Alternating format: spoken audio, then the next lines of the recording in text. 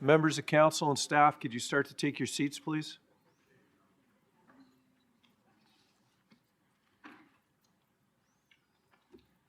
Mr. Chairman, it's empty. Thank you. 1, 2, 3, 4, 5, 6, 7, 8, 9, 10, 11, 12, 13. We have quorum, so I'll start.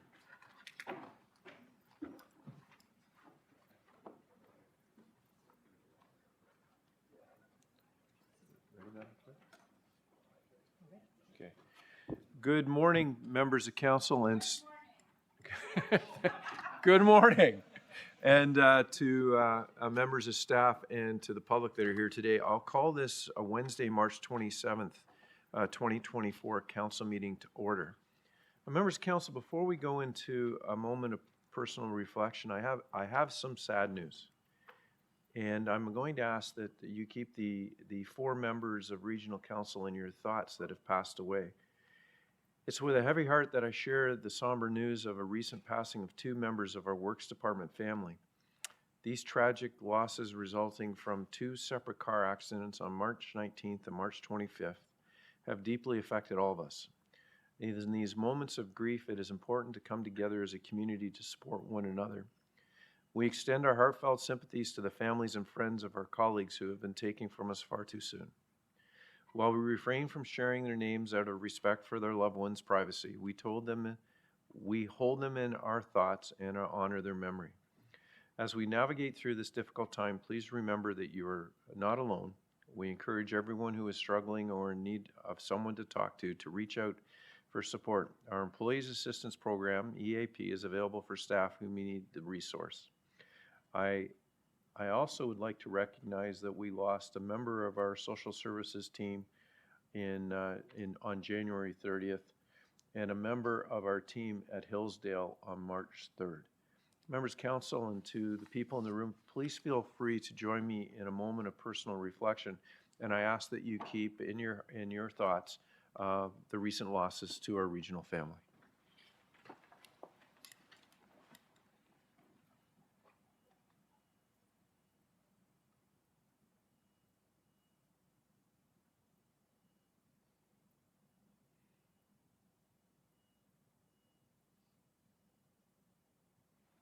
Thank you. The region of Durham exists on lands that the Mississauga and Anishinaabeg inhabited for thousands of years prior to European colonization. These lands are the traditional and treaty territories of the nations covered under the Williams Treaty, including the Mississaugas of Scugog Island First Nation, Alderville First Nation, Hiawatha First Nation, Curve Lake First Nation, the Chippewa nations of Georgina Island, Beausoleil, and Rama. We honor, recognize, and respect Indigenous peoples as the right holders and stewards of the lands and water on which we have the privilege to live in. In our efforts towards reconciliation, we continue to build and strengthen our relationships with First Nations, as well as the large Métis community and growing Inuit community here in Durham. We are committed to learning from Indigenous values and knowledge, building opportunities for collaboration, recognition, and recognizing that we are all connected. Madam Clerk, could I ask for a roll call now, please, and directions, if any, for the meeting? Good morning. There are no further directions and roll call starting now.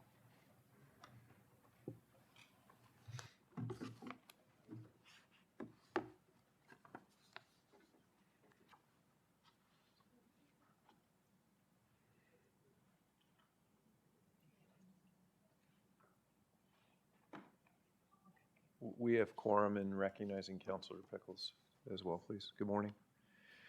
Members of council, we'll do declarations of pecuniary interest right now. Madam Clerk, I've got so much paper on my desk I cannot see my screen, so I'm going to rely on your screen this morning. Requests. So under declarations, first is, and Madam Clerk, if you could record these and make sure they're noted at the appropriate time in the meeting. Mayor Ash.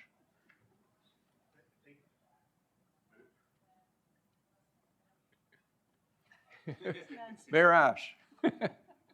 Oh, sorry. I was enthralled in the other conversations. I bet you were. Thank you, Mr. Chair. I would like to declare an interest in regards to the works budget, salary level operations, as my son is a new employee of the Regional Works Division.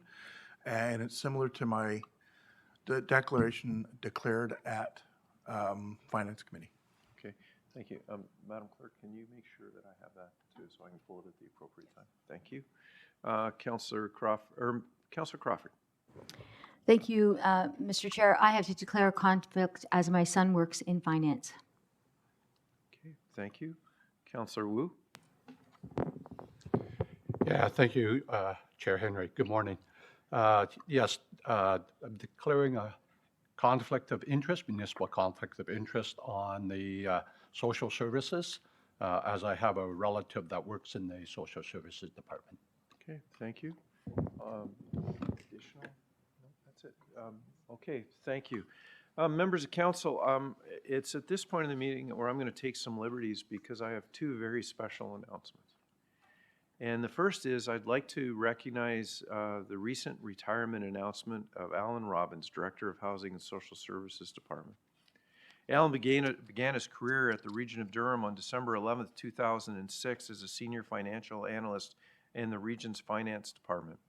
After working closely with Social Services Department in this capacity, Alan joined the department's housing services in 2013 as the housing program manager. By February 2018, Alan was leading as the Director of Housing Services in the Social Services Department. During this time, Alan has well established the region as a service system manager in being a partner in the sustainability and growth of the housing system. Alan's dedication and leadership with Durham Region's first 10-year housing plan proved instrumental in establishing the 1,000 housing unit target. Alan's oversight supported the development of Parkview Seniors expansion in Newcastle, Beaverton supportive housing, Oshawa microhomes, regeneration efforts to Durham Region's nonprofit housing cooperation. Sorry, it's going to be one of those days. In Oshawa and Whitby, the refuge housing for youth, the Muslim welfare home in Whitby, Cornerstone expansion projects, Durham Youth Services in Whitby. In total, during Alan's tenure as Director of Housing Services, he has contributed to the establishment of 250 new units, with more underway with over 240 additional units under development. Further to this, Alan has been successful at establishing the At-Home Incentive Program. We refer to it as AHIP, which has been crucial in attracting new affordable housing development to Durham Region. Alan, as you begin your new journey, leaving us here at the region with your outstanding legacy of honorable dedication and commitment to public service and your community.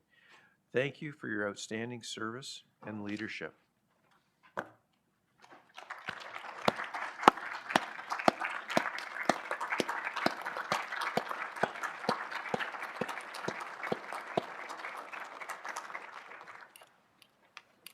Also today, I'd like to recognize Lisa Fortuna's retirement. And in the gallery today are Lisa Fortuna, Director, and Anthony DiPietro, Manager of Health Protection Division of the Health Department. I wish to acknowledge with deep appreciation Lisa Fortuna's many valuable contributions to the region as her pending retirement is on April 19th draws near. Lisa joined the region on June 18, 2018 with this distinguished career over many years with Halton Regional Health Department, Ministry of Health and Long-Term Care, and Public Health Ontario. Since assuming her post, Lisa has proven to be a superb and passionate leader of the Health Protection Division. For example, Lisa, with Anthony's assistance, led the development of the Check and Go Health Protection online inspection disclosure website. More recently, Lisa and her team led Health Department's pandemic response with respect to COVID-19 related inspections and investigations, engagement with regulated business and other entities, management of COVID-19 institutional outbreaks, and enforcement of emergency related laws. These later activities often led to conflict, which at a time was excessive. With this in mind, towards the end of the pandemic, Lisa led the development of the Health Department's Pandemic Health and Wellness Strategy and Implementation Plan and the related pandemic recognition event, which was held in the spring of 2023. I'm also pleased to announce that Anthony DiPietro will be Lisa's successor. Congratulations.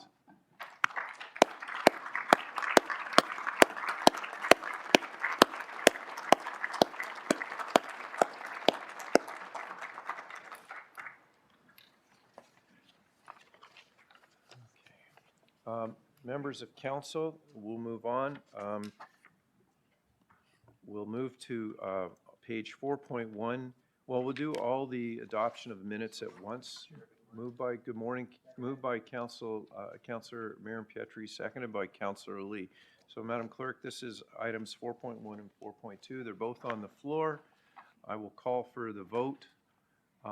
All those in favor? In opposition? Online? Seeing none, that carries.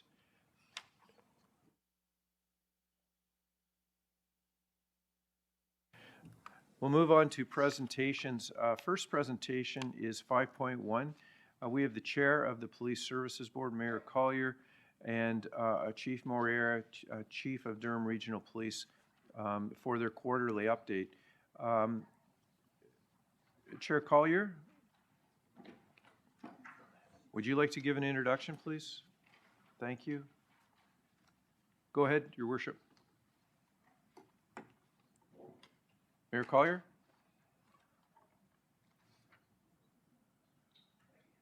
Mayor Collier?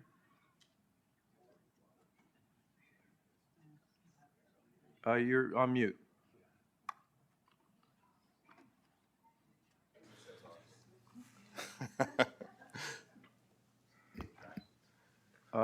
Mayor Collier, we still cannot hear you.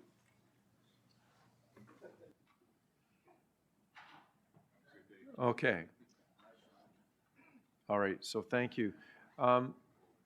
Chief, welcome. Thank you very much, Chair. While Mayor Collier is fixing his technical difficulties there, I'll move on to my presentation. If you could just advance the slides, please. The next one. There you go. Good morning, Council and Chair. I want to start off by just giving a summary, as I often do, just for our calls for service. The number of overall calls for service are up by about 1,200 calls so far this year compared to 2023, and more than 2,600 from 2022. Emergency calls are close to what we saw in 2022, but urgent calls are up 9% over the year before. Durham has experienced an increase in the number of overdose calls to paramedic services. Durham Region Health has issued 2 overdose alerts year to date to increase in suspected opioid overdose calls, and the surrounding regions have issued an additional 7 alerts. The number of overall overdose calls responded to by DRPS officers has increased steadily over last spring, and beginning in December, there's been a more sustained increase in overdose calls. Approximately 60% of these calls occur in downtown Oshawa. The DRPS has issued 29 doses of naloxone carried by our officers last year on 17 members of the public, and 16 were confirmed to be responsive. So our officers are out there administering naloxone and quite frankly, saving lives. We have seen an increase in both medium response times and time on scene. There's a number of factors that can attribute to this, including the volume of calls for service, as well as missing persons and domestic calls, for instance, which require more comprehensive efforts in obtaining information in order to properly manage those calls. Changes to bail legislation under Bill C-75 means that we're releasing more people on scene, and that also requires more time. So far this year, we have seen 2 homicides in this region. 2022 was our highest year with 14 homicides, and we had 12 last year. I want to highlight a significant arrest on Friday, March 8th. The DRPS Homicide Unit held a press conference to provide an update on a double homicide of a young couple in Bowmanville on February 4th of 2023. On that day, suspects entered the couple's residence and shot both victims multiple times at close range. Both victims died instantaneously. The female victim, tragically, was 6 months pregnant at the time of her murder. 3 males in their early 20s were arrested and charged with 2 counts of first-degree murder. Less than 1 week after the press conference, and as you can imagine, investigations never stop, even with arrests. 2 more were arrested and charged, each with 2 counts of first-degree murder. This investigation continues today. No homicide case is truly closed, and we must dedicate resources to support this work. It's why we've added resources in the 2024 budget, specifically for serious organized crime, including homicide. While the number of people killed or injured by firearms fluctuates, what doesn't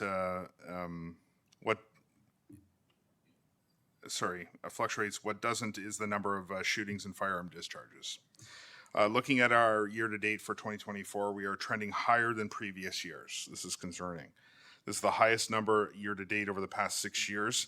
We've had 5 firearm discharges and 2 shootings this year with 2 people injured, but thankfully no fatalities. All 7 incidents occur on weekdays in the evenings or nights, and 5 of these incidents occurred in West Division, 1 in Central, East, and 1 in East Division. Further to the previous slides, the number of firearms and people charged with firearm offenses is at a 3-year high. 28 people charged as of February 29th of this year. This is directly attributable to the number of resources that we've dedicated to investigate these very serious offenses. As well, there's a consistent pattern of individuals charged who have pre-existing court conditions. 6 of those 28 were already on pre-existing court orders. As noted, we currently have 207 offenders living in Durham who are on probation on parole for firearms offenses. So far in 2024, there have been 1,683 situations where a criminal code charge was laid for offenses other than fail to comply. Of these, there were 395 situations where the individual was also charged with failing to comply on an undertaking, release order, probation, parole, all of those conditions that prohibit them from possessing firearms because of a previous court finding. And that's obviously very concerning. This turns out to be about a rate where I once talked about it being 18%, it's now climbing to 23%. And these are issues that I'm raising at multiple levels of government. When we look at those charged with firearms offenses since 2020, 34% do not reside in Durham Region. If we compare just those living in Durham Region, 40% of those charged live in Oshawa.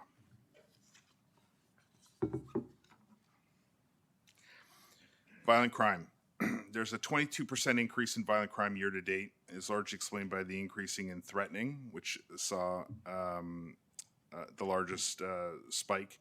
Simple assaults or level 1 assaults, we've seen a massive spike. The more serious assaults that result in assault, bodily harm, and other of those levels of assaults, we saw a spiked increase. And robbery, we've seen about 12 more incidents than we did the year before. Over a 5-year average, we've seen about a 31% increase in assaults with a weapon, assault caused bodily harm, those types of charges. 100% increase in commercial robberies, a 26% increase in street level robberies, a 25% increase in level 1 assaults, the simple assaults, and a 30% increase in sexual assault. I think this is worth noting that I've previously spoken to council about the number of unreported crimes. We're making concerted efforts in building those relationships, and we feel that more and more crimes are being reported, and therefore, we're seeing some of these increases, and we're dedicating resources and looking at exactly how we can stem the tide of some of these increases here. This is true right across the GTA, and we speak to our partner agencies, and they're all seeing similar, if not even greater, increases in these types of crimes. Last year, we saw a large number of extensive vehicle damage deliberately caused by suspects. It speaks to the nature of the work of our frontline officers in dealing with the inherent dangers that come from this work. We saw a 16% increase in reported workplace incidents for our officers. In this, I want to highlight the value of our AR1 that allows us to safely monitor and not engage in dangerous pursuits that would put the public at risk. AR1 has been instrumental, and I presented to council before some of the incredible work AR1 has been able to do, not just locating people, but it also prevents us from getting in those very dangerous pursuits. The vast majority of damage has been, we've experienced to our vehicles, have been as a result of deliberate and dangerous and intentionally caused damage to police vehicles during suspect apprehension pursuits. In many of those cases, the individuals are driving stolen cars or had their driving privileges suspended. I'm going to talk a little bit about auto theft in just a sec that's related to it. There's been a significant spike in the number of commercial break-and enters. Restaurants are most commonly targeted, a property making up 1/4 of incidents. Smashing the front or rear glass doors is the most common method of entry. We've also seen an increase in organized crime retail thefts. I want to highlight a specific project that addressed the new complexity of crime and organized crime that is happening right here in our region. In January of this year, members of the Central East CIB, Criminal Investigations Bureau that is, identified a group of individuals who were believed to be involved in residential break-and-enters in a series of organized crime retail thefts. They began reviewing and collecting incidents reported through the DRPS online portal, Regional Reporting Center, and calls for service that we actually attended. Project Washmill was created to identify and arrest individuals involved in organized theft incidents, recover stolen property, and disrupt their operations. Throughout the 8-week project, that project was run by our investigators. Our investigators identified 35 individuals and laid a total of 206 criminal charges. Search warrants were executed at 3 residences in Pickering and Oshawa, and as a result, investigators recovered approximately $107,000 worth of stolen property and seized more than $18,000 in cash as proceeds of crime. 5 different residences were used by this group, all rented by the same individuals. As part of the project strategy, investigators conducted compliance checks on individuals who were released and found multiple incidents where offenders were not complying with their conditions, something I've just mentioned in previous slides, or providing false addresses to the courts, another gap within the system. Charges have been laid against those individuals, and in some cases, their sureties for aiding and abetting these breaches. We're taking a very strong stance against that. A number of offenders have been identified by police, but have not yet been arrested as their locations are unknown. The warrants exist for their arrest. And investigators are working closely with members of CBSA as they run parallel investigations to help us locate and apprehend these individuals. Auto thefts. So as of March 26, we have seen 342 theft of autos within our region. Auto theft remains an epidemic in Ontario and right here in Durham. I want to stress that these are not just property crimes. Our communities right here in Durham region are the source target for organized crime that steals vehicles and transports them overseas. We know that terrorist factions use funds from stolen vehicles to finance their deadly abilities. It impacts community safety and the safety of our officers who try to bring dangerous criminals to justice. As I showed earlier, related to the brazen disregard for life when we were trying to apprehend these individuals. One of, just as an aside, in Pickering, we saw this over the course of 1 week where we had two separate incidents where our officers, because they were put in the right places at the right time when these things are likely to occur, intercepted these auto theft in progress, and with the stolen vehicle, they intentionally rammed our police cars, and this is what's happening out in our region every single day. Among our comparator services, we've seen the greatest percentage from 2019 to 2023. We saw an increase, that's a 207% increase. So if you think right across the GTA, we've seen the largest increase, but it's not the most cars stolen. It's just that others have had at a slower rate. In that time, we've recovered 635 vehicles with a value of more than $27 million. Our officers are out there working hard to recover these vehicles and to disrupt these criminal organizations. To address the rising number of auto theft incidents, we participated in the Provincial Carjacking Task Force, dedicating resources under the provincial grant, and we created the Auto Theft Unit through Project Attire, which runs for 3 years, focusing on vehicle thefts and related offenses. The provincial government has given us a grant to run this program. Project Attire centers on investigations, analysis of information, partnerships, and public awareness. DRPS has secured 2 national partner agencies, Equite and GM, and we are working with them on local issues we are facing and dealing with the substantial increase in this crime in our region. Last week, Deputy Bertram attended a Joint Services Auto Theft Summit in Peel. Stakeholders from partner agencies, provincial government, and the auto manufacturer sector were on hand to update and discuss new initiatives in combating auto theft. This is not going to be solved simply by the police.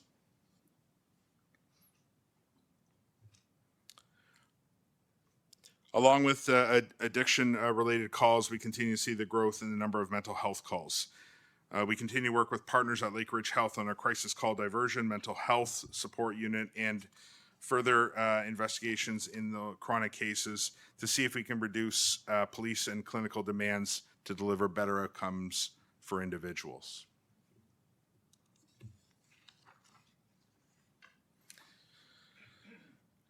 Roadway safety, something that touches so many of us in our community. While we have seen an increase in property damage and injuries on our roads, we have had 1 less fatality this year compared to 2023. Small comfort for anyone who lost a loved one in that period. Our goal, of course, is 0 fatalities or deaths.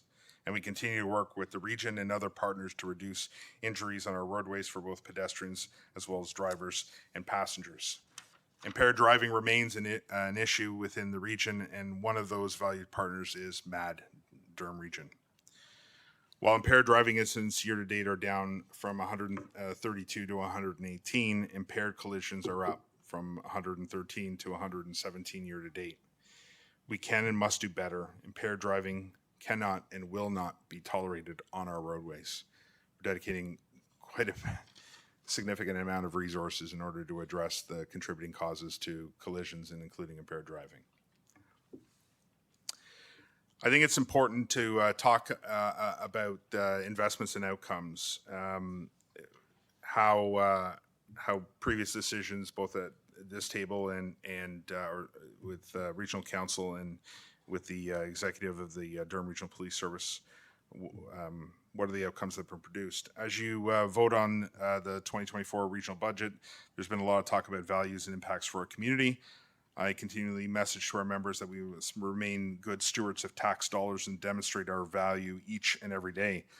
The discussion on the number of officers and the prevalence of crime has come up in previous presentations, and I think it would be helpful to walk through the investments from the 2023 budget and how they've had a significant impact on our community. I want to preface that when we talk of more arrests related to investing in policing, that crime is underreported. The addition of 20 frontline officers means that we are better able to meet the growing demands of our community in addressing rising and more complex crime. Adding 2 new ICE investigators after the 2023 budget, we're able to double the number of child exploitation incidents investigated, double. And arrests have increased by 20%, and charges laid are up 40%. These are children within our own communities or perpetrators living amongst us. And our just adding two investigators has seen this massive increase. With federal funding provided in 2020, no longer available in 2023, this was an essential investment that has made a huge impact for our service, our region, and our children. Forensic identification services. We added 4 new forensic investigators and 1 administrative supervisor. They have all completed their 9-week basic training and are going through the mentorship program. They provide direct support to several major investigations, and these investments have improved turnaround times for forensic testing and the efficacy of the department. Surveillance. Adding 2 surveillance members allows us to field fully functioning surveillance teams and meet the guidelines under the CISO provincial standard. Again, these investments here are not necessarily seen on the front lines, but have massive impacts on very serious investigations. Body-worn cameras. From March 2023 to date, we have redacted just over 27,000 body-worn camera videos. 16 staff include 12 civilians and 4 sworn members. On top of the sworn members are doing about 500 to 600 videos a year on SIU, professional standards, or very traumatic videos, so that we're reducing who's exposed to some of the trauma that's captured on these cameras. IT. Adding IT staff has allowed the unit to support and deliver on projects. Frontline cell phone deployment, which has been a game changer, really, supporting our frontline members and supporting things like the bail dashboard and the automatic license plate readers that has produced incredible results for our region. Older Adult Support Investigative Unit. The regional municipality of Durham is currently experiencing a major shift in age demographics across the region. In 2016, census of residents in Durham, older adults made up 13.7% of the population, approximately 1 in 10 residents. Statistical projections suggest that by 2028, those aged 65 and older will make up about 20% of the population, or 1 in 5. Along with this changing demographic comes unique circumstances and issues. The creation of the OASIS unit comprises 1 detective and 2 detective constables, a small investment. The unit works closely with the DRPS Mental Health Support Unit and regional and provincial stakeholders. A key element of the unit mandate is awareness training for the general public, interest groups, professionals, and our own officers. The awareness training is requested throughout the year by community organizations that are involved in dealing with them, our most vulnerable. And in 2023, 93 presentations were completed, totaling over 2,100 people attending. So far in 2024, there's been 45 presentations already scheduled. Just to put it in some perspective, we continue to see frauds going up. Just year to date, our fraud investigations have resulted in about $9.6 million lost to our residents. Fleet staff. A new automotive technician position has provided us the capacity to address delays in repairing and upfitting services due to supply chain issues and vendor human resource shortages. It's also provided us the ability to take on opportunities to create efficiencies and improve ongoing fleet management through the introduction of a fleet telematics across the service. All this done while maintaining vehicle downtime with less than half of 1% of that when fleet had a fully functioning repair facility. So less money, more investment in technology, it's producing better results. Chair Henry, that concludes my report, and I'd be happy to take any questions from council at this point. And I'm not sure if the chair is now available. I'll come to the chair for closing remarks. We have a number of members of council with questions. First would be Councilor Miriam Pietri. Councilor? Thank you. Good morning again, Mr. Chair and Council. Chief Moreira, excellent job to your staff and the frontline officers. My sincere regards. Thank you. I have some questions about the statistics that have been outlined. It seems like auto theft seems to be year over year trending towards similar numbers, but there's some other stats that seem to have spiked quite a bit, and that's violent crimes as well as property crime stats. Just looking at violent crimes, from 2000 to about 2002, it seems that they're pretty well in the range of you know, being a standard. But the anomaly comes last year and then this year, if you're looking at that stat. So if you could help us understand, maybe expand on the particular stat relating to 2024, considering it appears that we're already significantly higher than the year over year of 2023. And that would be on one of your first slides, I believe. It's, The very first one? yes. Let me just, yeah, the very first one was about calls for service. Just let me get to it if you Sure, wouldn't mind certainly. here. Sorry? 9? Okay. I'm on page Violent- 8, so it's the violent very crimes. next one. There we go. Yeah. Yes. So, you know, I spoke and I kind of alluded to it. You know, the large percentage of unreported crime is obviously a big concern. We made some concerted efforts last year to deliver more community-centric policing and investing more in relationship building. This has produced, you know, part of this is more people are reporting to us, more people trust our officers to report, and perhaps that no greater indication of that than in the category around sexual offenses, in which, you know, people who believe that the police can help them report. You know, what I didn't mention in here is, you know, the success that we've been having clearing some of these cases. Again, the solve rates of these will fluctuate throughout the year. Early on in the year, you know, some of these cases take some time to solve, and so, you know, the 6-month mark is really when you begin to get a sense of, are we ahead or behind in terms of solving some of these very serious crimes. There's a number of factors why crime is going up, the violent crime. These factors are, you know, there's some socioeconomic factors, of course. There's issues around different segments of our population amongst young people, for instance, versus older people.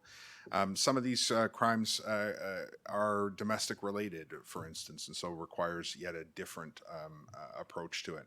So it's not a linear thing that you can simply say, just add one resource and you can make this go away. These are often complicated and matters. But what I can tell you is that officers are intervening, and they are getting more people to report to them.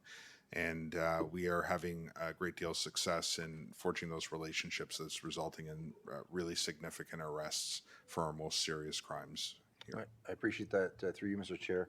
I think that clarifies the direction that we're taking, and essentially the statistics that are being provided. I think one of the main elements that I think that we're dealing with, and that you've indicated you're working on, because it's a very difficult one to tackle, may not be related to violent crimes, but it's a very serious one because it can result in a great deal of aggravation and you know, personal sort of strife, and that's the cyber crimes. Just wondering if you could expand on that, because I think, you know, when you take a look at policing and folks think of, you know, the general frontline stuff, this is becoming more frontline and labor intensive as well as resource laden.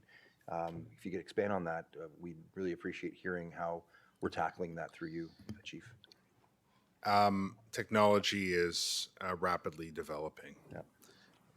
So too is the sophistication in which the criminal element leverages that technology. Certainly. And we're seeing that right across the board, be it through the stat I just gave around frauds or child exploitation, or you know, some of the crypto crimes that you see committed. There are a number of different factors. Further complicating the cyber world is where servers are located in the world. It often adds an element of complexity because we may have to obtain warrants, for instance, in the U.S., which takes quite a bit of time and involves multiple agencies. There's other places in which we will never get that information. So the investments in this area, and we have to be very careful, are not just human resources, they're technology resources. And, you know, the fact is that in almost every single serious crime category, there is a cyber element to it, whether it's, you know, the computer you carry in your hand, the cell phones today, to, you know, the whole host of products that are out there that are leveraged by the criminal elements. So this is an expanding area, and we continue to stay informed, stay engaged, and look for provincial grants to do things. But eventually those grants run out, and we have to invest heavily. You know, I think our job is to use the finite number of resources we have to be dedicated to addressing the cyber issues that impact our most vulnerable people. Chief, thank you, through you, Mr. Chair. I think when considering, you know, the traditional sort of policing is you have your weapons, your vehicles, your equipment. I think it's important for us to recognize when we're looking at the budget or any budget that this, whether you're a senior citizen or someone of any age, this is our reality now, and we have to invest in defending ourselves from it. So I thank you very much for focusing in on something that is definitely a concern in our community. Thank you, Chair. Thank you. Mayor Foster? Thank you, Mr. Chair.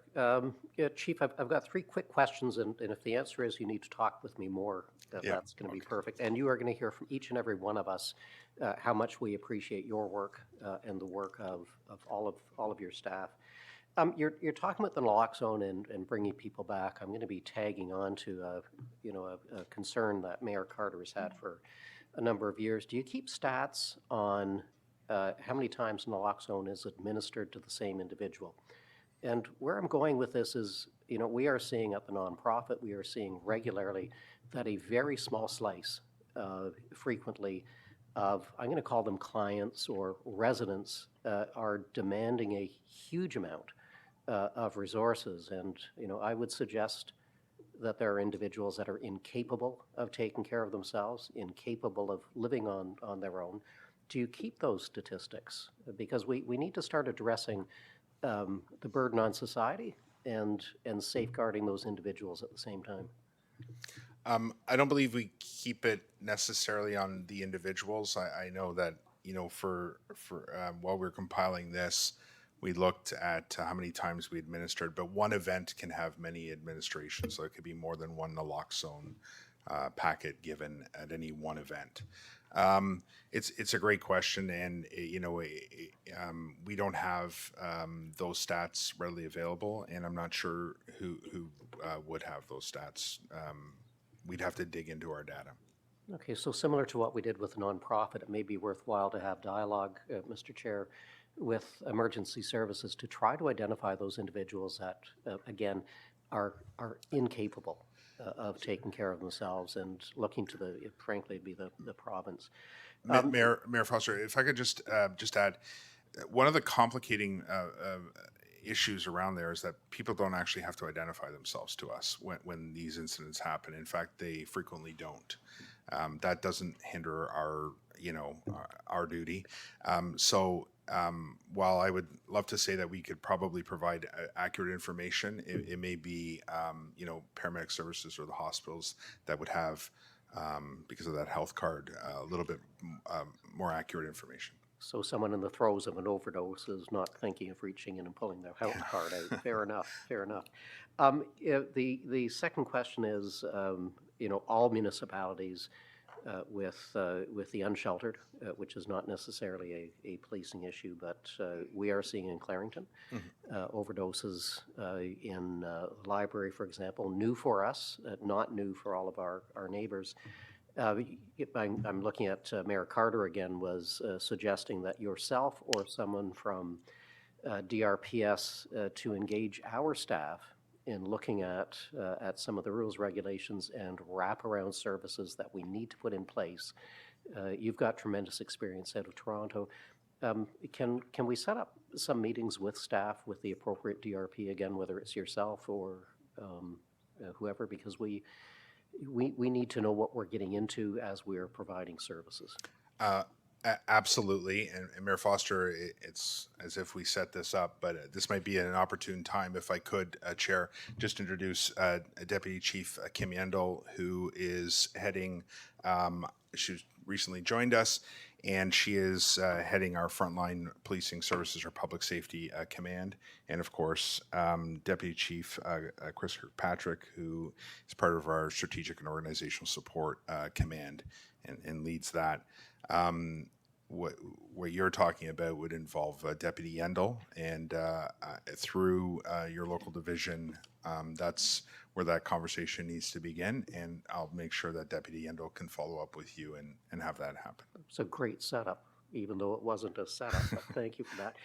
And lastly, we had spoken a while back about a protocol in terms of communications. I see Yeah. there's a letter, it doesn't really address that to mayors, where there's, some sort of consistency and materiality. Has there been any discussion or movement on that? Yes, so we have spoken to our unit commanders, and my understanding is that the process is in place in terms of notifying us, the elected officials at the appropriate time when things are happening, and it's one of those areas in which timely information matters a great deal in terms of making decisions. But often those facts are not clear, and so providing information that isn't accurate can have the opposite effect of being useful. So in terms of sharing it, we are very much committed to it, and perhaps this is something that we can take away and have a further conversation about where you see the gaps existing. Our people are saying that information is regularly shared.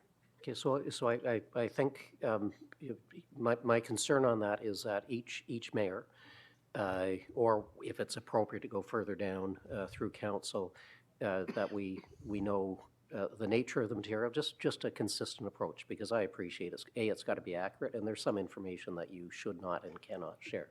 But for that, thank you, Mr. Chair, thank you. Thank you. Councillor Lee? Thank you, Chair, and good morning, Chief. Thank you for the presentation. Morning. Wish it was more positive, but I mean, it's not really beyond your control. It's quite beyond your control. First question regarding the unfortunate Bowmanville homicide. Was the victim, did they know the accused? Was there a relation there, or was it act of just randomness? Great question, but because it's before the courts, You can answer. Okay. it'll come out. It'll come out soon. Right. Okay. Good to know. The topic I kind of want to focus on today is recidivism. It's something that you've anecdotally shared with us, and our chair brings up often. Is that a stat that DRPS keeps track of? So if someone comes back into the system within 5 years, for example, is that something we can track or has been tracked? The rate of recidivism? Yes. There's a number of different factors on that, and Sure. and we can, and we do in some respects. Anybody who has a criminal element that commits another crime. Where I've really had my focus is anybody out on a current release or under the conditions of a judicial order, for instance, not to possess weapons during a term of probation or something like that. That's where really my focus has been. And so, over and over again, we're seeing, we're policing very serious criminals Yep. over and over and over again, and just trying to inform our justice partners at all different levels, and informing them of the tools that we would need in order to improve community safety and try to reduce some of that recidivism. So in that category, then, are we keeping track of those stats? Because ultimately, at the end of the day, it's anecdotal. What I hear from you and from the chair is that it's the same. But if our rates are plateaued or flat, then it's a problem that's kind of built into the price of business, so to speak, of policing. So I was wondering, is that possible to bring to your next quarterly presentation of? Can we show numbers to our residents and council Yeah. so that we can figure out just where the problem lies? Okay. Yeah, I mean, we'll see if our data can reveal that. I guess my concern is that it's going to give us careful the question you ask, because you'll get the results that Sure. that answer it. And my concern is that you think about recidivism. So is it somebody who has a criminal record ever, or is it somebody who's recently committed a criminal offense, or somebody out on bail on a criminal offense? So let me have a look at our data and let me see how close I can get to answering the questions. More importantly, the qualifiers I can put to the answers that Sure, I do and provide. that'd be helpful too, right? And I'd love to follow up with you after this if I could, just to better understand. Of course. Okay. And then, I think Bill C-48, bail reform, the federal had just passed. What are we seeing from a DRPS point of view? How does that help us? Is there still areas that could be fixed? Yeah, I mean, the government, I met with the Attorney General of the country who came here, Minister Vareni, and we talked at length about it. While the government made really significant, the federal government that is, made significant strides in trying to address it, there are still a number of gaps that exist in there. One of the things that I would love to have seen is that not only will judges have to consider a number of criteria on a more expanded set of charges, but I would have loved for the courts to say, and the reasons and how they weighed some of these decisions were put as part of the record. Now, there's the concept of judicial independence, and Right. judges don't have to really explain how they come to it. But I was in the homicide business for a long time, investigating that is, and in every single case that we prosecuted, there was reasons for the decision. We're not looking for war and peace, but I'd love to better understand so that I could better articulate to our communities and to bodies like this, why people were released in certain circumstances. Things like, some of our most serious crimes. It was unheard of when I worked in homicide for anybody to be released for a first-degree murder on a first-degree murder charge. Today, people are on bail for first-degree murder. Right. And so, these are the issues that are facing our community. And so while the government made significant strides, and I will absolutely give them credit, and I did to the minister, and I very much appreciated the efforts that the government made, I still think there's more work to be done. And I think that what's really healthy is that the minister took time to come here and to speak to us about these issues, and I think listening to us. And so I'm hoping the next iteration of the legislation addresses some of these concerns. I guess the follow-up to your example of like someone with first-degree murder being able to come out on bail now, there's a degree, if I'm not mistaken, of just like our jails being somewhat full, as well as lack of judges to process this. Would you agree with that, or is that just something I'm also hearing anecdotally? Yeah, like I've heard that. I struggle with that. Why is that? Well, because judges are appointed, appoint more judges. And sometimes dragging our feet on these issues creates bigger issues for communities. My struggle is that the gaps that exist, these problems are getting bigger, and I think if there's one body that can begin to address this, they need to make those investments in people, and so I'm not really sure. And in terms of jails being crowded, I have no statistics that I've ever seen that actually says that. That supports that. Yeah, that supports that. So I'm not probably in a position to answer that or even to Definitively. dispute that. Sure. And then the judges in question of being appointed, I think there's gaps in the Ontario side as well as the federal side. Which would impact Durham Region Police the most? Do we need more provincial judges or more federal judges to reduce the amount of violent crimes, carjackings, etc.? All the above. It's not just that. So you look at it. This week, last week, a number of traffic charges were thrown out right here in this building. because they're taking too long to come to court. Decisions like the Jordan decision, which is the Supreme Court of Canada, puts timelines that I'm not sure how they arrived at these timelines for very serious cases to be brought before. And you know, there's a charter argument to be made there about, you know, speedy trials. So, I mean, there's a number of different factors that go into solving the problem.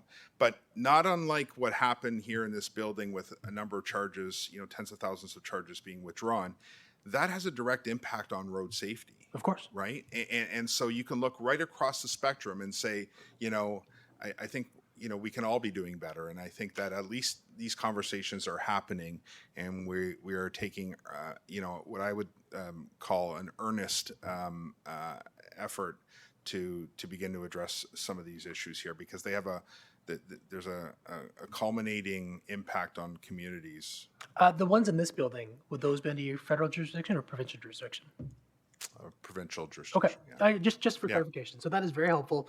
Thank you very much again. Thank you to you and your everyone under the service. It's a ongoing battle, and I know you guys are all doing your best. So appreciate that. Chair, I just received a note from Mayor Collier saying he actually had a presentation on some changes within DRPS. So just wanted to let you know. Thank you. I am aware, and I will come to Mayor Collier at the end. Thank you, Chair. Thank you. Thank you. Councillor Nicholson? Thank you, Mr. Chair. Just a couple questions, one of a general nature and one more specific. I'm just wondering, I'm getting a lot of anecdotal evidence of when frontline officers respond to calls for assistance, especially those involving homelessness, mental health, et cetera, that they're using an awful lot of discretion and not actually pursuing charges.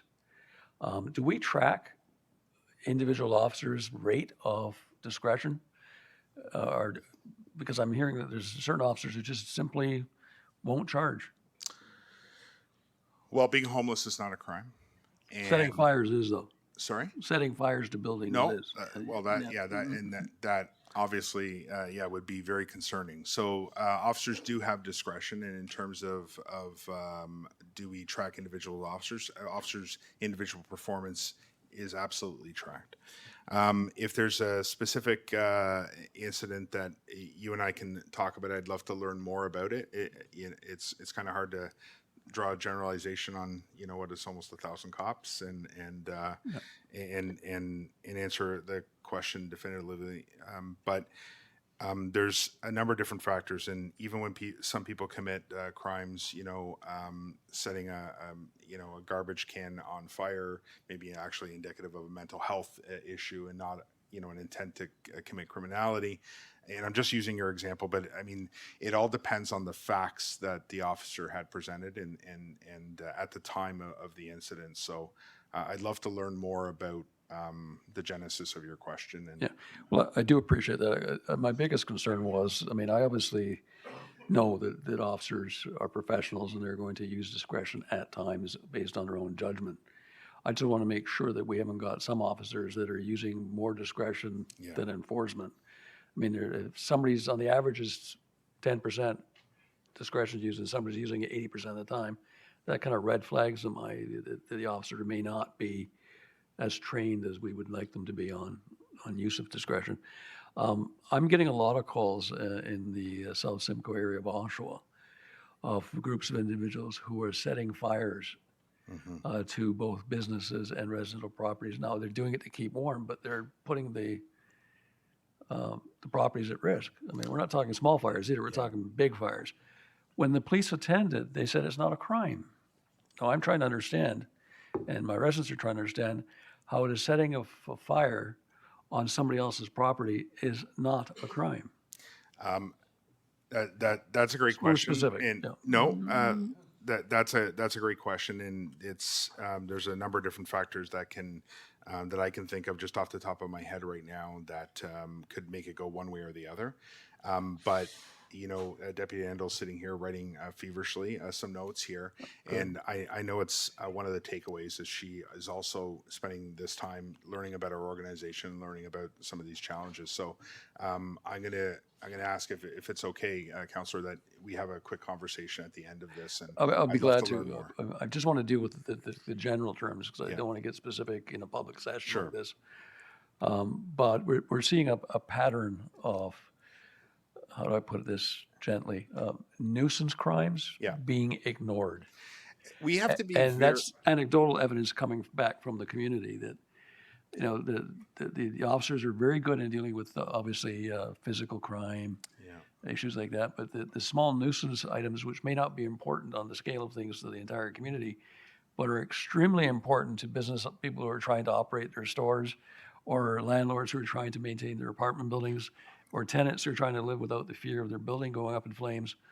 They are very important issues, and they just want to see that we do take it seriously, because the perception is growing, and I'm getting more and more feedback that, as the residents put it, and the businesses are putting it, DRPS only deals with serious crime, doesn't deal with the minor crime.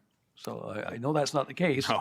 but that's the perception I think we have to address in the community to try and convince them that we do take it seriously. I very much appreciate the feedback, and I can tell you that it's all of those things that you discussed are all serious because they impact the quality of life of residents, and it's something that I take seriously, and I know the command does as well, and so our officers should.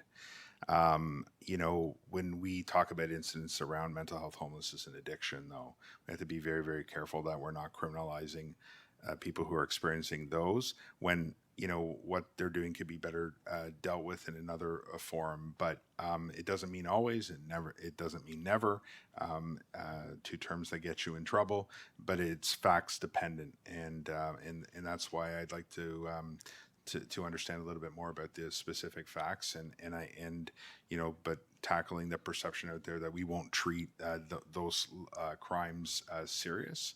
I appreciate that feedback because that's not the message I want our community to receive. And my last question deals with something I've raised previously, that it's my understanding that possession of restricted drugs is still a criminal act within the community. Is that still true?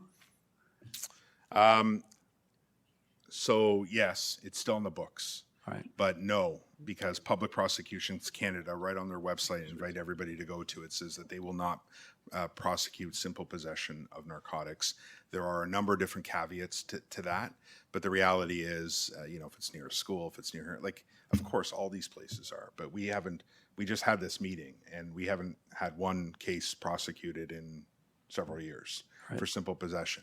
This is an issue that I've raised at every single level of government to every elected official. I've, you know, beat my chest, but this is a federal issue, and public prosecution, we're working with them right now to better understand that. Well, I do appreciate that. In fact, I'm somewhat shocked that when people commit a crime, someone is deciding arbitrarily, contrary to the legislature's passage of the criminal code, that they're not going to prosecute crime. That's their job. The Crown Attorney's job is to prosecute crime. It's the police's job is to collect evidence to assist them with that. So, Councilor, So I hate to I'm do just this, wondering, and I should this be something we should be taking up at the federal level to try to make sure that we are going after this guy? It's hard to explain when someone is stopped in their possession of heroin or possession of fentanyl, and we confirm that, and they walk away after the stop with the drugs in their pocket. Could we not just stop it by taking the drugs off them? Which is because possession is a crime, whether it's prosecuted or not. I certainly won't direct council to do or not do anything. No, I understand. But I can assure council that I am taking up this fight, and I have raised this at the federal level. It sits with the federal prosecutors at Public Prosecution Canada, and I invite everybody to stay informed on this issue and go to their website. You can see right there what they say about this issue and their thoughts around it. I get the intent, but there's unintended consequences, and we're seeing it within our communities. Well, and I thank you for your answers and for the additional information. Thank you.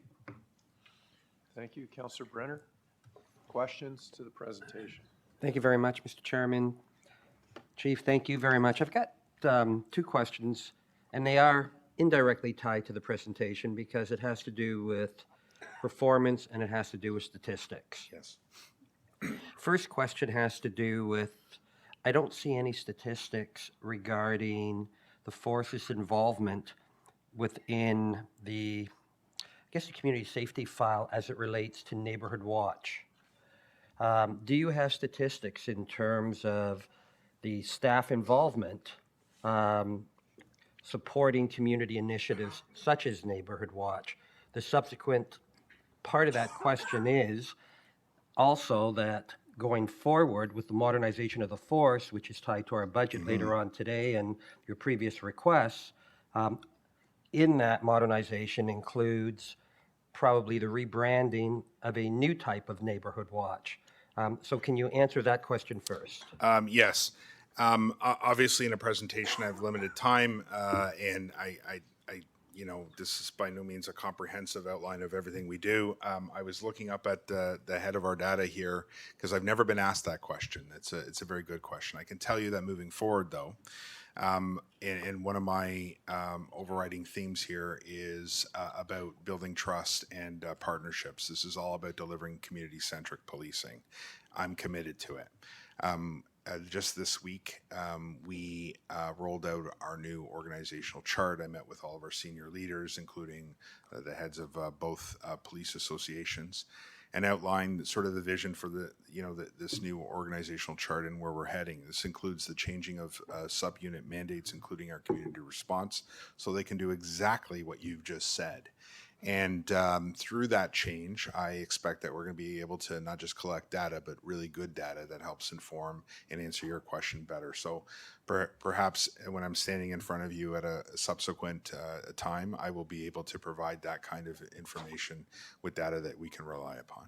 Excellent, thank you. My second question, again, is indirectly tied to your presentation and statistics, but I'm going to throw in a little bit tied to the provincial budget announcement yesterday as it relates to police services. Part of DRPS's service provides, not just through the partnership with Paramarine Search and Rescue, but where DRPS has been involved in terms of on the water. Do you have any statistics in regards to the force's involvement, both with Paramarine Search and Rescue and excluding them when responding to on-the-water calls? And then the subsequent component to that question is, with the commitment from the provincial government's budget announcement yesterday, will you be able to enhance more of your resources to support Paramarine Search and Rescue and their funding in terms of patrol and safety on our water? Both good questions. And I don't have any statistics in front of me. If this is one of those areas I can use the can we speak after card, I will. I don't have any of that information in front of me in terms of our involvement with this particular group. I can tell you, though, the provincial announcement around, helicopters, the coordination of how our Air One service is blended into our day-to-day operations is well established 25 years later, I'm thankful to say, or happy to say. And, we welcome any announcement that helps us enhance those services for our entire region. It's 2,500 square kilometers, this region. It's really, really big. It takes us a long time. If the first police asset that gets there is an air unit that can help direct other units or, help out in some way, I think it just benefits everybody. And leveraging technology like this, although costly, does make sense for a region our size. I'll certainly take you up on the offer, and we will certainly connect offline and talk about the force and its relationship to Paramarine Search and Rescue. Okay. Thank you. Thank you, Mr. Chair. Thank you, Councillor Crawford.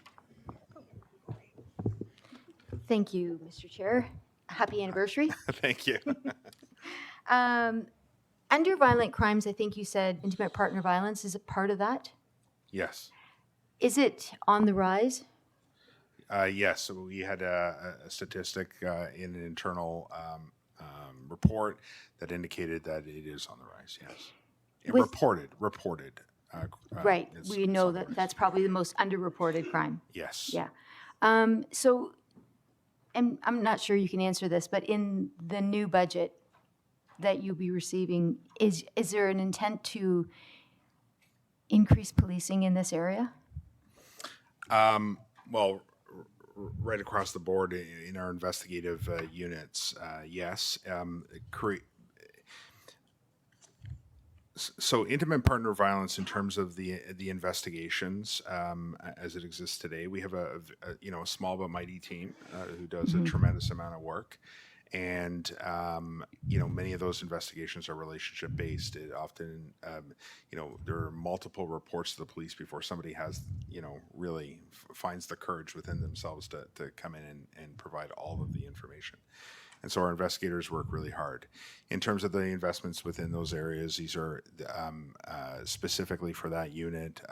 It's not for that unit, but it's within the investigative services. So as we see rises in things, having a pool of investigators there that we can move into different areas matters a great deal. At the same time, what we're doing is we're investing in things like frontline supervisor training so that they can better understand the requirements of what's expected of them at calls like this, and so that they can help better direct and guide our officers in order to collect all of the evidence that we need. So just, thank you for that.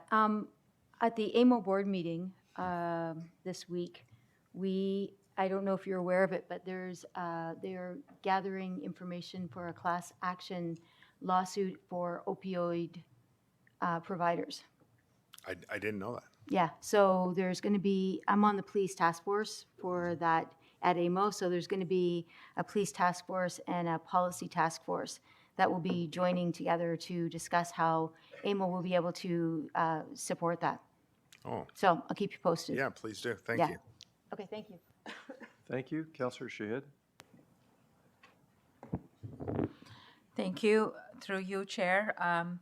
Chief, really appreciate your presentation and all the questions. Some of them have been answered.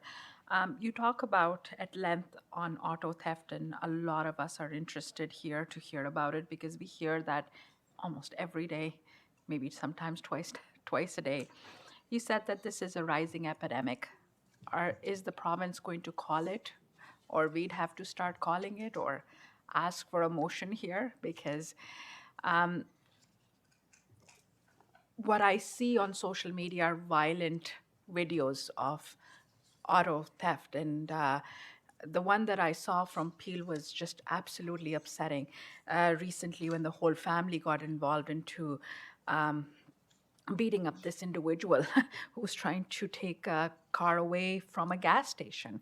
So I just want to know I know that you're advocating with the province and potentially the federal government as well, and there is some people are saying that the responsibility are on automakers as well. Can you just reflect on more of the fact that where are we? What is happening here? There's a number of things that are happening. So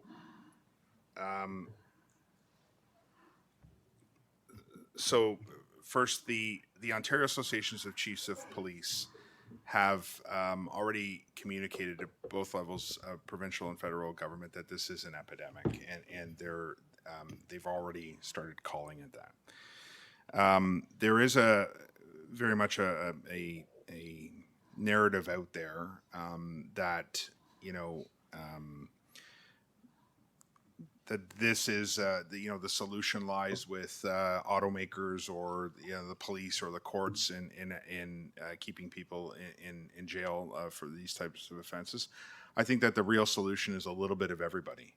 I think that it is because of the technology in vehicles today that make them so convenient. They turn on when you just by a press of a button, and they open up when you get close with your keys.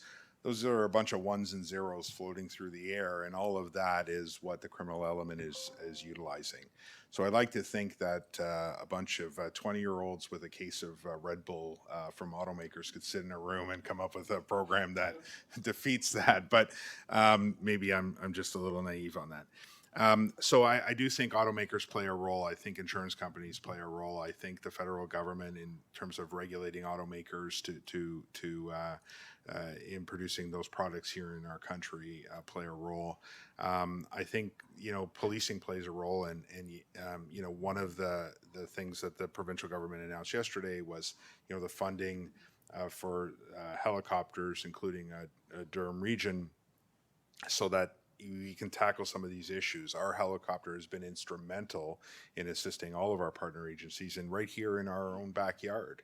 The timely arrival and following stolen cars and all of these groups out there. I think the law needs to change in terms of bail around this very serious issue that is today more frequently endangering Canadians at a rate that is mind-boggling. My advice is that we should utilize all the technology that's available, like Faraday boxes, and don't keep your the keys readily available there, and make sure your doors are locked. All of those things should be utilized. Vigilance, there's no substitute for vigilance when you're pumping gas or doing any of these things. This is an issue that's plaguing North America, and Canada today is a source country for stolen vehicles that's funding terrorism, and that's well known, and it's quite frankly unacceptable. 100%. And I hope that at some future date, we're working on some significant projects right now, that we're able to report back on some of the efforts that we have made along with our partner agencies and some of the results that come out of that. But we're working hard at addressing this issue on multiple fronts. Thank you. I personally am looking forward to our provincial and federal government to really do something, and which hits the hammer on the nail. My next question is on the 1,200 most dominant calls that you got this year. What were the most dominant nature of those calls? Car thefts? Yeah, again, the top three seem to be reoccurring. Check on the well-being. Many of these calls that relate to people in crisis in some fashion, right? Mental health, homelessness, and addiction are often at the root of people in crisis. So increasingly, we're seeing those kind of calls. I don't have a comprehensive breakdown here of that statistic, but I can tell you that mental health calls continue to be driven up at an alarming rate, and those two call categories account for a lot of our calls for service. Again, the goal here is to find a way to prevent people from getting into crisis in the first place, to address those unmet core needs that often result in those kind of calls, because that is that draws our resources away, increasingly so, and they're often complex and require a lot of police time in order to get them into some service that can help them long term. Thank you. My last question through you, Chair. Unreported crimes, and I know you answered that a few times here. Are they specific to a certain demographics that are afraid to police and are men and women in forces, or they're just sexual assault in nature? So I don't have that information. The unreported crime comes through numerous academic research papers that exist.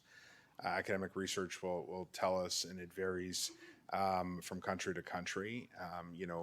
Here, unreported crime has a number of different factors, and when people don't believe that they're the police, this is so minor for the police, often those things go unreported. But when you have a rash of things happening, like theft from auto, like people breaking into cars at night, for instance, that can help drive our deployments so that we can apprehend those people and prevent that from happening to other and victimize other people. But people often go, oh, it's just a little bit of change, just my sunglasses.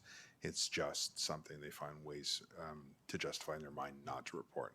We're trying to make it as easy as possible for people that can report these things online, and we're trying to leverage technology. We just cannot be sending cops to every single thing. We just don't have enough cops, and I'm not sure that that's the right answer either. So we're looking at a number of different ways in order to increase that. And the number one way is to build relationships with people. Sounds good. Thank you so much, Chief. Really appreciate it. That'll be all, Chair. Councillor Chapman, you were on my list and you're no longer on my list, so you're okay. Thank you. Councillor Wu, questions?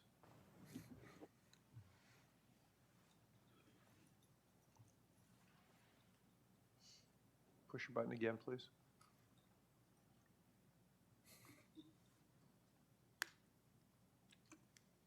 Madam Clerk, I can't call him up. Okay, here I am. Yeah. I'm going to come back. Okay, Okay. your mic's on. Go ahead, please. Okay, through the chair, and thank you, Chief. I want to reference slide 14, and that's roadway safety. And you had mentioned, again, looking at the latest statistics, we have one less fatality than 2023. Now, if I look at the Durham Vision Zero Strategic Road Safety Action Plan, in there it says one fatality is one too many. And through the action plan, we put in place investing in public education, road safety technology, advanced road safety technology, but also increased law enforcement. And my colleague from Ajax, Councillor Lee, he touched upon this, and again, we in fact, just received this, and again, hasn't come to the board to actually deal with this, but here in Durham Region, we had 11,000 POAs, charges dropped by prosecution, and 35 to 40%, or if you want to say 3,800 or over 3,800 to 4,400 of those charges were laid by Durham Regional Police Services. So what I want to get an idea, just because some of that officers, I hope they don't feel demoralized, that they will still be enforcing the traffic enforcement. Could I get a comment from yourself? No, our officers will not be dissuaded by, the outcomes. It's the reason that regardless of what happens in court, officers show up every single day to go out there and serve the public and try to mitigate the risks that are presented. Our officers repeatedly are stopping more frequently now are stopping the same people for things like stunt driving. They just get their car back and they're being charged again, and we're seeing that. We are highlighting that on our social media pages, and I invite everybody, if you're not following us, please follow us. It's so important. We're putting out information there, and what we really want to do is demonstrate to the public that we take a very strong stance against the four leading contributors to collisions, and including distracted driving and stunt driving being the two leading ones. Impaired driving, of course, is one other. Officers will continue to go out there and enforce the Highway Traffic Act and all the acts related to the privilege of driving, and we take a very strong stance, and we have no problem laying those charges. Over and over again, we are seeing very, very high speeds on our residential roads, and those are the kind of issues that our officers actually really enjoy addressing, because it impacts the quality of life for them as well and their families, because everybody's a road user. Well, thank you, Chief, for that. And again, like I say, this information just came about very recently. As we had done with the police reform, we've sent letters in to the Solicitor General. Chair Henry, you've been a great supporter of writing letters to the different levels of government. And this is not something that just here in Durham, York Region, Toronto, Peel Region are facing this with the limited that's a judicial resources. Here we have, 4 courtrooms. Only two of them are being used half. I understand the resources. Maybe that's something that we should be writing to the higher levels of government, well, in this case, provincial, Premier Ford, about this. Because again, some people are just walking away, and that's wrong. So Councillor Wu and members of council, I will tell you that our Director of Legal Services is all over that issue. Thumbs up. Thank you. And thank you, Chief. Thank you, Chair. Thank you, Councillor Anderson. Thank you, Chair, and thank you, Chief, for being here.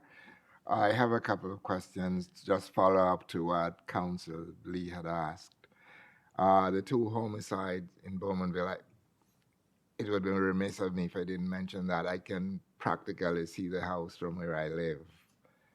I know it's before the courts, but could you tell me or tell the community whether any of those arrested were from Bowmanville? I'm not sure that we've released that information, and just out of an abundance of caution, I don't know if that plays a part in the homicide investigation. Being the chief, part of the luxury is that I don't get to know every single little nuance. So I'm not sure if we've actually released that. So I think all we've said is they're from the not from the area. Okay, so Yeah. that's, I guess, maybe Yeah. comforting if that's... So Durham region being the area, yeah. Okay. I also, Council Lee mentioned, and you mentioned the amount of folks being released because they're being held for too long without trial.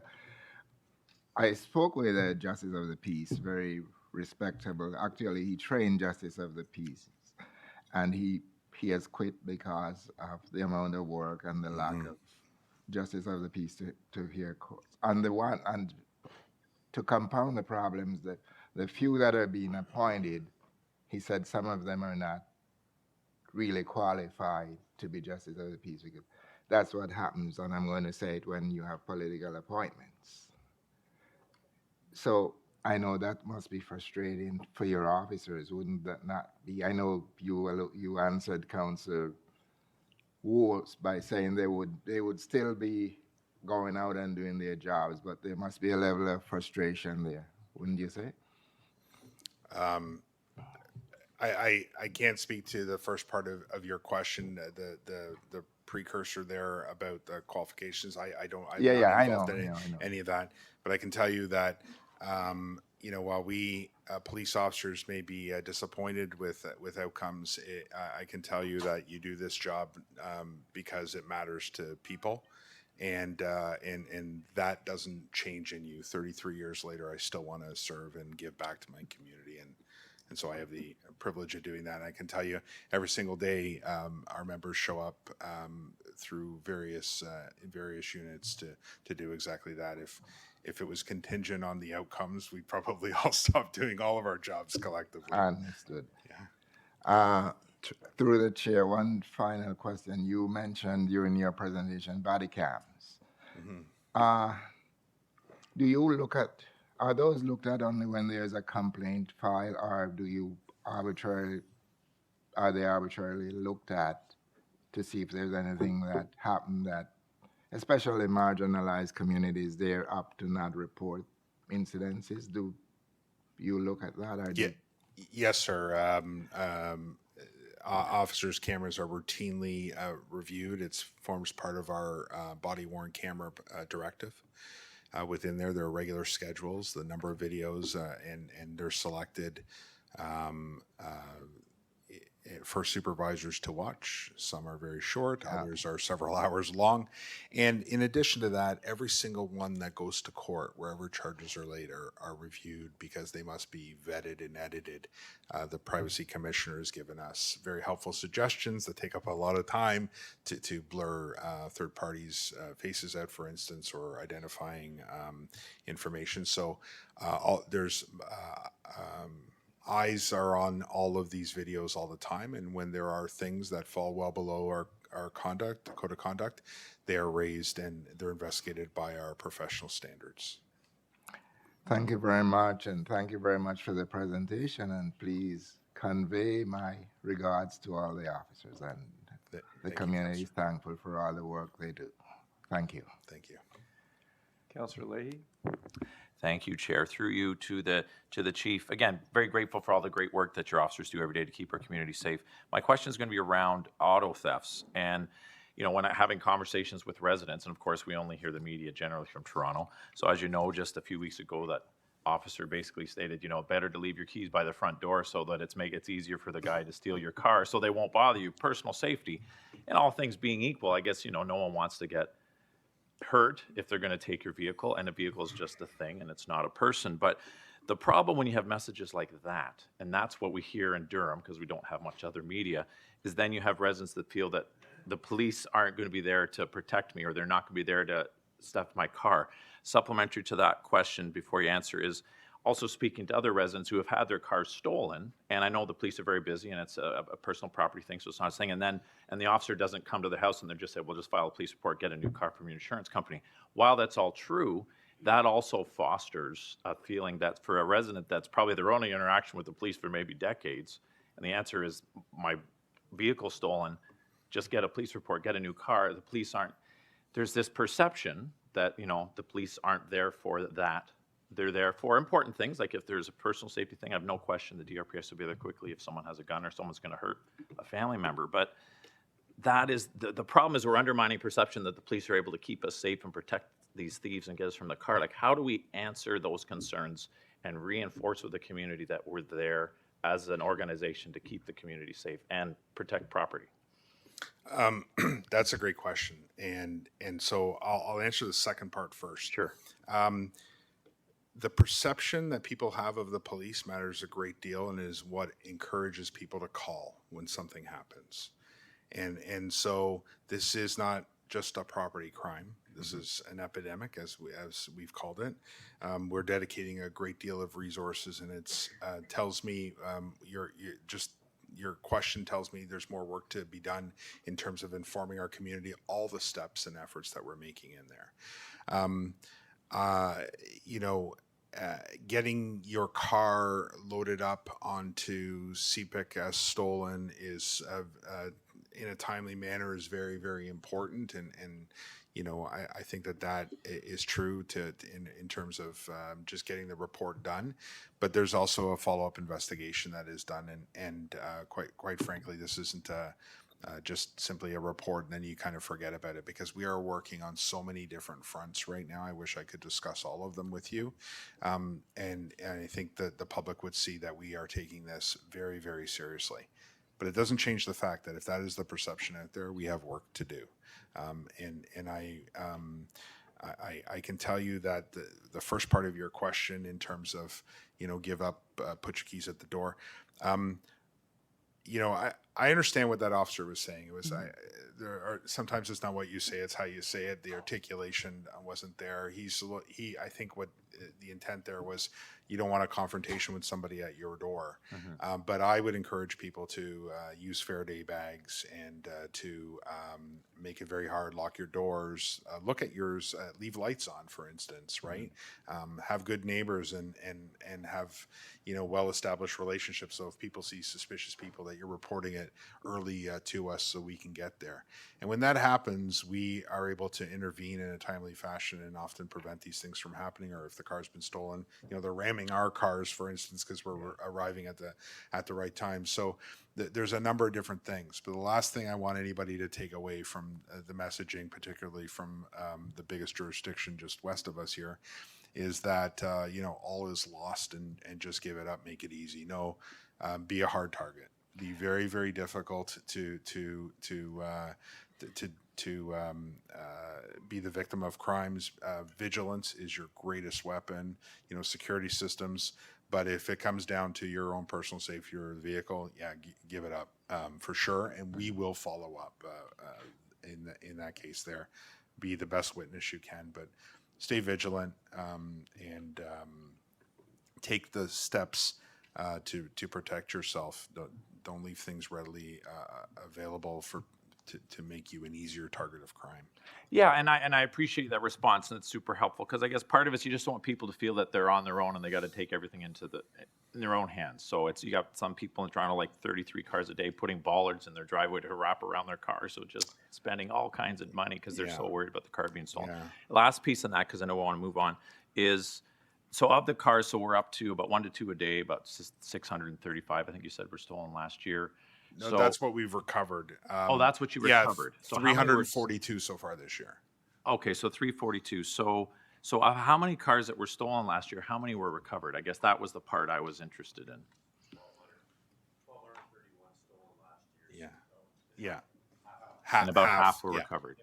Half. So for a batting average, it's not terrible, but for people who want their cars back, we certainly can do Yeah. that. No, for sure. You know, this is organized crime. Like Yeah. make no mistake about it. This is organized crime. And you know, we're working on a number of different fronts at, you know, every level, municipal, provincial, and at the federal level as well. And, you know, one day I'll be able to share here with council some of the efforts that we've made and the investments that we've made in trying to address this. And this is a shared responsibility amongst law enforcement across this country at every single level. And we are, and I can assure council, we are playing our part. Excellent. I look forward to that update, and thank you, Chair. Thank you. Councillor Kerr? Thank you, Chair. And through you, I'll ask the same question to the chief that I asked my tech-savvy colleague here a couple minutes ago. And your answer, I think, will be as much of a public service announcement and a helpful thing as what I couldn't quite acquire from my colleague. So a staff colleague of mine at the city told me yesterday that her husband's truck was stolen right out of their driveway. And the way they did it was that the thief sat in the roadway, reprogrammed the truck's fob, calmly walked up the driveway, got in, and drove the truck away. Now, through the excellent work of Durham Regional Police in concert with the police in Quebec, they've found the vehicle and it's on its way back. My question to you is, with modern technology like that, what can vehicle owners do to try and safeguard their fobs so that that type of theft either can't occur or is far less likely to occur, and it may positively impact the number of auto thefts and vehicle thefts in the region? Well, Faraday bags help block the signals from your keys and those wireless fobs that we all have for our modern cars. But what you're describing is yet another evolution in that, and you know, because it's organized crime, you know, there's a number of different factors that play into that. You know, we tend to see cars stolen, and then when the new one gets delivered that night, it gets taken as well. So we're looking at a number of different fronts to you know, where that information is coming from. Manufacturers have a massive role to play in this for sure. To address this, and this is where we're hoping the federal government really gets involved in pushing the manufacturers. And I think it would be remiss of me if I didn't give a shout out to GM right here in our own region here, who are our partners in this and are working really, really hard at understanding all the, you know, how quickly organized crime is adapting to the changes that they're making. And we continue to learn through every single event that happens new ways. But I think of it very simplistically. I think there's a programming software fix to this. But I don't think it's just one thing. I don't think it's as simple as I've suggested.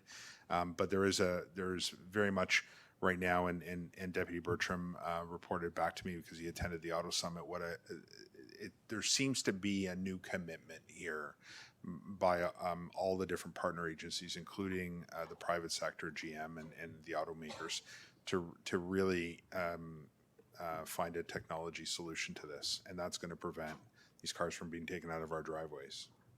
So I'm really hoping my simple little Chevy Colorado won't be the target. They go for the more higher end trucks.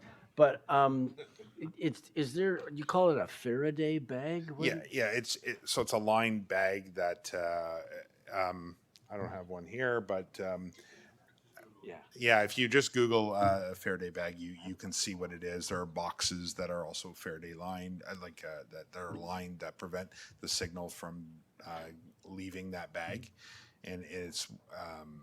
I know many police services have handed them out, often after the fact, but I encourage you to have a look. Okay, so a lead lined box is maybe going too far. I don't know. Might work. I don't What know. year is your truck? No. It's a 2022. I really like my truck. Yeah. I want to see it. Anyway, thanks, Chief. I'll look into that. Thank you, Chair. Thank you, Councillor Neal. Yeah, thanks, Mr. Chair. No, I was just, maybe I missed it. I think maybe one of the other councilors might have mentioned it, Chief. I sit on the seniors boards, and I know Whitby has them and other municipalities. Some of the seniors, of course, is reported by family members, and sometimes it's not running to the bank, getting 10, 15,000 over to turn over, meeting somebody. I think we have to get that out to the Question, community please. more. Yep.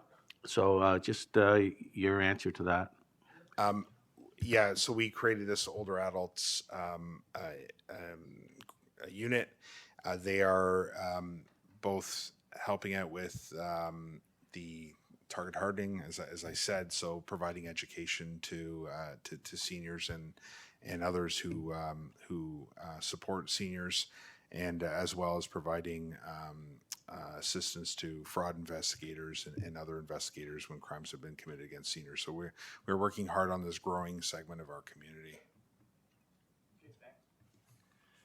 Councillor Yamada?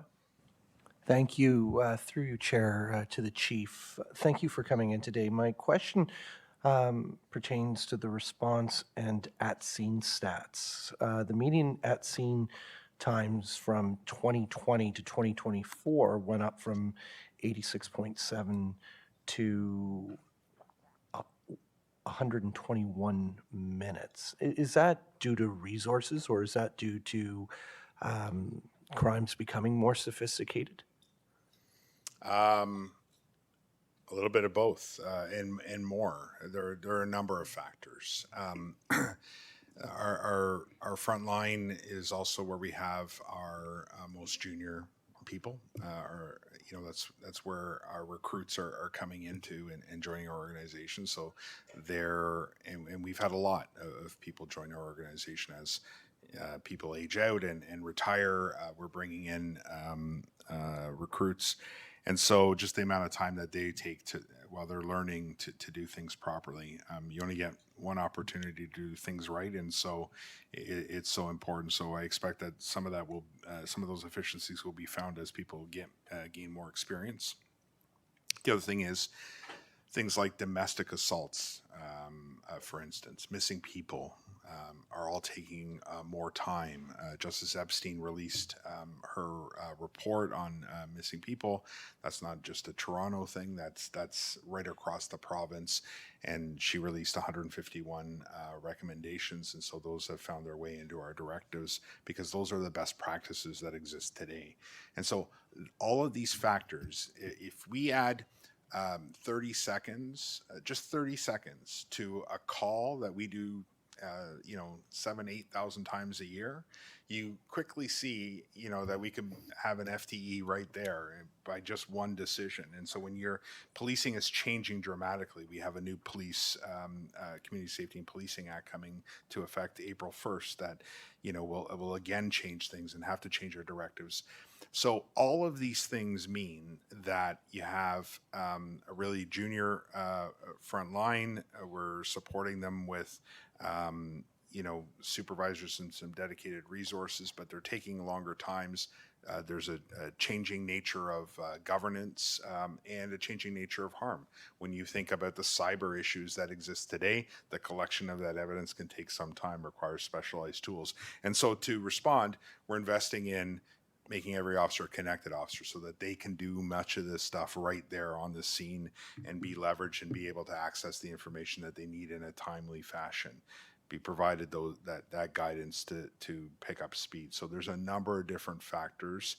And, you know, our response times are also impacted by the increased road use, right? It's taking us longer just physically to get to things. And when you have resources, particularly in our north, big space, calls just take longer to get to. And so as you see an increase in calls for service in the north, you begin to see that. And in response, we you know, one of our most recent classes, we put 7 new officers up there. You know, so we are looking at addressing this on a number of different fronts. Some of them are within our control, but many are not within our control. And so I am very mindful of that. And that's one of the reasons that we report on this, because we are watching this very, very closely and looking to improve in those categories. Thank you. My second question, and I know we've talked a lot about car thefts. When you see some of these media stories where someone air tags their car and it's sitting in their driveway, but a month later it's driving around somewhere in Dubai, do you feel that the federal government is doing enough to secure these ports to ensure that they can go into the crates, take a look to see if these cars are stolen or not? And if they are stolen, common sense, I think, would dictate they don't get on the ship. So I won't comment on whether I think, you know, the federal government is doing enough. I can tell you that we're working with all of our partner agencies in locating cars before they leave our jurisdiction so that we can get them back in the hands of their rightful owners. And those that do make it overseas, again, there's, you know, this is organized crime. These things are funding things like terrorism around the globe. These are global issues. And so it's more than just one level of government or even one government. I think it's countries that need to work more closely together on a number of different issues. But I can assure council that we are playing our part in advocating for our residents and trying to dedicate the resources that we need in order to mitigate this. While we saw the largest percentage increase, you know, we still don't have the numbers that others have, right? You know, what we've lost so far this year is about what Toronto is losing in a week. So every week. So, you know, it's still a very safe region, and we are working really hard, and we're making significant arrests, and we're investing in a number of different strategies to address this. And I hope somewhere in the, you know, soon that I'm able to come back to council here and talk about some of those other initiatives. Thank you. My final question through you, Chair. Listening to the, I guess, the stats that you spoke about earlier on in terms of the type of criminals that are getting out on bail, what, in your professional view, do we have to do to ensure that we are cracking down on this? Do you think they should be in jail and not on bail?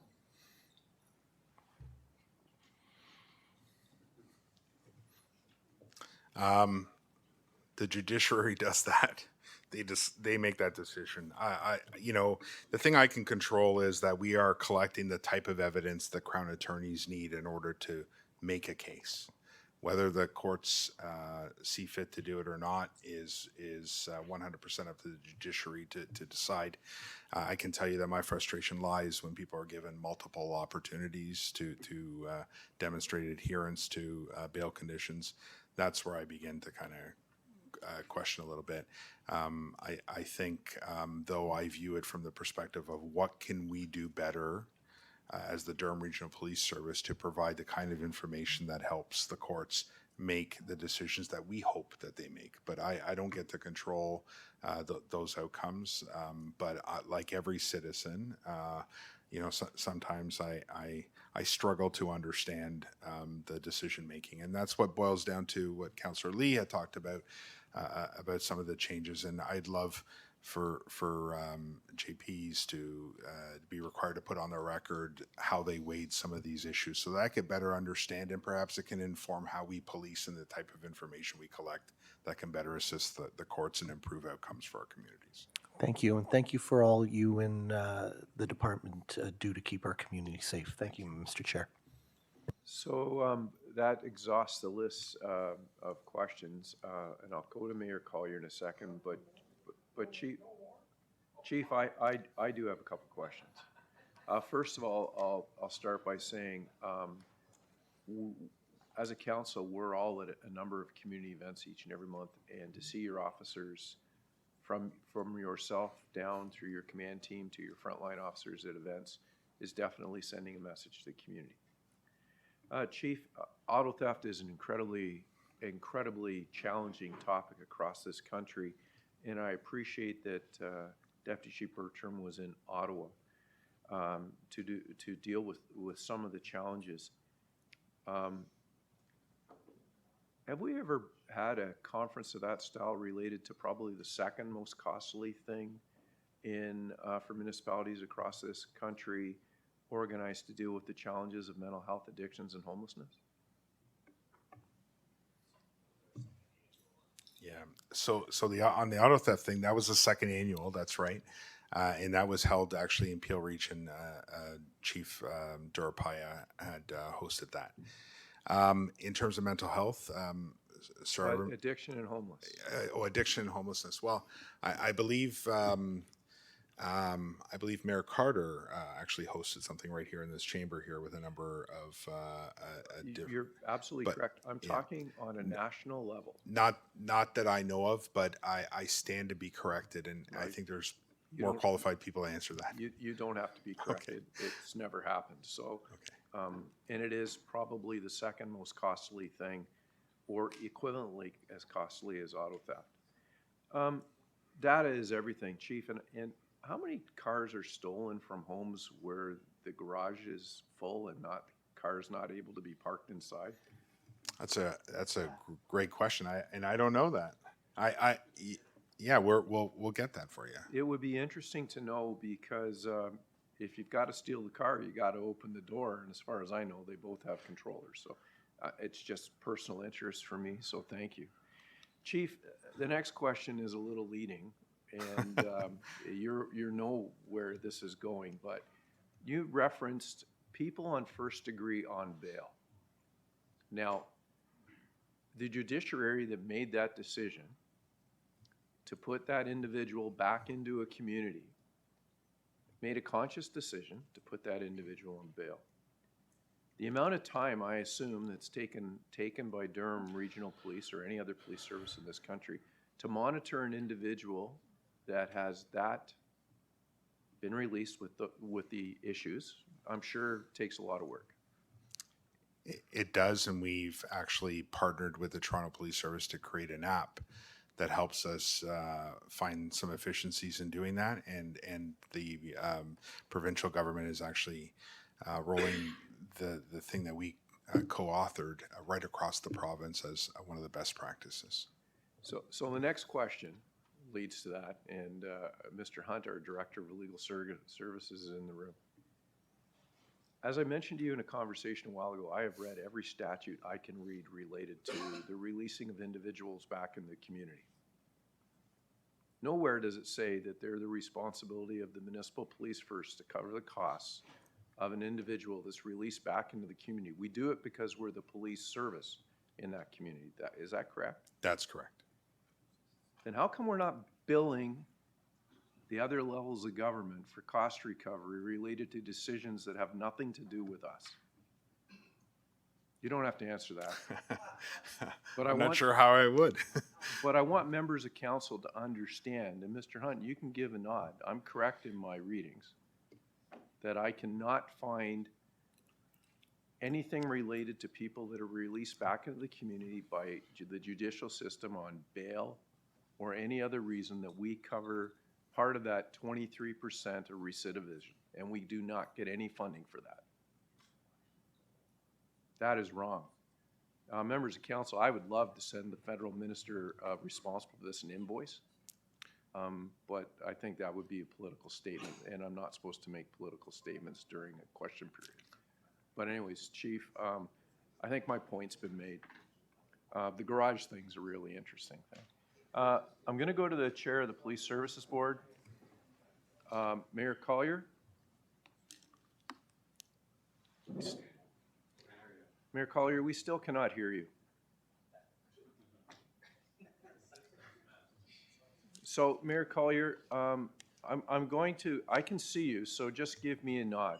Mayor Collier was going to bring some comments up about, related to the recommendation of authorizing the executive protocol that exists between DRPS and the region of Durham. It's simply a renewal of that agreement, correct? Just nod. I can't hear you, so there's more to it than that.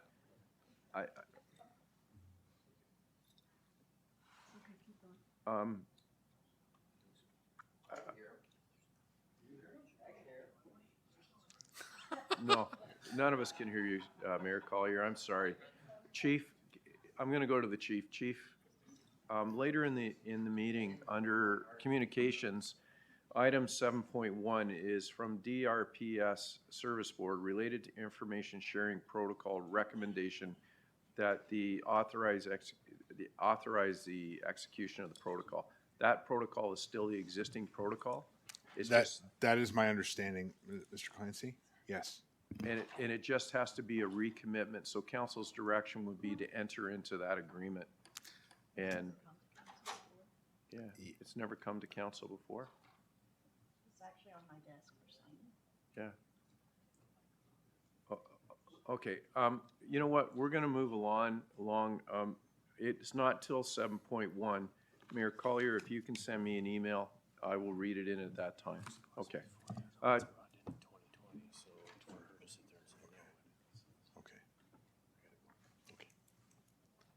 On that note, thank you very much for your presentation this morning.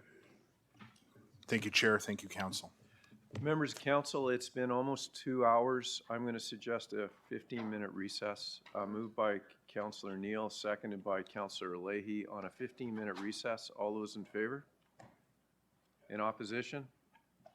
Seeing none, that carries. We're in recess.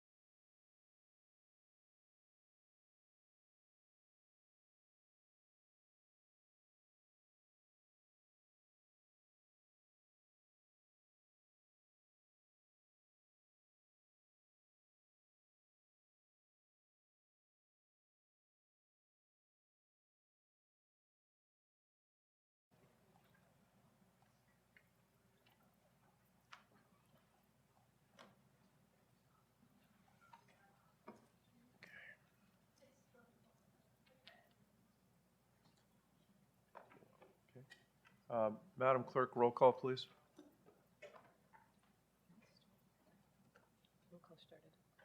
Roll call, members of council.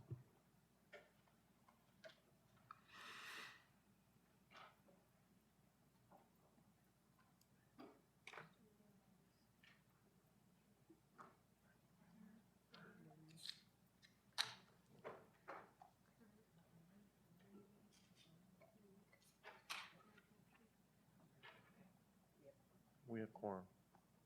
We have quorum. Members of council, lunch is in the back. We'll just continue. Some members of council have grabbed lunch. We'll just do a working meeting. And if you need to get up and get something to eat, please feel free to do that. Mayor Foster? Yep. So, Mr. Chair, I wonder if it's worthwhile. We've got a couple of delegations that will be here speaking to the notice of motion that we have around the OEB decision. It's my understanding that Councillor Leahy, and I will support it, will be making a motion to refer that back to staff. You know, we of course will be happy to hear them today, but they may opt. I think the next section might be a lengthy section. They may opt to come when the staff report comes back. I'll just leave that out there. I don't want folks sitting around for any period of time. Or they may opt to stay and do their delegation. Well, Mayor Foster, you've brought up an issue. Are you bringing forward a motion to alter the agenda to bring a notice of motion forward? Is that your intent?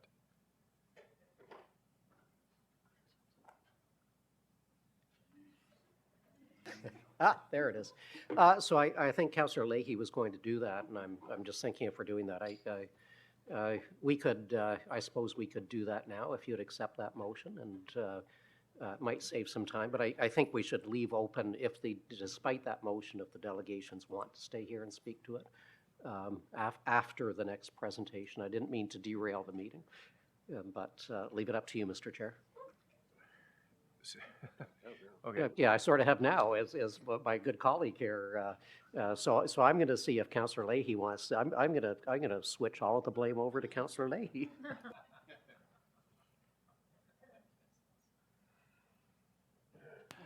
Yeah, no, again, I'm open just to, if we want the delegates to speak or. Councillor Leahy, I am at the will of council. So Yeah. if you're asking to do something right now, state it specifically. If not, I'm going back to the agenda. Okay, yes, I'd like to alter the agenda to have the notice of motion brought forward and then hear from the delegates and then deal with it, which would likely end up a refer back to staff.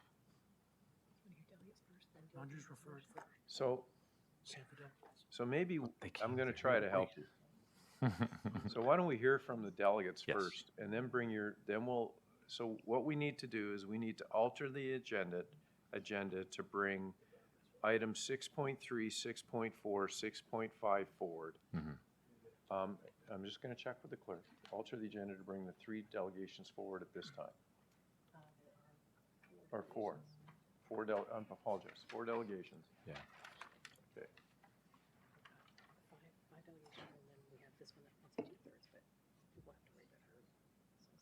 Okay. So it's to bring, item delegations 6.1 to 6.5 forward at this time. Yes. Okay. So it's a simple majority? Okay, sorry. So it's just 6.3 to 6.5. Yeah, 6.3 to 6.5. Those ones just deal with ours, yes. Okay, the motion is to alter the agenda to bring items 6.3, 6.4, 6.5 forward. Okay.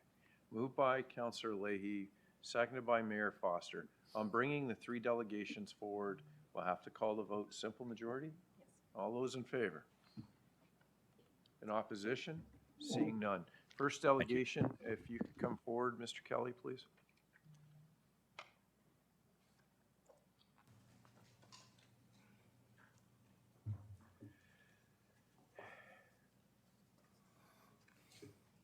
Good morning, and you have 5 minutes. Thank you, Mr. Chair. My name is Brian Kelly. I'm a citizen of Durham. I'm also coincidentally a member of the Whitby Sustainability Advisory Committee, although I do not represent them here today necessarily. And it's worth noting that I'm the previous manager of sustainability here at the region Ian McVeigh replaced me here. I'm pleased to bring forward a delegation in support of the motion concerning the OEB decision that's been tabled by Councillor Leahy. Some context. Next slide, please. Historically, Enbridge's cost, our gas utilities, for new natural gas hookups, which average about 4.4 thousand per installation per house, were distributed across all existing gas customers in the form of higher energy bills and amortized over a 40-year period. This is the historical background to this issue. The Ontario Energy Board, the OEB, which is the province's arm's length regulatory agency for energy matters and that has a primary consumer protection mandate, had previously supported this somewhat hidden subsidy. However, in December last year, the OEB decided after lengthy hearings to end that subsidy for new gas hookups and ordered Enbridge to remove from its rate base the cost of new gas connections in new housing developments starting next year.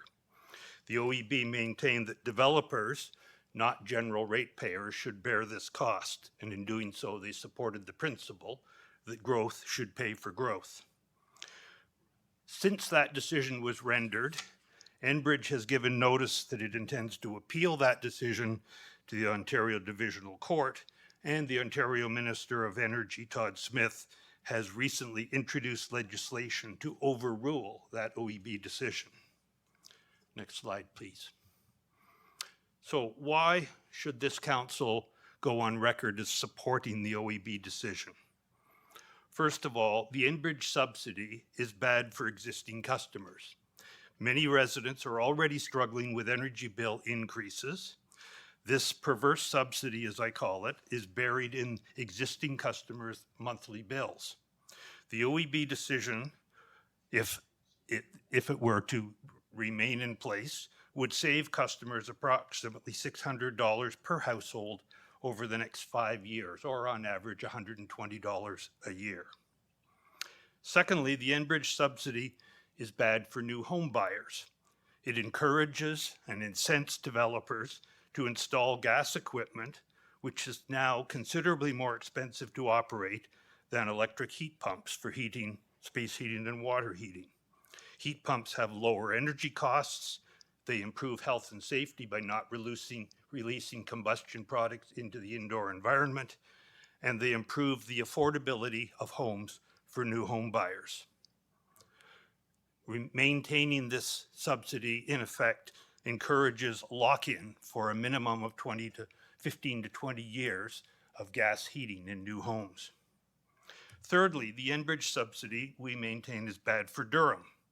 It encourages gas hookups in most new homes and jeopardizes Durham's ability to achieve its community-wide greenhouse gas emissions targets.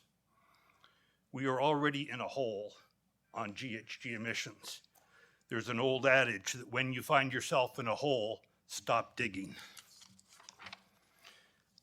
Let me just remind you of Durham's, on the next slide please, remind you of this region's commitments.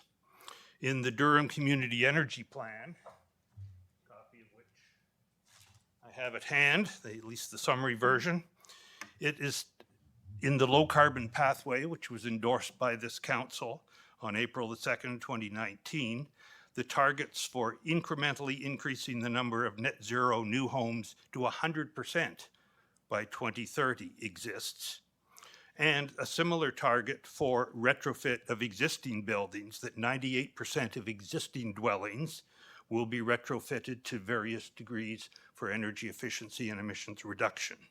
That's 200,000 homes currently in existence that we have committed to retrofit. Second note, Durham Climate Emergency Declaration. This council approved on January 29th, 2020, the declaration that is fairly lengthy in its wording, but you see it there.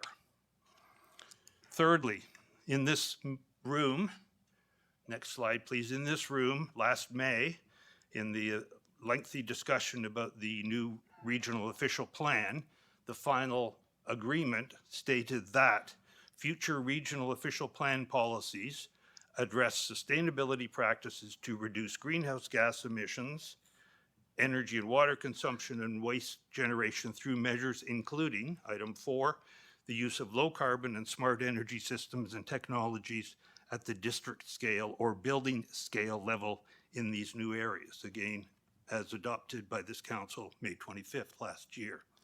So all of these, thank you, all of these commitments are at risk. And in summary, I would just say that the construction of new gas hookups for houses should not be subsidized because this results in higher energy bills for existing Enbridge customers, higher monthly expenses for new homeowners, and higher future costs to decarbonize or retrofit existing residential buildings in order to meet climate reduction targets. Thank you. Thank you. Questions to Mr. Kelly? Councillor Kerr? Thank you, Chair. Mr. Kelly, if it costs $4,400 for each gas hookup, if this wasn't, quote, subsidized, would that not then raise the price of every home by $4,400 if they had the gas hookup? Under the OEB's recommended decision on this, the cost would be borne by developers. I can assume, as you would, that they would pass that cost on to their respective builders, who would in turn pass that cost on to the eventual buyers. So yes, this would result in about a $4.4 thousand increase. I would point out that that is an immaterial amount in the cost of a new house, which is close to $1 million on average. We're talking about 0.4% increase on the cost of a new house. The operating costs of that system, if it's gas, would be higher than the alternate operating system based on electricity in heat pumps. And if there is an additional cost, it would be worked off. Thank you. And with the heat pump, is it only solely operated by electricity, or is it a combination of electricity and gas? Or the current way that the person... There are a number of different heat pumps. I have one in my house that has totally replaced the natural gas furnace that we used to have there. And in new housing applications, I would suggest to you that the heat pump would be sized and intended to provide the entire heat load in that house and would not require natural gas backup. The issue is that on a number of retrofits currently, householders are being encouraged by Enbridge, of course, to go with a hybrid system, which sees the existing natural gas furnace, in most cases, left in place with a heat pump added on top. That's not what we're talking about in terms of new houses. So my point is that the lower operating costs clearly demonstrated for heat pumps in new homes would soon counteract any additional upfront cost from a house that is heated by natural gas. Thank you. Are you aware of the global adjustment charge in electricity? Yes, I am. Yeah, and that's paid by everybody, right? Yes. Thank you. Okay. Councillor Leahy? Thank you for your delegation here. Just a quick question for clarity. If a person in a new home was to have a heat pump, the fully electric version of the heat pump, they wouldn't need to have a gas hookup for the home, so they wouldn't have to pay for that charge. Correct. Is that fair? Correct. Okay. But I think the point is, in most cases, the eventual homeowner does not get to make that decision. The decision is made by the builder, by the developer, probably years in advance of the person buying that house, and is passed on to the builder, who then passes that hookup and the cost for that hookup on to the householder. So the sort of nefarious outcome here is that the subsidy works to incent developers to make a decision on behalf of subsequent homeowners as to what type of heating they're going to have in that house. And then supplementary to that, because I've heard from other people, especially up in northern areas where it's colder, that having a heat pump and an electric element that would kind of replace the natural gas wouldn't warm the house enough. is your understanding that if you add the electric element plus the heat pump, that even in a really cold northern environment, those combined would still be able to heat a home in a Canadian environment? Absolutely, and certainly in our environment here in Southern Ontario. Okay, perfect. Thank you. Mayor Carter? Good morning, Mr. Chair. Brian, good to see you. I just out of curiosity, the 5 years is what, it's about $120 a year? Is that what? Yes. Okay. Now, the reason for the 5 years, I believe, in the numbers that have been presented to you is that I believe the OEB reviews that rate base every 5 years. So that's why the number, because in theory, this decision, if it's overturned by the provincial government, it could be re-examined again in 5 years. So that's why that number is based on a 5-year horizon. Just out of curiosity, do you have any idea what heat pumps and the conversion of a furnace and a air conditioner to be able to modernize going to heat pump? Do you know what that capital cost is? Yeah, I've undergone it recently in my own home. You have to remember, we're talking about a one-off retrofit in an existing house. My experience is that to replace my natural gas furnace, we spent $20,000 on a full cold season heat pump. Yeah, I think we were north of $20,000 also to do the conversion. You talk about subsidies. Is there any other energy provider that gets any type of government subsidies at all? Not that I'm aware of that's relevant in this case. So my understanding is that when electrical service is put by Oshawa PUC or in Lexicon? Thank you. Lexicon into new homes, the developer pays for that. So we have an unbalanced subsidy system here currently. Okay, so to your knowledge, like OPG or that, they don't get any subsidies, government subsidies or customer subsidies. They don't have like a debt repayment program that the new customers, old customers have to pay? Wouldn't you classify that as a subsidy?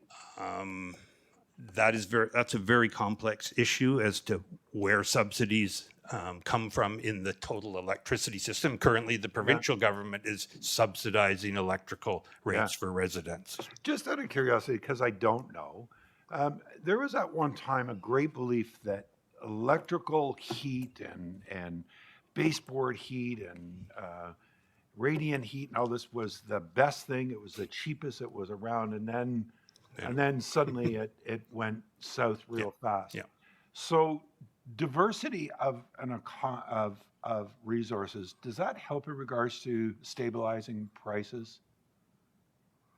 I would say not, and I want to correct the impression that electric heat is expensive. Okay. Electric baseboard heating and radiant heating and so forth is expensive. Yeah. But we're dealing with a brand new technology called heat pumps, which are between 2 and 3 times as efficient as baseboard or radiant heating in homes. And that's the technology of the future that we're talking about putting in these homes. Right, but there's a couple things that really bother me about this whole thing. Is one, there's commercial industrial aspects and the impact, residential impacts on it. I understand our commitment in regards to the environment, and I agree that we have to absolutely understand that that's 100% commitment, not only by this council, but also hopefully by our country. My concern is, this almost reminds me of the bank saying, no, what we're going to do is we're going to buy up these other places, or cell phone companies saying, we're going to buy up these other things. Don't worry about it. The price is going to drop. You wouldn't believe it. And every single time the price increases, because there is no other selection out of that menu in regards to those services. And so if we look at that, the only source of energy that we're going to embrace, and we're going to take natural gas out of the equation, and we're gonna look at wind, and we're gonna look at solar, and we're gonna look at heat pumps. My worry is that it is going to have the same effect as other aspects of our experiences that have happened so far. Do you agree or disagree with that? I would say I disagree. Okay, all right, fair enough. I mean, we can get into a No, discussion no, about no, that. because we've got a long day, but it just, I know personally myself, my cell phone bill hasn't gone down, it's gone up. I know when I take a flight, they've gone up, they haven't gone down, and that's an amalgamation. I look at all of these things, and, it amazes to me that when I put petrol in my car, it seems that the gas hasn't gone down, but all this amalgamation continues to happen because it's going to make things cheaper. And I just worry about that. I appreciate your delegation, and I thank you for the opportunity to ask you a couple questions. Thank you, Mr. Chair. Thank you. Mayor Barton? Thank you very much, Mr. Chair. And Mr. Kelly, thank you very much for coming in. And I'm going to talk about the rural communities and some of the impacts that not having natural gas have. And just to set the table here a little bit, I'll just, I took training with you about climate change. We talked about to expect wetter and wilder weather and to be ready for emergencies. Okay. And then again, since spending time with you, I've got solar panels on my roof now. I drive an electric car 90% of the time. Okay. But I have a natural gas generator so that when we had the tornado in Uxbridge, it meant that my house still had power. I could charge my car. And there's no viable option for a generator except for natural gas. When the primary source of energy falls out, there's no other options. Do you want to just confirm that? There is an option, which is propane. You could have a propane-fired generator as a standby in case of emergencies. Okay. What's the cost of propane versus natural gas, and what's I couldn't tell you. It's about double.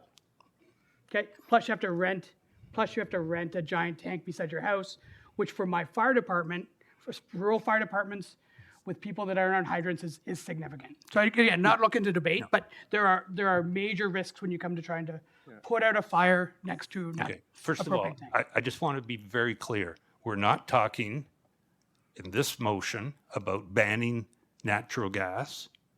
We're not talking about banning existing or new hookups for natural gas. We're simply talking about getting a perverse subsidy out of the system, which by way of how the decisions are made, results in people, new home buyers being locked in to natural gas. That's what we're talking about.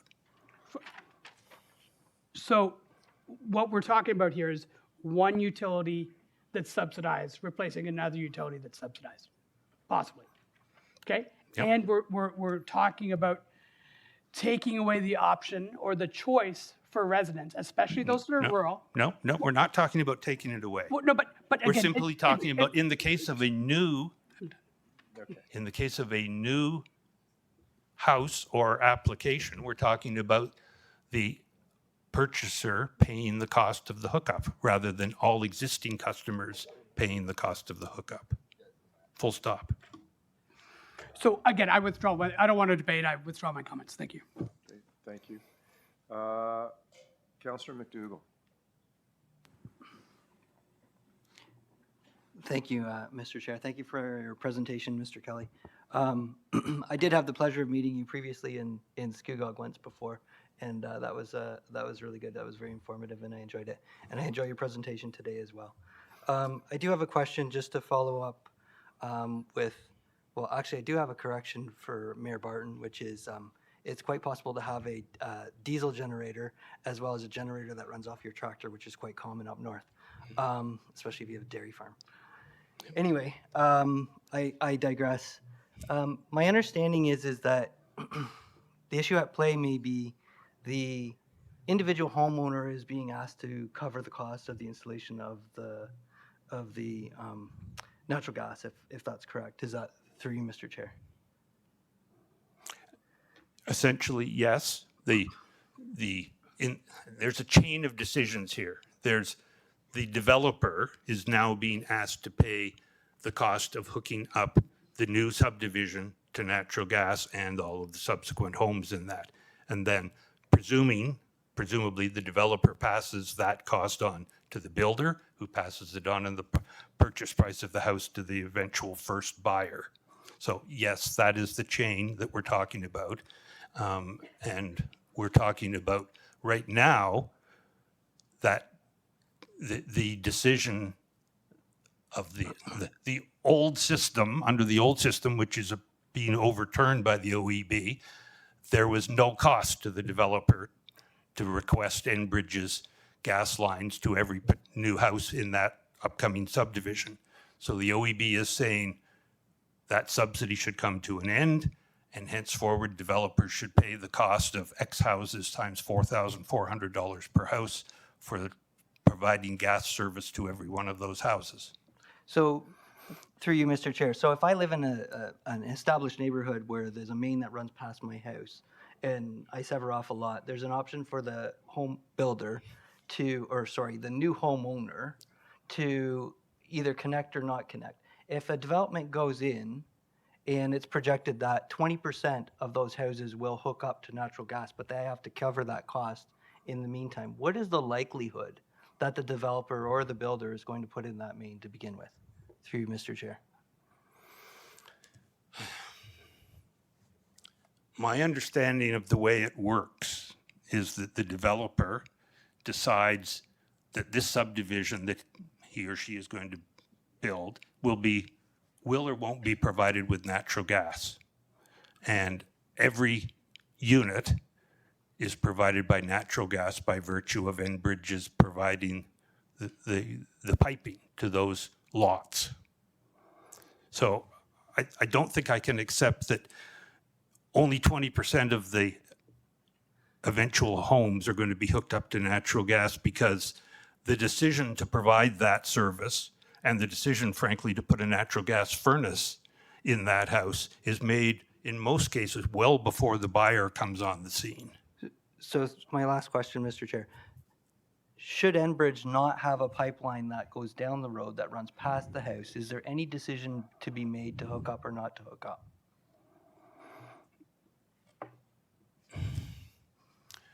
My understanding is that this decision of the OEB does not relate to main gas pipelines running down the side of regional roads to service whole geographic areas. I don't think that is the issue at hand. I think the issue at hand is whether or not that pipeline, large-scale Enbridge pipeline that comes off of the main trunk line that cuts across Durham, which is a TransCanada natural gas pipeline, my understanding is that the decision does not relate to either the main trunk line or the branch pipelines. It relates to taking gas from those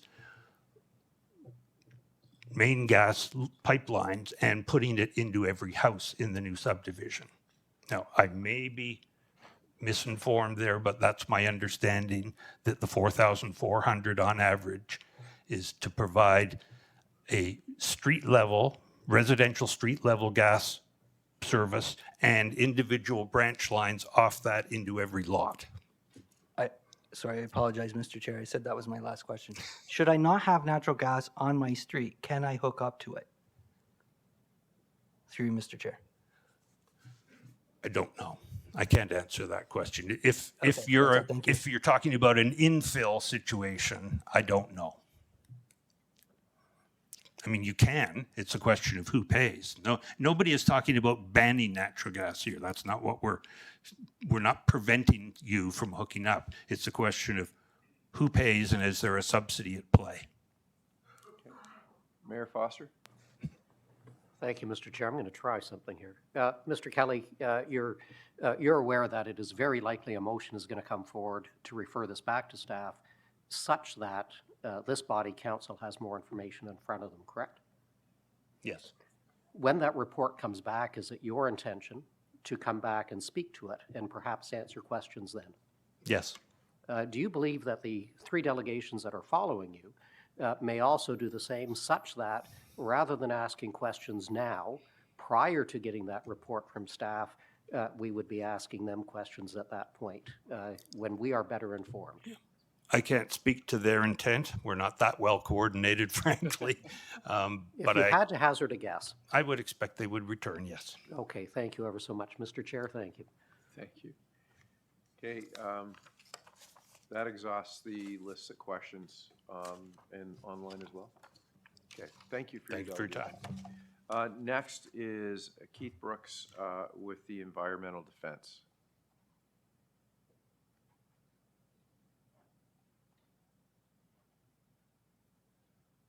we able to connect? Yeah, Mr. Brooks, you'll have to push the request to speak button, please, on your computer.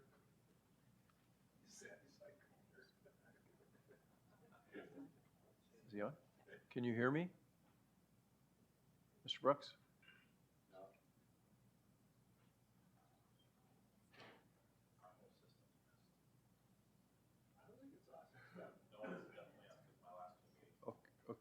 Mr. Brooks? Mr. Brooks, we're having difficulty. Can you give me a thumbs up if you can hear me? Mr. Brooks, I'm going to ask you that because of the difficulties we're having today and hearing that this will be coming back, can you provide written comments today through to our clerk's department, and we'll make you aware of when it's coming back to the next meeting? Just a thumbs up is fine. Perfect. Okay. Thank you. We'll look forward to having you at that event.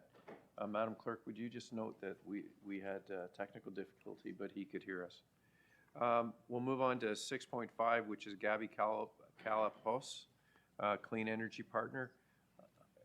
Gabby, hi. Similar problem. Okay. You'll do the same thing. Thank you. Appreciate it, and we'll keep you informed.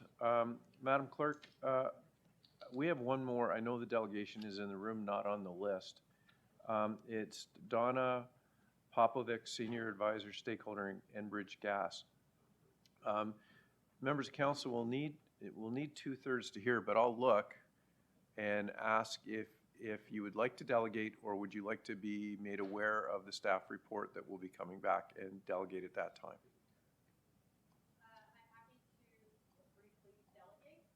Okay. So members of council, in that case, I will need it'll take 2/3, so I'll need moved by Councillor Gerard, seconded by Councillor Crawford. And the motion is to hear the delegation. Members of council, I need 2/3, so that would take, just if everybody would put their hand up, that'll give me 2/3 without having to call a count. Madam Clerk, that is 2/3. So, Ms. Popovic, please come forward. Welcome. You have 5 minutes. Oh, it's on. Thank you. Yes, thank you for the introduction. My name is Donna Popovich. I'm a senior advisor with Municipal Affairs and Stakeholder Relations with Enbridge Gas. I appreciate the opportunity to speak to our concerns regarding the notice of motions presented today in 11.1. Our 2024 rate rebasing application was designed to provide our customers with safe and reliable natural gas at a reasonable cost, in addition to outlining measured steps to help Ontario advance a practical transition to a sustainable energy future. However, the December 2023 OEB decision conveys a strong bias against current and future use of natural gas and sets a course to eliminate it from Ontario's energy mix.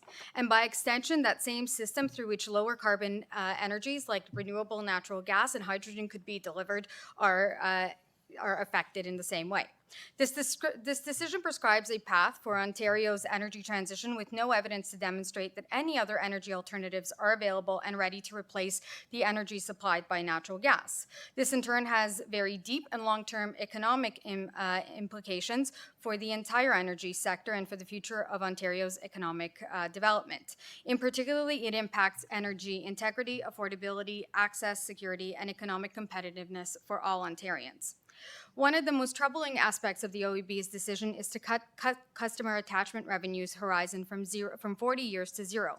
The decision prescribes barriers to accessible and affordable energy options. So, as mentioned previously, those looking to connect to natural gas will be required to pay an upfront fee of an average of between $4,000 to $6,000 per customer. This creates significant financial barrier to all forms of residential and commercial development. And at a time when Ontario is facing an affordability and housing crisis, the resulting fees add thousands of dollars to individual customer costs to obtain or expand existing natural gas connections. Paying for connection costs through rates over time is standard practice amongst most utilities, including hydro, cable, and other services.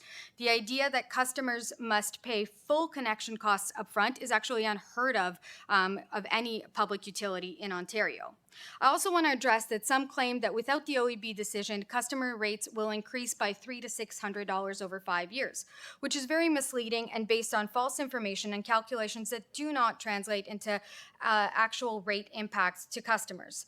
I also want to note that rate impacts beyond 2024 have not yet been determined by the OEB, as the pricing formula has not yet been approved. So this is a gross oversimplification of the way in which this capital expenditure cost would be spread across customer rates. The method is inaccurate and does not reflect the significantly smaller impact that the rebracing application would have on residential customers. So to correct this, for 2024, the impact on all matters determined by the Ontario Energy Board in its most recent decision is approximately 2%. That averages about $25 per customer, which comes out to less than half of the rate of current inflation. I also want to address the issue around subsidies. Unlike the significant subsidies that provide cost relief allocated to our hydroelectricity system, natural gas infrastructure does not receive any subsidies from the Government of Ontario. Natural gas infrastructure does not receive subsidies, funding of any taxpayer money from the Government of Ontario. Customers pay for Enbridge Gas costs of providing gas services through the rates approved by the Ontario Energy Board.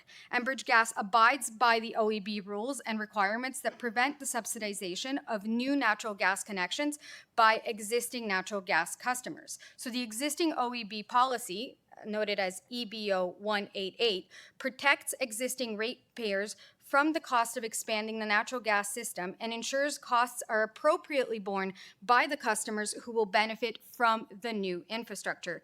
EBO 188 also allows the cost to connect to the natural gas system to be spread over a defined period of time, which has historically been, as previously approved by the Ontario Energy Board, up to a 40-year amortization period. When we look at Ontario's energy system, natural gas actually meets 40% of Ontario's energy needs. On a peak basis, the natural gas system provides 3 to 5 times as much energy as the electricity system at less than a third of the cost with no additional provincial funding.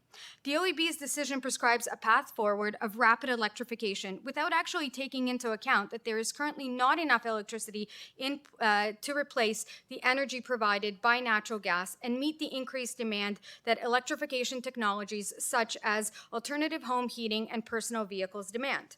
And while we plan the path ahead, I also want to ask the question, what happens in response to the strong demand for access in natural gas that the province is growing agricultural and greenhouse sector, EV supply chain, and rural communities that are desperately want affordable energy but are looking to move off propane and oil?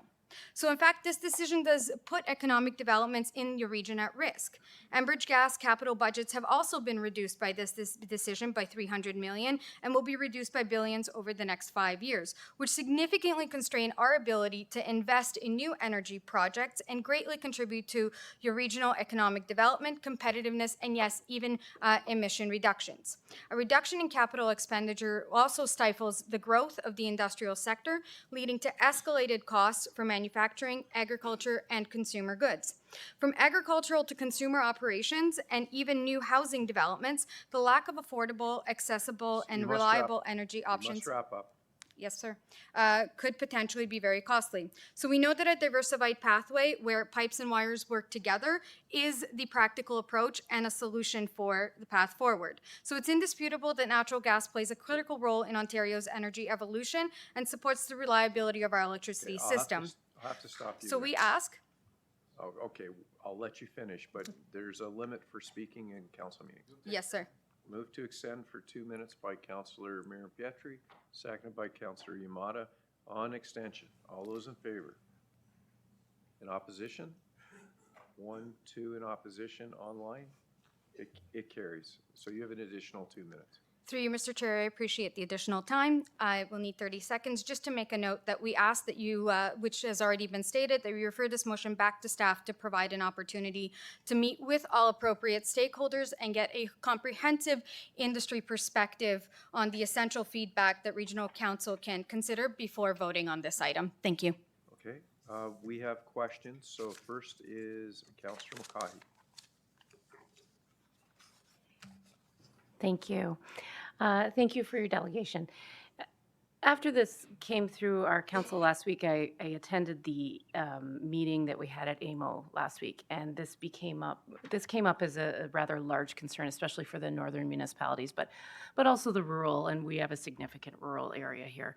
So I'm just wondering if, when this does come back, but I expect you will likely delegate again, but will you be working with the provincial bodies as well to really help us grasp an understanding of the impacts? Because there's a lot of moving parts here, and I want to make sure that it's not biased, but I would like the engagement to be there, and I'm just curious about what level of cooperation you're working with the other bodies on.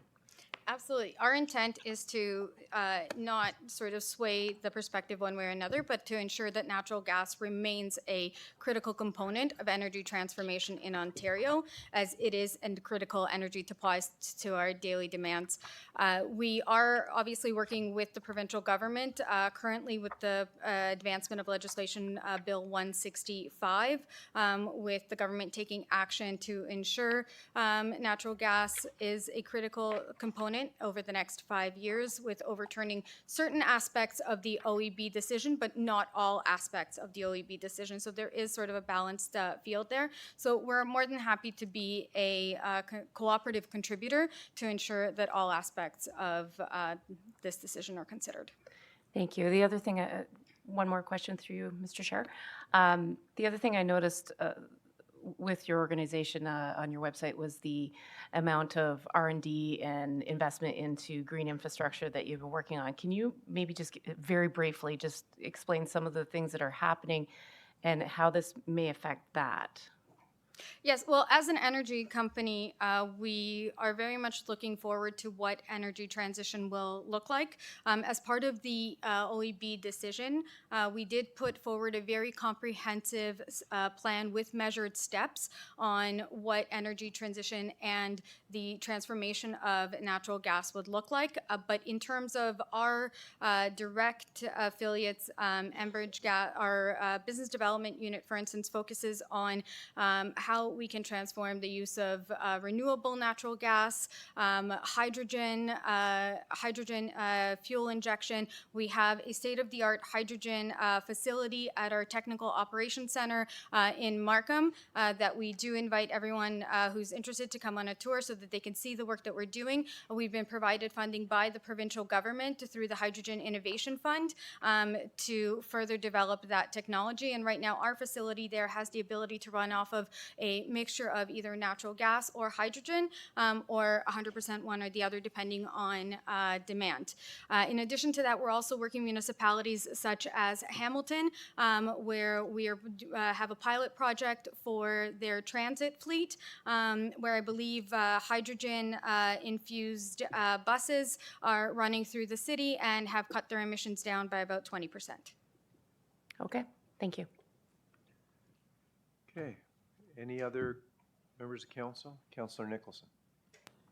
I'm just trying to understand one point that you made, because I got most of it. But you indicated that you're not subsidized by any government body. So who gives you the natural gas? Where do you get it from? Well, we buy it. No, We buy you it. get it from the ground owned by the people of Canada. Oh, yes. So the government is in fact subsidizing your product already by allowing you to withdraw it from the ground. Is that not correct? Yeah. Sir, while I appreciate your question, speaking to the technical extraction of natural gas and the industry is not my expertise, so I'm happy to follow up with any Fair enough. additional information on that All right. question. The other question I had is that the statement has been made that if the OEB's ruling is changed, is allowed to continue, this will add $4,000 to the cost of housing. Isn't the total cost of housing controlled by the marketplace? That simply there's a cap on what a house will sell for, controlled by a marketplace and the free market purchase? I mean, according to Adam Smith's theory, yes, sir. But I think if we look at the real estate market, we understand that in development, those costs ultimately are handed down to the consumer. The only argument I was trying to make was it's not guaranteed that dollar amount. It could be, it might be zero. So my question is, would we recognize that it's not a fixed price that's being transferred? It could vary depending on the marketplace for housing in the community. So we can't say it's 4,000 in Durham. It could be 2,000 in Durham. It could be No, but the average 10,000. range of what I quoted was between 4,000 to 6,000, which is what our research has shown. Okay. Thank you very much. Councillor Gerard? Thank you, Mr. Chair. Just a quick question and a comment. Thank you for the delegation. I just wanted to give you a chance to speak to, as the network expands, as we go perhaps into phase 3 and it's going in through rural areas, can you just speak a little bit to the benefits that our farmers might materialize from that? And you mean phase 3 of the province's natural gas expansion program? Okay, I just want to make a note that the province's natural gas expansion program is an program on and of itself that the province of Ontario administers for energy, natural gas expansion in municipalities across the province where they would not otherwise have the feasible means to do so. Through a selection process, select municipalities are selected for the expansion, and we're in phase 2 right now. Phase 3 technically is sort of on hold at the moment due to the regulatory uncertainty that we are facing. So in terms of how it would be affected, well, we might not even have the ability to think about phase 3 down the road, depending on the outcome potentially of this decision. But in terms of if we do, and the benefit to it is that it would allow farmers who are often large and comparable to large industrial operations, the ability to have access to affordable, reliable, and resilient options for energy, who now depend on either extremely expensive propane or other even electrical sources that really eat into their costs. I think for drying grain and other such purposes, we have heard back from agricultural stakeholders that natural gas is an economical and viable option for their operations. Appreciate that. And certainly as we support probably the biggest industry in Durham region through our ag community, I think it's an important part to recognize. I think where Mayor Barton was going earlier and then didn't go too deep into it, is there not also an opportunity for the farmers as they process some of their product to reduce their emissions and push methane, propane gas back into the system? Yes, actually, there is a pilot project that we are working on right now. It's a pilot project, so it is to the cost of those that choose to participate. But it is aerobic digesters that a single farmer or a community of farmers can contribute to that would then go from the agricultural waste that's collected on the farm. Methane gas would be collected, stored, and then repurposed into the system. Okay, thank you. My last comment is just to thank you. As you sat respectfully in the back row, you weren't waving your arms, you weren't trying to draw yourself in front of the screen or aggressively shaking your head or laughing. So I appreciate your approach to that when other people were delegating. Thank you. Thank you. Okay, thank you. So that exhausts questions. So thank you for your delegation. Appreciate your time. Thank you.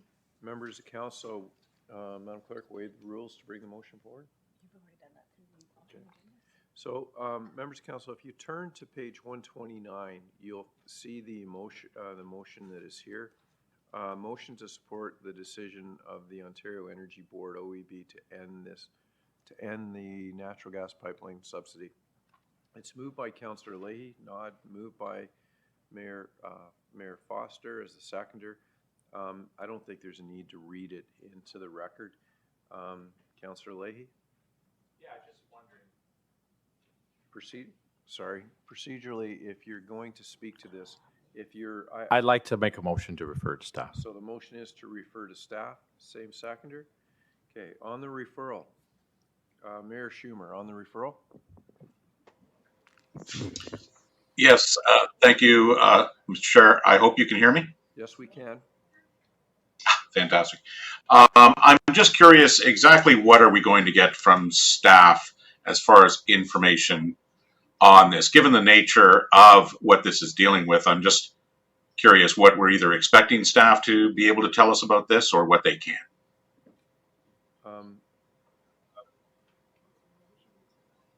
The question is, or the intent is, Councillor Leahy? Yeah, no, the intent is just to find more information. Like, we've heard so much information since we've just been hearing from these delegates that there's more to be had before this moves forward. So I think any extra information in the region's overall position and the impacts would be very worthwhile to see that before it comes back to council. Mayor Schumer? Okay, well, yeah, I'm just curious as to the expertise level required to give us information on this. Thank you. Thank you. Councillor Nicholson? Thank you. I guess I take a slightly different view than the motion. I just don't see this as a Durham Region responsibility. We have an Ontario Energy Board. The various parties involved in those here, we spend millions of dollars producing reports and information and studies, et cetera. The people on that board are well-versed in making the decision. I fail to see what, with all due respect to our fine, talented municipal staff, what we would offer to the process other than literally is a political position. If council wants to take a political position and say, I'm in favor of this or I'm against this, that's fine. But respectfully, I think our staff have enough on their plates without second guessing the Ontario Energy Board and its decisions. And at the end of the day, whatever they come back with, I would be very surprised if the OEB paid any attention to it at all, either way. So I just think at this point, we're just creating work on a plate that's already very, very full. Thank you. Councillor McCaughey? Thank you, Mr. Chair. AMO is looking at this, and I really do feel that it would be sensible for us to have those staff that are available through AMO present with their position, and I think we need a little time to allow them to do that. Okay, thank you. Thank you. Members of council, the referral is on the floor. I'll call the vote. All those in favor? In opposition? Recorded vote is called by somebody. Okay, the recorded vote has been called by the clerk.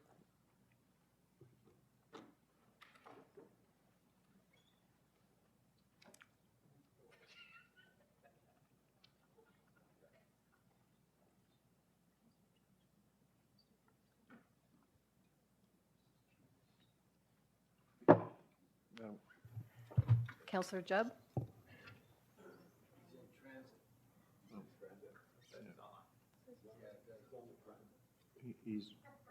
So anyways, members of council, clerk, could I have you read the vote in? 18 to 10, so the referral carries.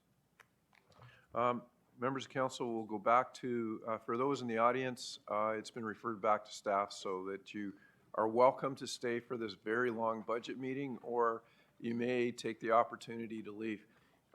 Members of council, we're on to the next part of this is 5.2, which will be our CAO and Elaine Baxter and Nancy Taylor, Commissioner of Finance.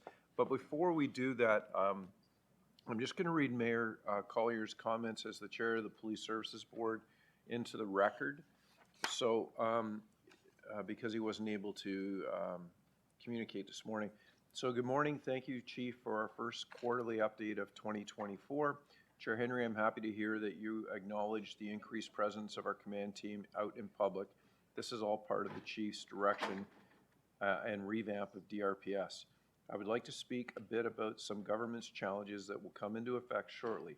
As you may know, the Community Safety and Policy Act, which will be referred to as the CSPA, comes into force next Monday, April 1st, 2024. The CSPA replaces the Police Service Act, which came into effect almost 3.5 decades ago. The CSPA introduces major changes to the legislative framework for policing across Ontario, including changes to the authorities and responsibility of boards, police services, and municipalities. A new oversight body called the Inspector General of Policing is also created and will have significant inspection and investigation powers. The board and DRPS leadership hosted the Inspector General and his team in Durham last week, and we are committed to having a positive relationship with the new organization. There will be cost pressures associated with the CSPA, including updating training, equipment requirements, and new standards for adequate policing. The impacts continue to be examined, and there will be better understanding as the implementation occurs. The DRPS budget will be before Council today, and the board is grateful for the collaborative effort with the region and FNA to provide substantial new funding that will allow the additional 76 staff to be hired. We expect the demands upon DRPS will continue to accelerate as the Durham region grows, and the board will continue to advocate for the necessary resources to ensure that DRPS is well positioned for the future. Thank you, Chief, for introducing our new deputy chiefs, Chris Kirkpatrick and Kim Yendel. Have officially joined the DRPS ranks. We are pleased to have such competent leaders join Chief Morer command team and to support the efforts to modernize the service, strengthen partnerships, and build the community trust. The board will be hosting a welcoming reception for the deputies on May 21st, and an invitation will be sent to all regional council. We hope to see you there. Signed, Mayor Collier, Chair of the Durham Regional Police Services Board. Now we will go to deal with 5.2, and I'll turn it over to our CAO. Thank you, Chair Henry, and through you to members of council. I would like to first thank staff for their dedication in putting together such a challenging budget. And as we know, it's been a bit of a prolonged budget season for us, so I greatly appreciate all of the hard work. The information before you today required intense dedication to pull everything together in a comprehensive and clear way. And a special thank you has to go to our Commissioner of Finance and to Nicole Pincombe and her team. You can't not imagine the number of scenarios that they've worked through in the past few months, so a great thanks to them for getting us to where we are today. As you know, these are difficult times for our residents, and we have been challenged to both provide a budget that meets Council's December 2023 direction and also reflects the significant demand on our essential services that are driving the pressures on the budget. Over the next slides in this presentation, we will focus on specifics of the draft budget and summarize major priorities. As noted in the report, Council has requested a budget at a cap of 7.5%, and this budget does meet that approved guideline. Next slide, please.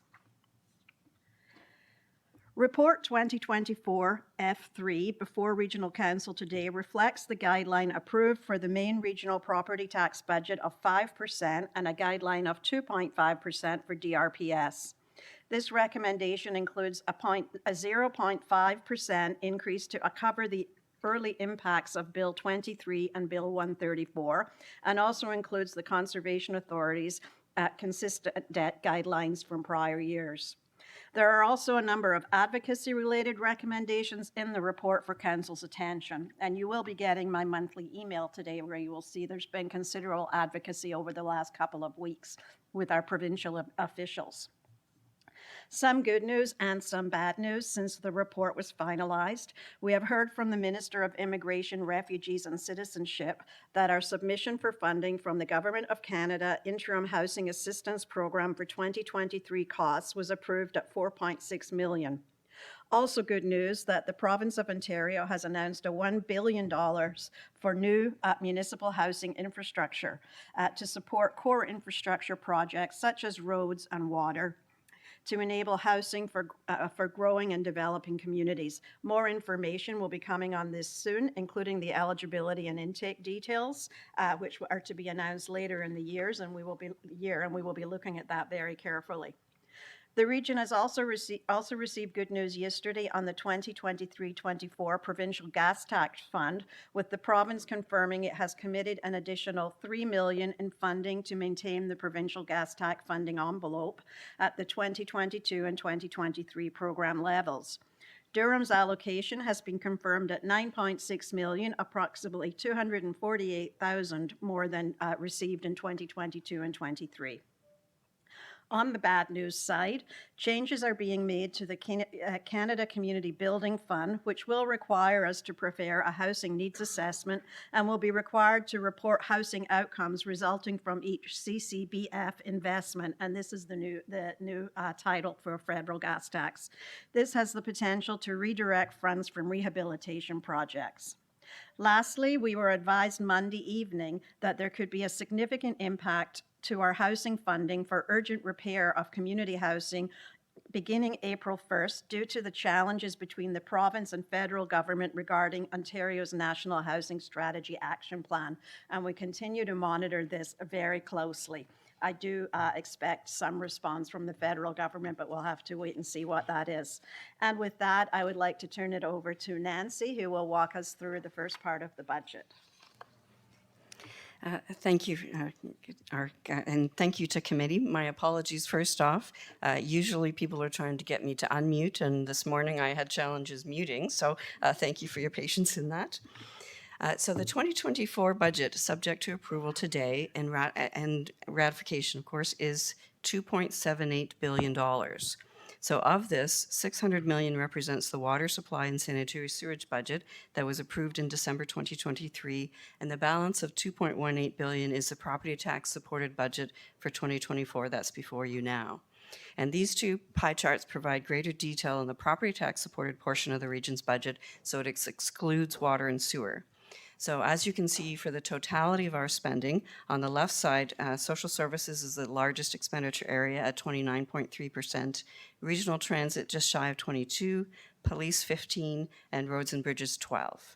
On the right side, the $2.184 billion property tax supported budget is funded from numerous sources, and often people are surprised to know that only 41% is coming from property taxes. So we have almost 23% from the province, 11% from reserves and reserve funds, just shy of 10% from the federal government. We have debt proceeds of 5%. And just as a note, the budget proposes to utilize approximately $321 million from reserves, reserve funds, gas tax and development charges, and that's a 35.5% increase from last year. So this slide represents the breakdown of that 41%. So the previous slide was the totality of all the spending. This slide takes that 41% from taxpayers and allocates where that is supporting. So, and you can see here that the largest component is police services at just shy of 30%, followed by social services at 20%, roads and bridges around 12%, and transit at 10%. So this 7.5% represents an annual increase of $231 for an average single-family home. And this slide essentially shows you how lack of funding affects things. So for the DRPS, as an example, they receive very little funding, so that means that they reside much heavier on the property tax base, just to give that some context. So a lot of the locals now express their tax increase as a percentage of the overall bill, not just their share of the bill. And this does increase transparency because often the public thinks they need to add the local plus the upper tier. So we've used some averages to try to approximate that from a regional perspective. So the 7.5% increase that's before you today is essentially about 3.9% on the total bill. And if you add that to the average local increase, which has been about 4.9, you'd end up essentially that the overall property tax increase to bills are about 5.7% cumulative today. And at this point, I'm going to turn it over to Nicole for some details on the various spending that's included. Thanks, Nancy. So there were a number of base budget pressures and non-discretionary items that needed to be accommodated within the 2024 budget in order to maintain existing service levels for Durham residents and businesses. So inflationary pressures alone on the 2024 budget totaled approximately $8.4 million.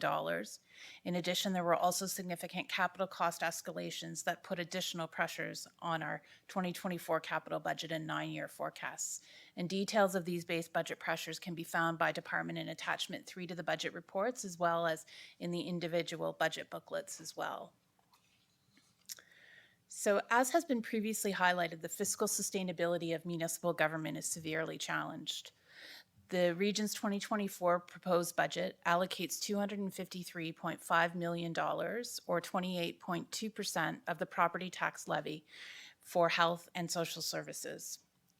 The tax levy funding of health and social services has increased by $87.2 million, or 52.4% over the last 5 years. This is not unique to the region of Durham, with this trend being reported by many single and upper-tier municipalities across the province.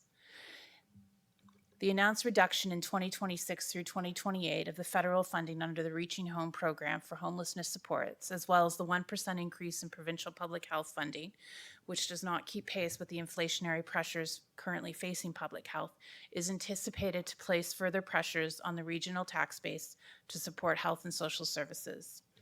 Durham Council has been proactive on this front by supporting AMO's call for social and economic prosperity review and FCM's call for a new framework for raising municipal revenue.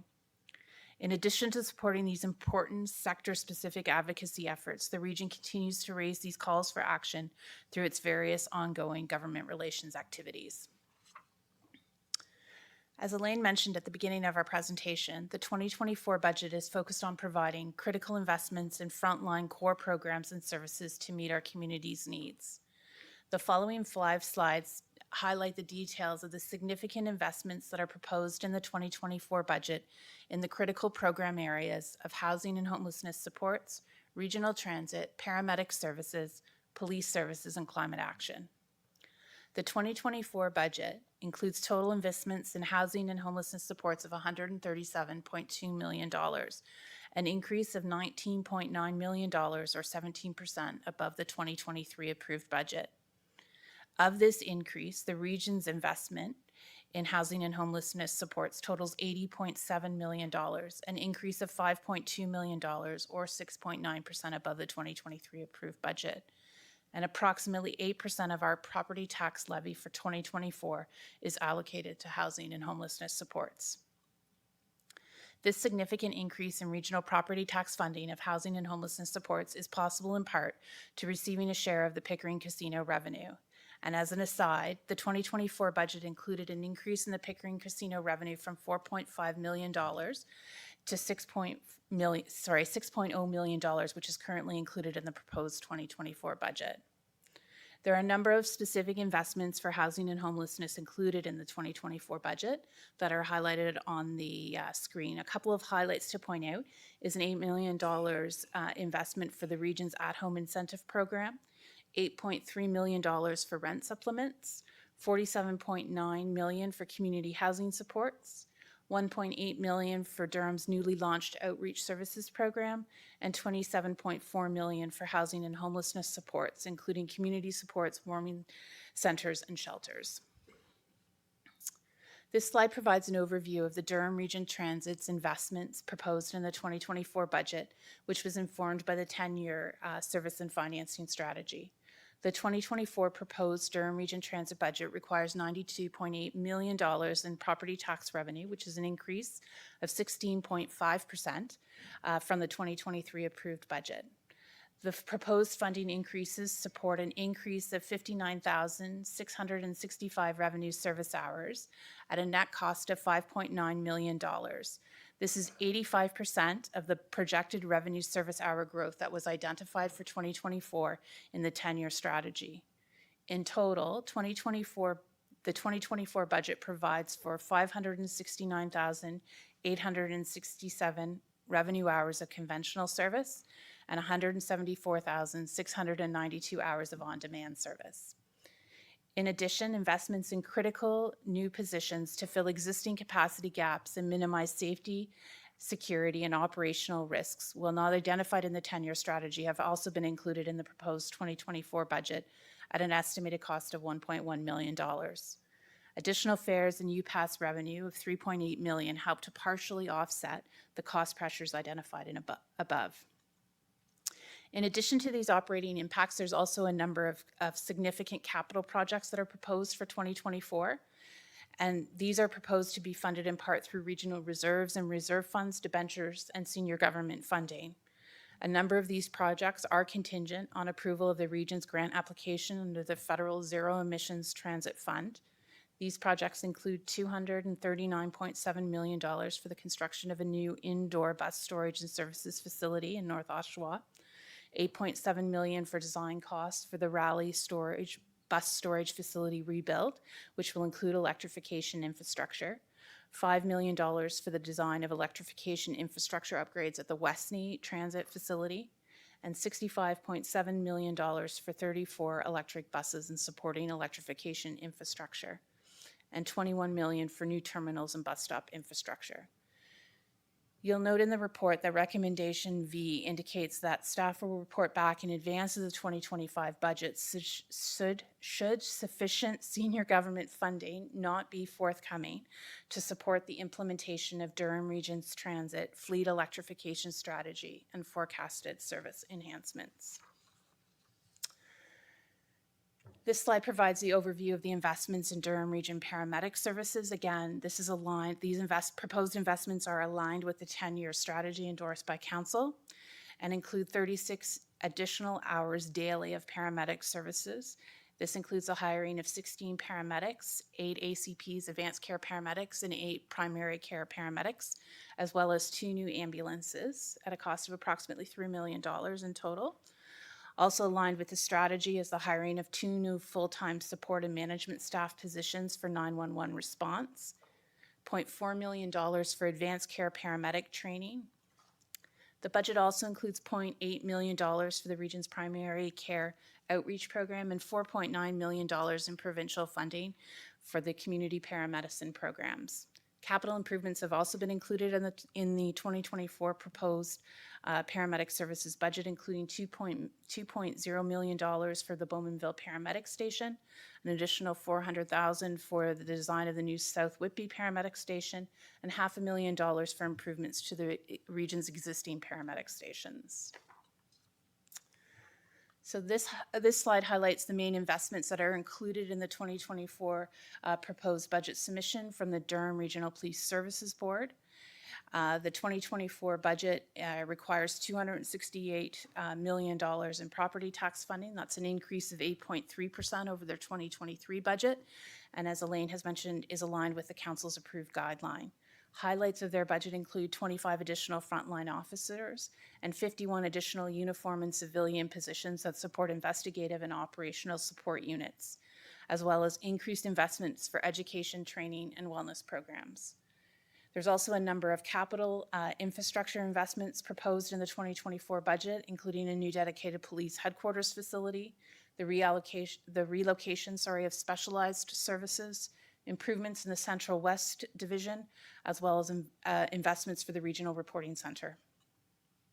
As mentioned in Section 5.6 of the budget report, Durham Regional Police Service was able to achieve the Council-approved guideline in part through the deferral of the start date for the 76 new positions from July 1st to September 1st.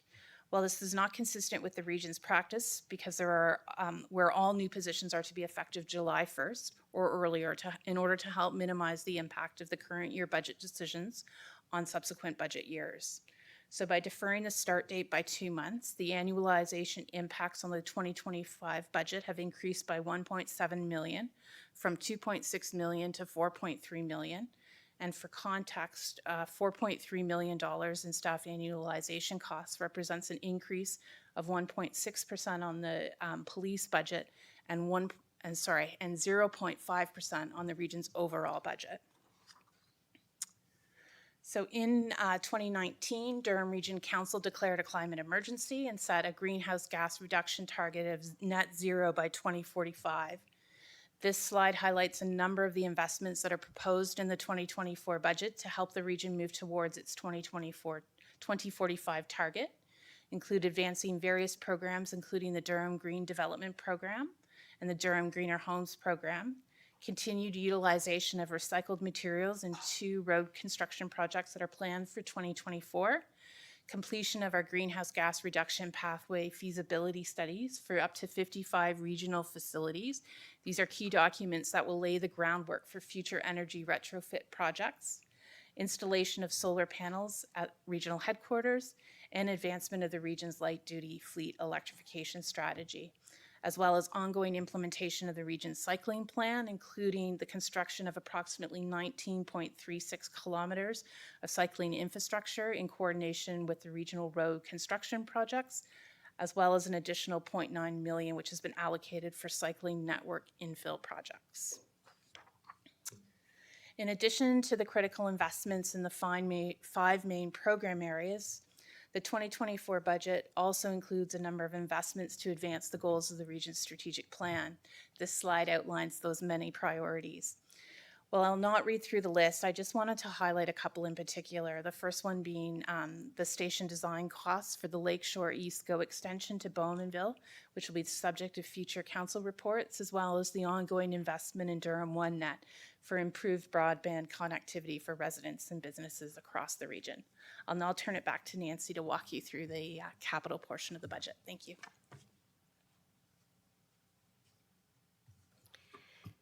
Thanks, Nicole.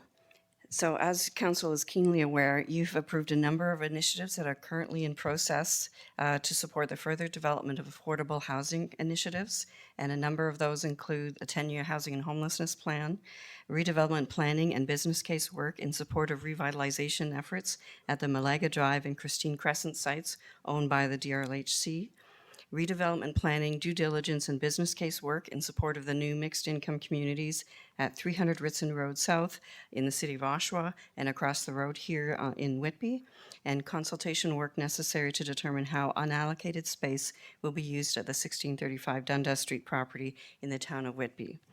So given the significance of all of these projects, a starting footprint has been incorporated into the 2024 proposed business plan and budget.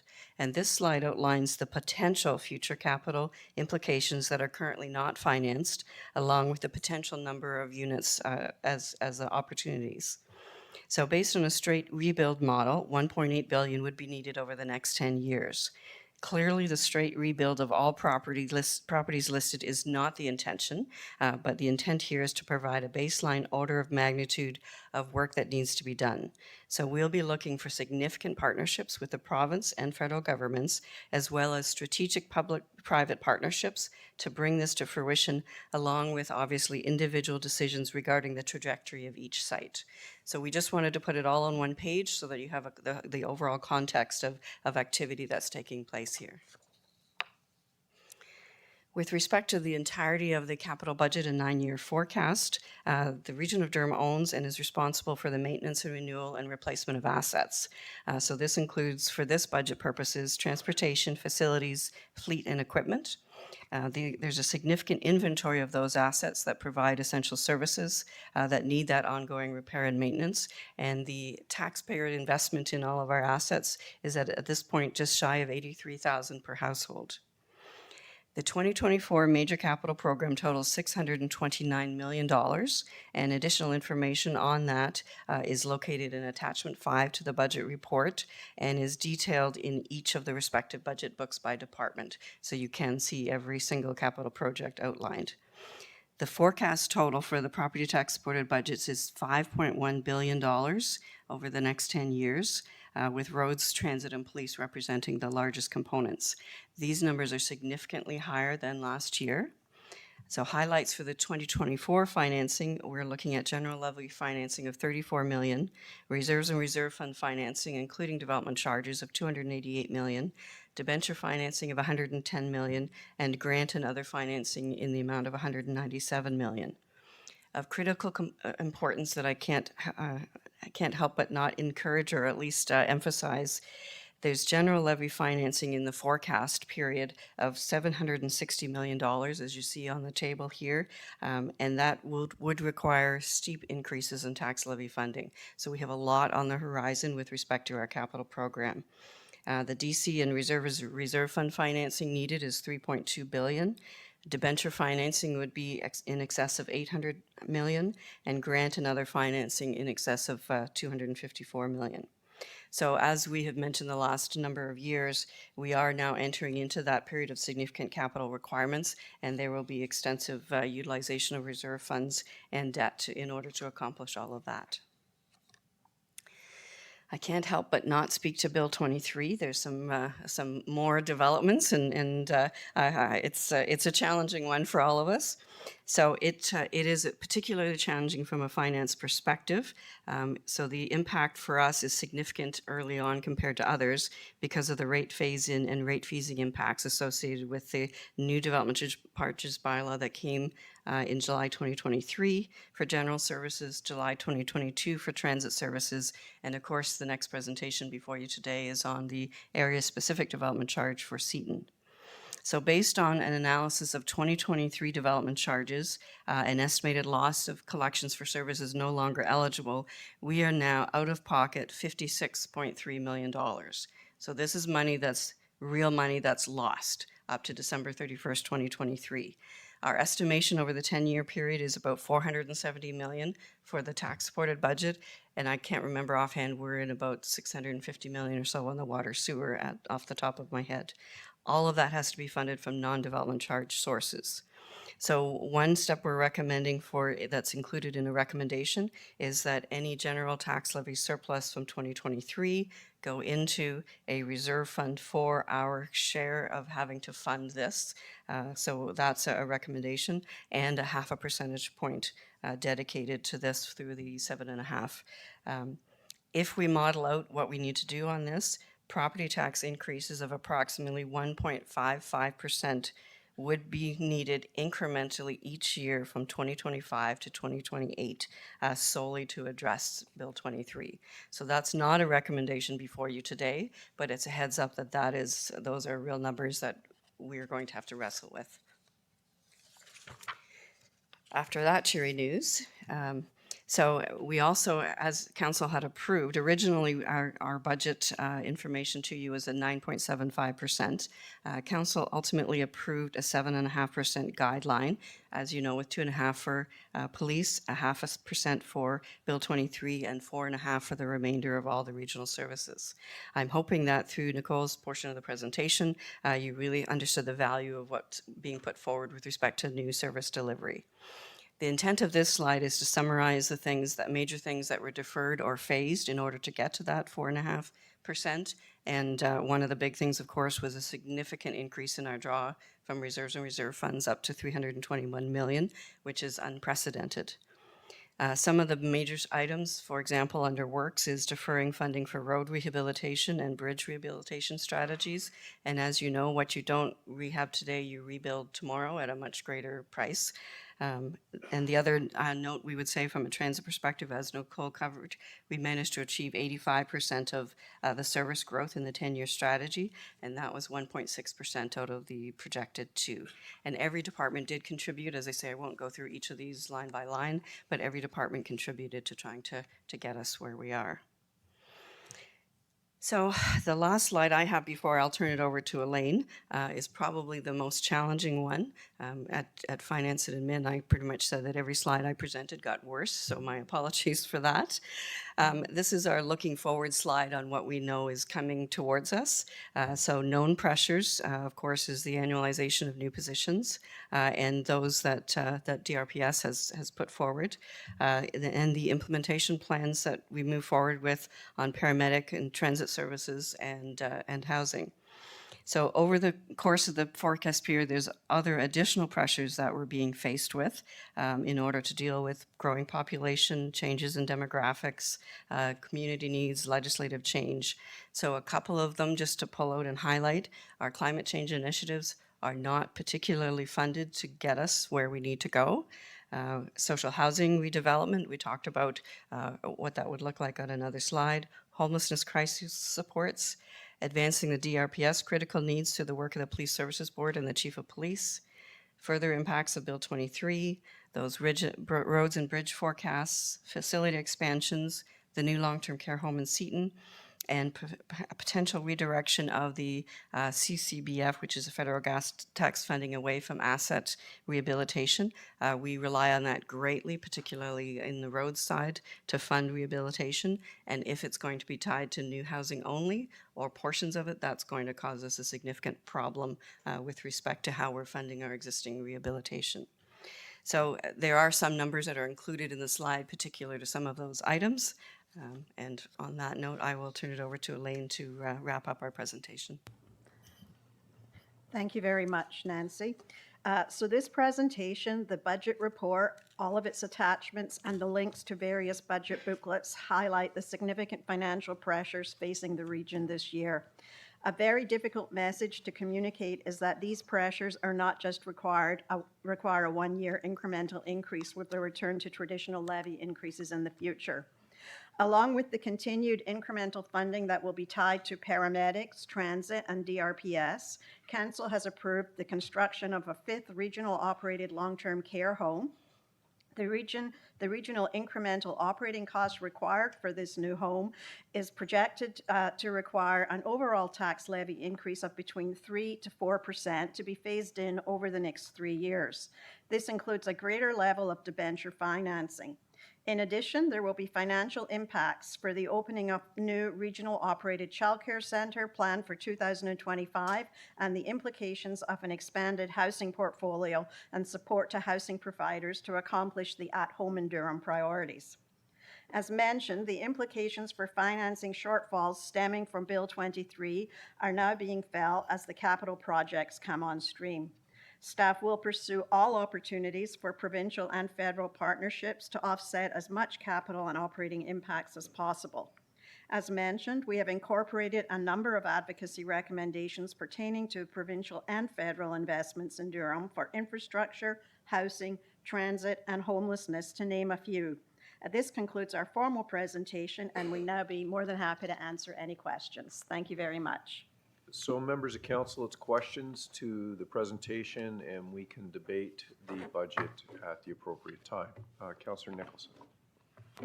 Thank you, Mr. Chairman. Could you tell me how much money you put into reserve accounts in this budget? Through the chair, we'll pull that out. It's in the schedule to the document. We haven't increased it in any. We've pretty much done the same as last year: roads and roads rehabilitation, bridge rehabilitation. But I don't have that right with me now. Perhaps when we get to the report section, I'll have that answer for you, if that's all right. You don't know how much you put in reserve accounts? Certainly, I don't have it memorized. No, I'm just trying to understand. We do have an accounting for it, though. Oh, absolutely, yes, yeah. Would you have a ballpark? I mean, I'm not asking you to the dollar, but would you have a ballpark of what you put in? Councillor, she'll have it for us when the report comes to debate. It's just.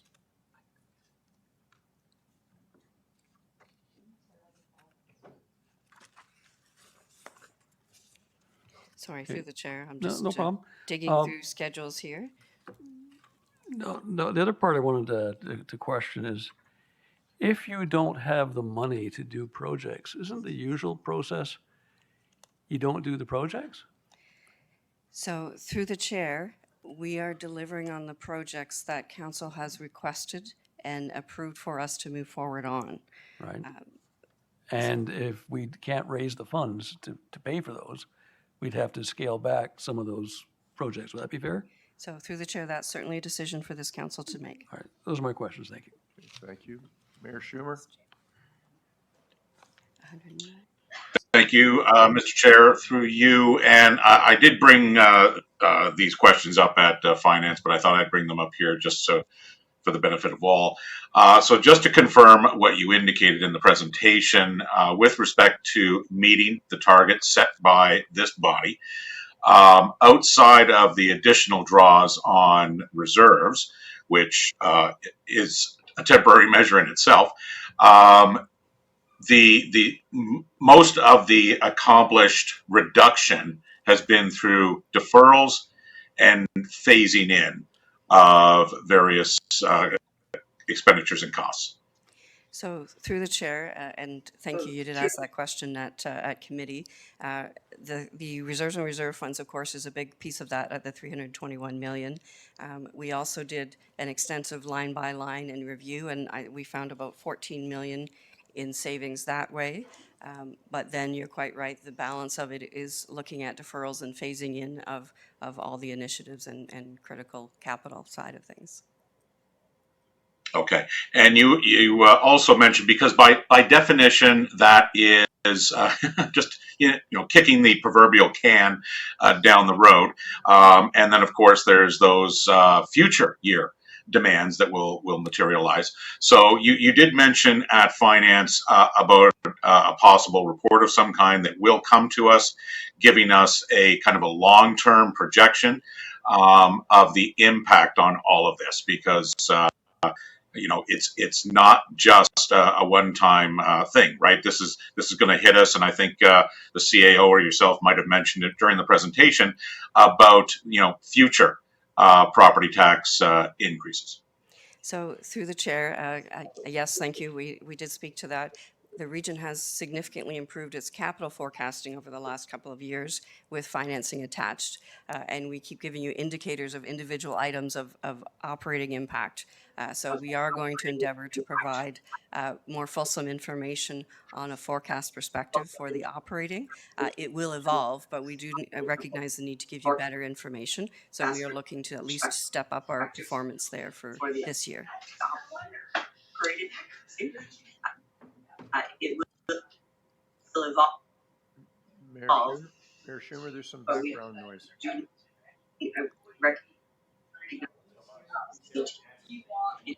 Oh, the delay. Thank you. So we're looking to step up our performance. Oh. Okay, thank you. I'm losing my connection yet again during this meeting, so I'll end my questions there. Thank you. Thank you. Councillor Pickles. Thank you, Mr. Chair, and thank you for your presentations today and the electronic one and all the bar graphs and pie graphs and all the stuff that comes with finance. A couple questions. One of the slides showed the impact of the provincial reduction in development charges, and I think it was $56 million for 2023. So yesterday was the provincial budget, and we've always been promised that we would be made whole, and that's W-H-O-L-E and not H-O-L-E, as sometimes Mayor Ash comments.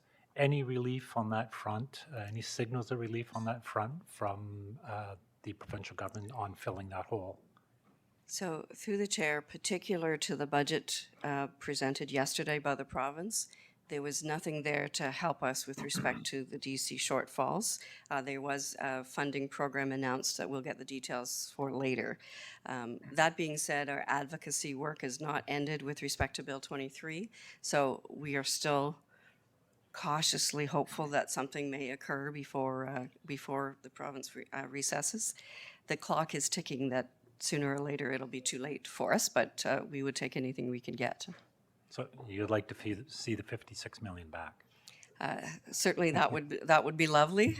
We certainly wouldn't, even if the legislation changed today, we certainly wouldn't be able to get that back from the people who did not pay it. So it is well, now gone. Hopefully there would be a mechanism. But anyway, next question.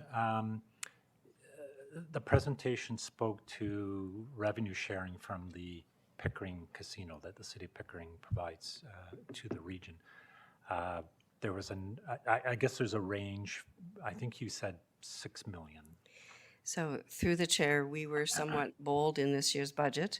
The agreement that is in place currently has a cap of 6 million, and last year we had 4.5 in the budget.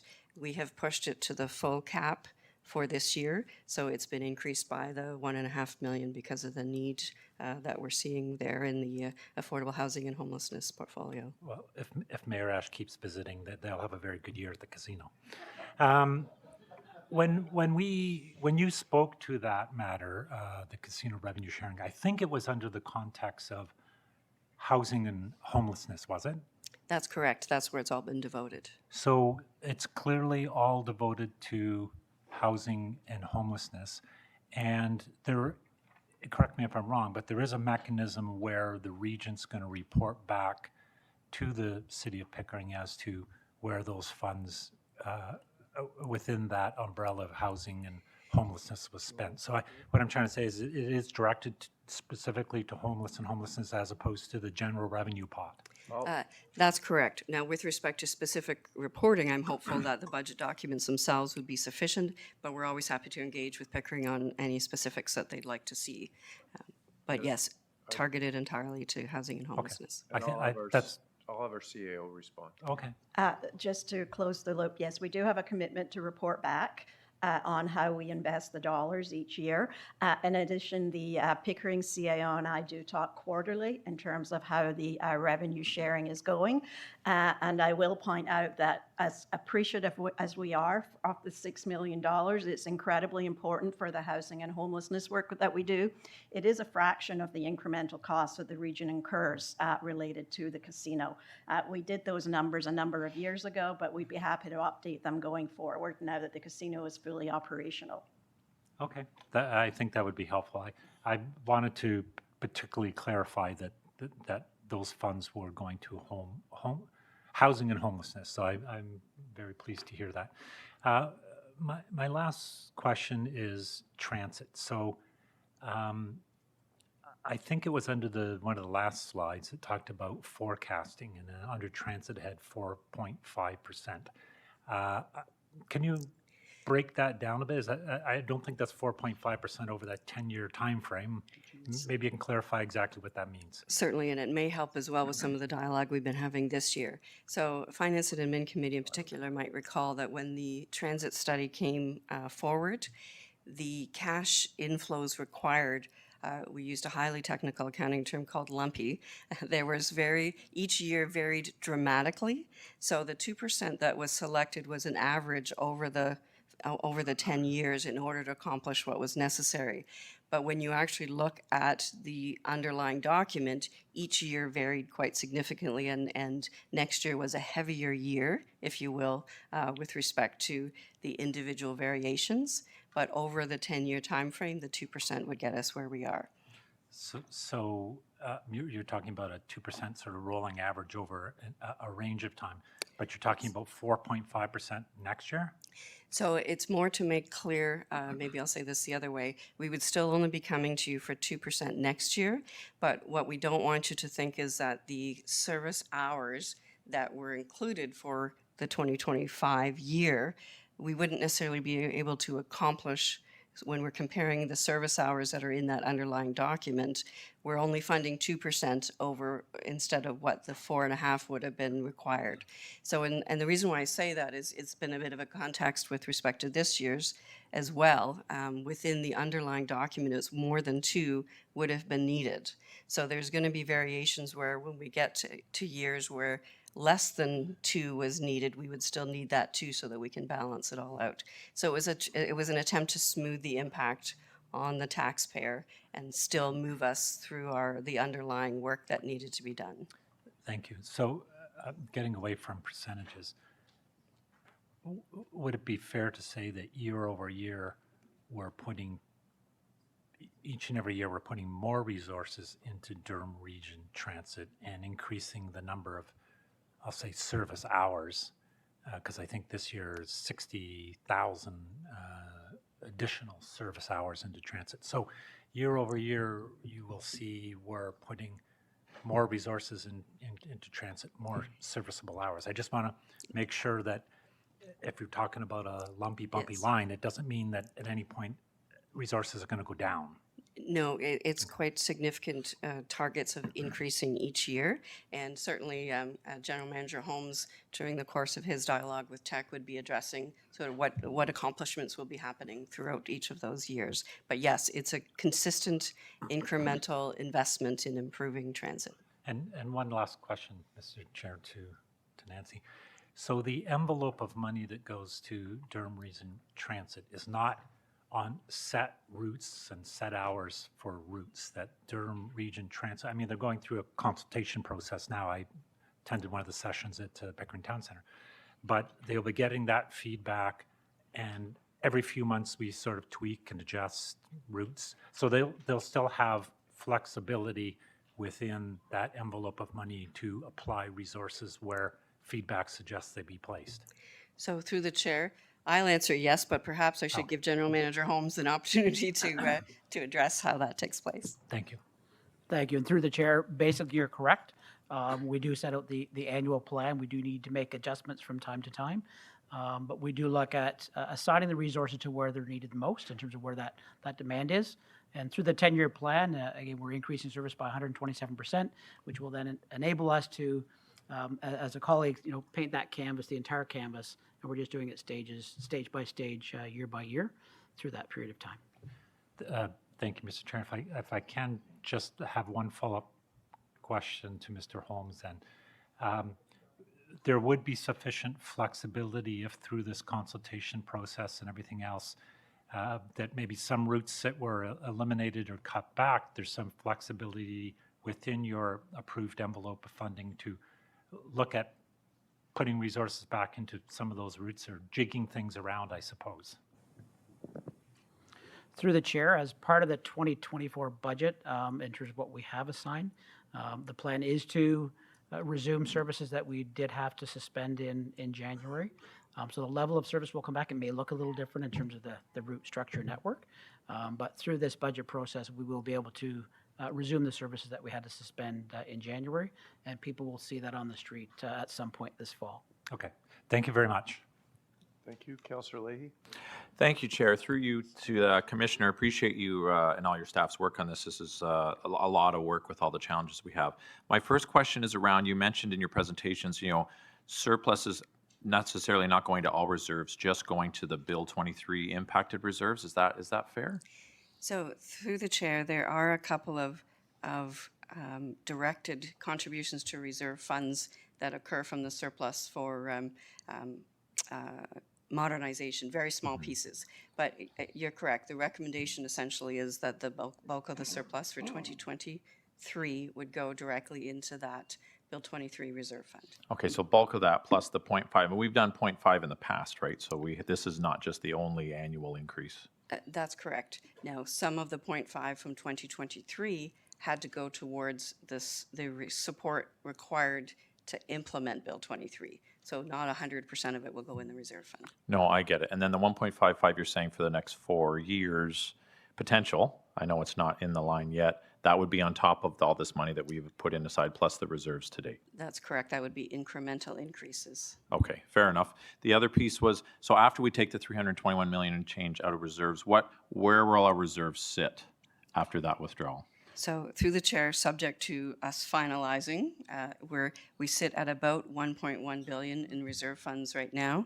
And as you note, just for capital alone, we're looking at needing 3.1 billion, but there is about 1.1 billion there today. Okay, so no, fair enough. And then I guess from the provincial announcements yesterday on the infrastructure fund and focusing on long-term care homes and stuff for municipal water infrastructure, will we have opportunities to apply to those? I know it's not a guarantee, but I would assume we're going to have opportunities to look for that to try to defer some of those costs. So through the chair, as Elaine mentioned, we will be all over whatever defined opportunities that we have.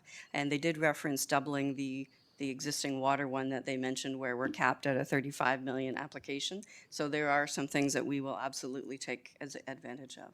Perfect, thank you. And then I guess my last question was that I think they recently announced the gas, so the so-called gas tax funds from the province. Did we get any additional funds, or was it larger than before, and did that impact anything? So on the provincial gas tax side, we just got announced yesterday that for the 23-24 year from the province, we're looking at, I think that's my correct quote on it, we're getting just over 200,000 extra, 230-some thousand extra.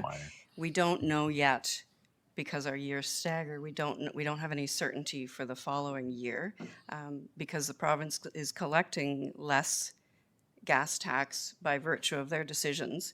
That means they have less to disperse to municipalities. So we don't know we don't have certainty there. What next year's is going to be. All right, no, I appreciate that. Those are my questions for the presentation. Thank you, Chair.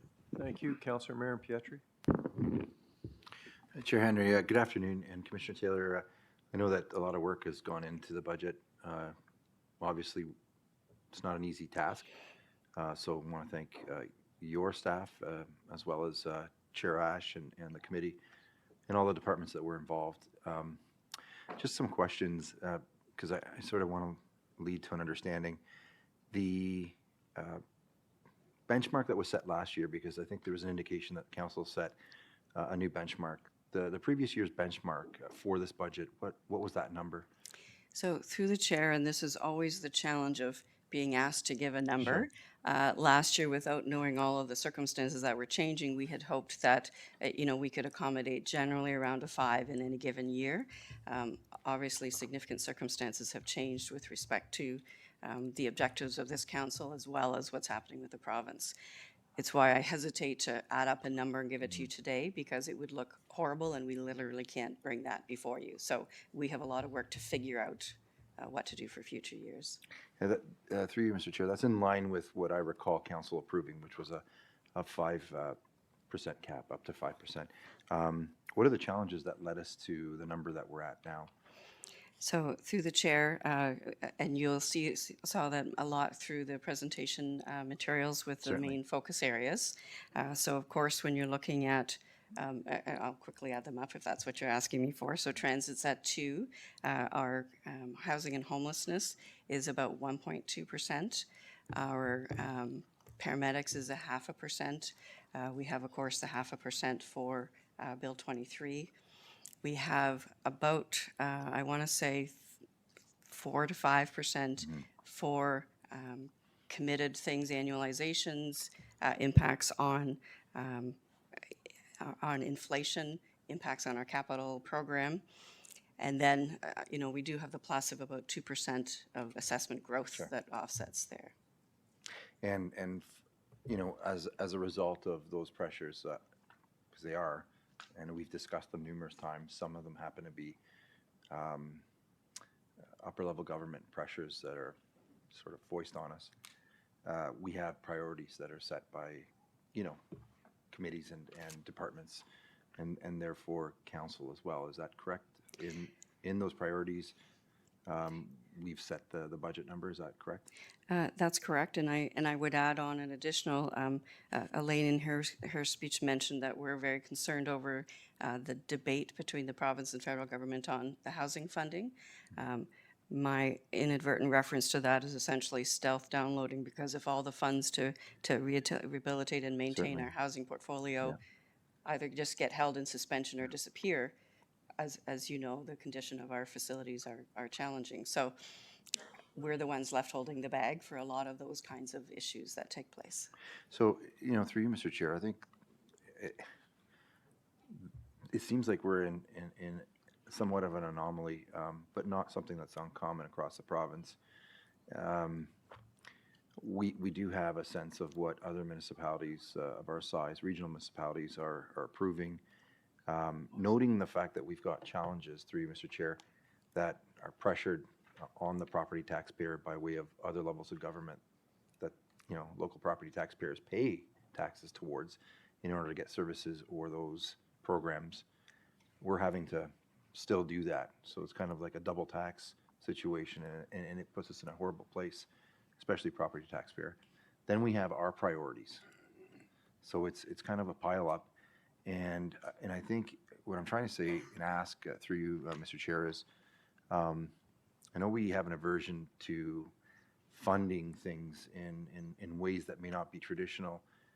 For example, using reserves, but we often talk about anomalies and rainy days. I think, just through you, the argument today may not be in terms of the debate of what the priorities are or how to overcome those challenges, because we're forced, but how to pay for it.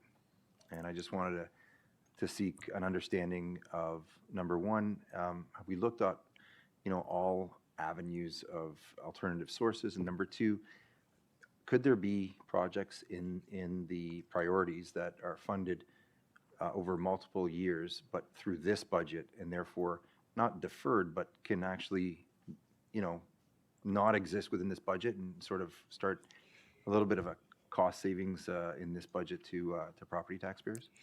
So if I may, through the chair, a couple of points there. One of the things that we did very aggressively, and the department heads certainly really stepped up to try to help with this, is to identify everywhere possible where something was one time.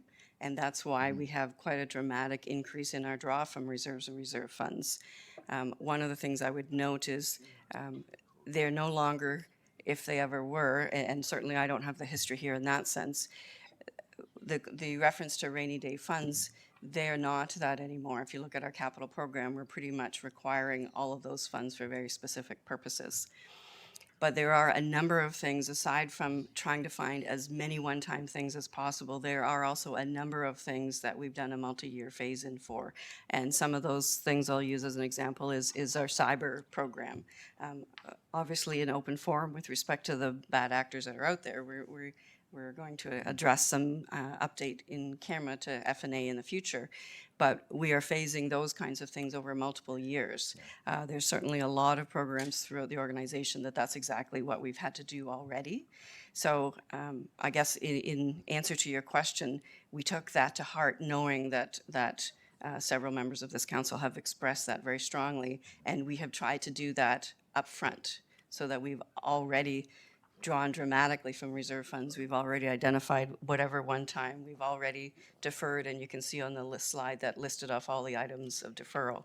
So we have tried to utilize that everywhere we can, knowing that this council would be very interested in that. Okay. Through you, Mr. Chair, and I appreciate those answers because I think there's going to be a debate, and I think a lot of the work has been done through committee, and I'm not sure if it's going to be about reorganizing the deck on the Titanic.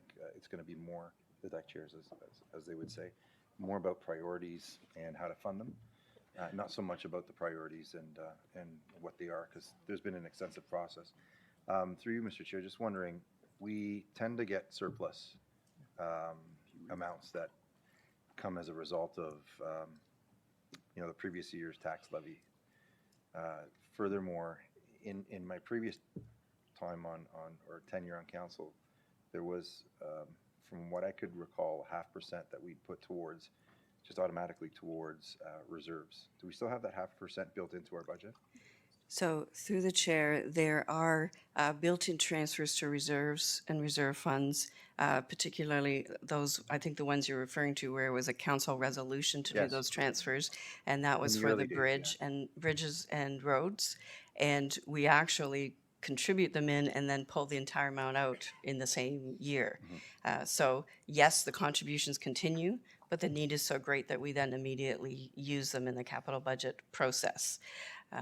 The other thing that we have done very much more in the last 2 to 3 years, but in particular this year, is we looked at the reasons that were driving last year's surplus and then maximize the use. If that's something that was going to happen ongoing, Sure. then we adjusted for that by bringing more in. So, for example, one of the drivers of the surplus in 2023 is increased interest revenue, because as we all know, there's a painful side of high interest rates, but there's also that plus side.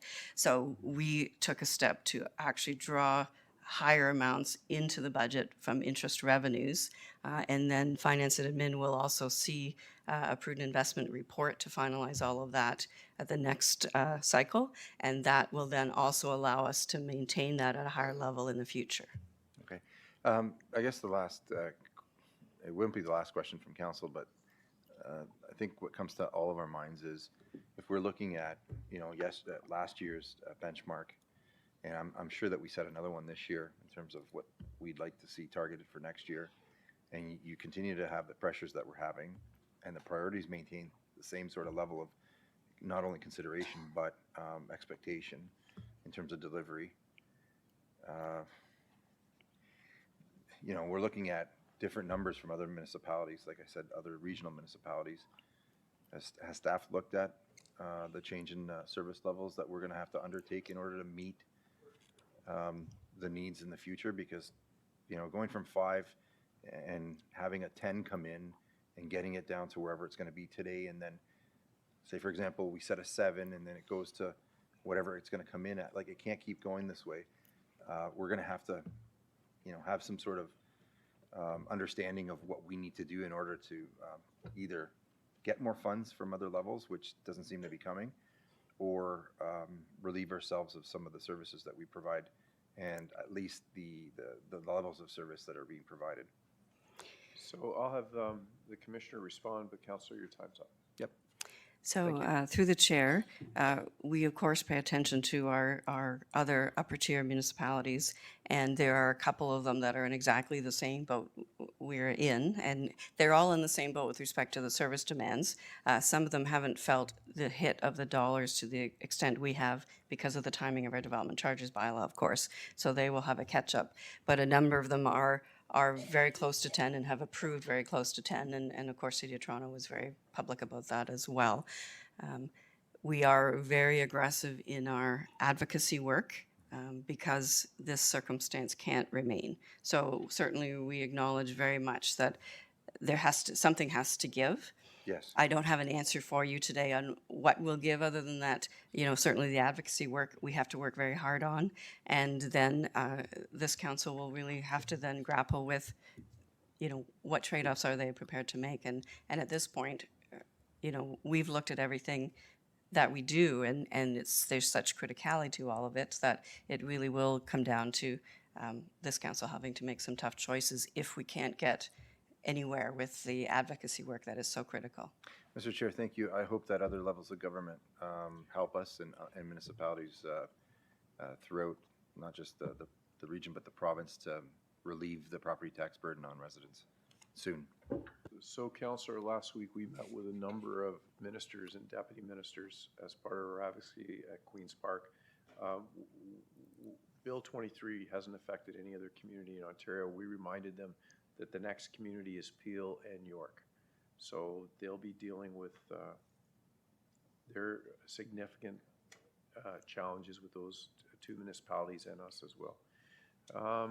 Councillor Anderson. Thank you, and thank you, Nancy, for all the work you and your team has done in this. 7.5% is something I'm trying to deal with residents. Toronto is an outlier, and we are probably there at probably 10, we're 7.5. So I'm being asked, why is York 2.5 or under 3, or why is Peel under 5%? How do you explain that, or what accounts for that? I know all regions are different, but So there's a couple of things that I would respond to. One of the things to keep in mind is that we don't all provide the same services. So as our CIO had mentioned, we have 4 long-term care homes, soon to be 5. Many don't have that number of long-term care homes. The private sector hasn't seen the cost benefit necessarily of providing some services in the region of Durham that they do in others.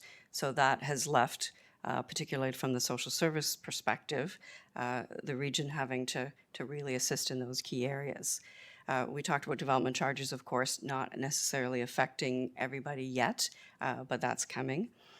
The other thing I would point out is that places like Waterloo and Hamilton, they are in the same boat as we are. Some have a little bit more time before they get to that boat.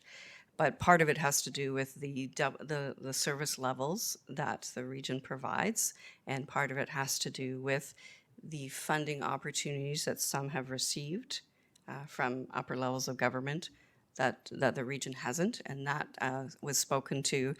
Chair Henry had asked for a report back, and on today's agenda is a ratification of a recommendation relating to that. So the playing field is not level. okay. So when you refer to service levels, are you saying we provide better service than York, for example? So what I'm suggesting, perhaps the CAO may help me out here to some degree. What I'm suggesting to you that yes, there are some areas that we provide a greater level of service because there isn't the same evolved level of service available from a private sector perspective. But perhaps if the CAO has more to add, particular to York, I certainly do know that in their budget documents, they actually have attachments that they list as unfunded. So they are pending decisions around a number of service levels, but perhaps I don't know if the CAO would have anything to add on that.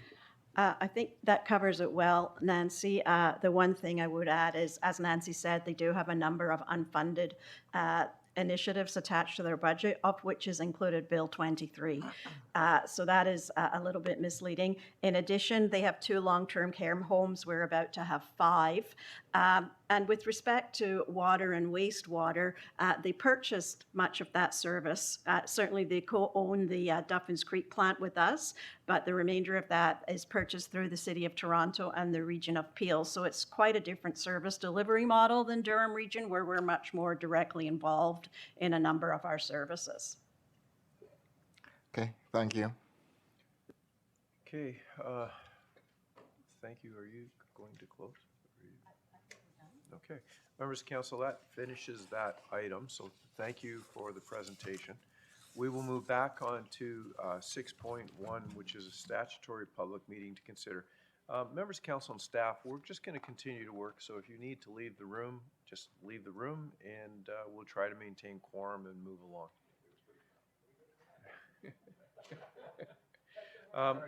Members of council, we're on 6.1.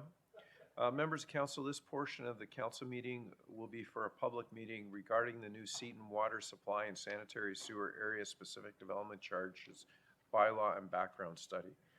This public meeting is required pursuant to Section 12 of the Development Charge Act 1997 as part of the process the council must follow before passing a development charge bylaw.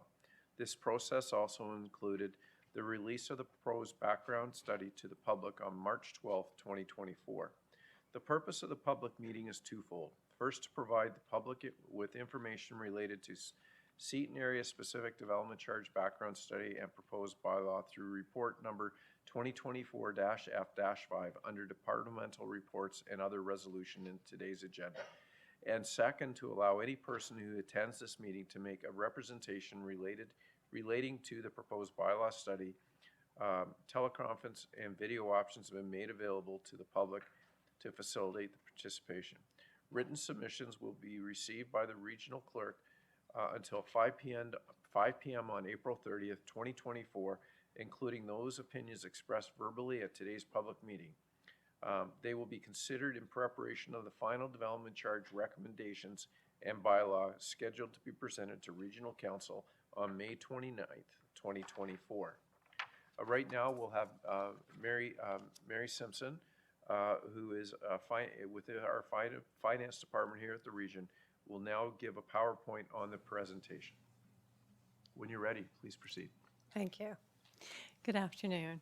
As the chair indicated, I'm Mary Simpson. I'm the Director of Risk Management, Economic Studies and Procurement, but I am here today representing the Development Charge Working Group. And I have with me 2 of our economists, Gary Aslan and Matt Campo. And we have a representative from Planning with Colleen Goodchild. And of course, Works and Legal are also part of that working group. So if I could have the first slide, thank you. Today is an opportunity for council to hear public input.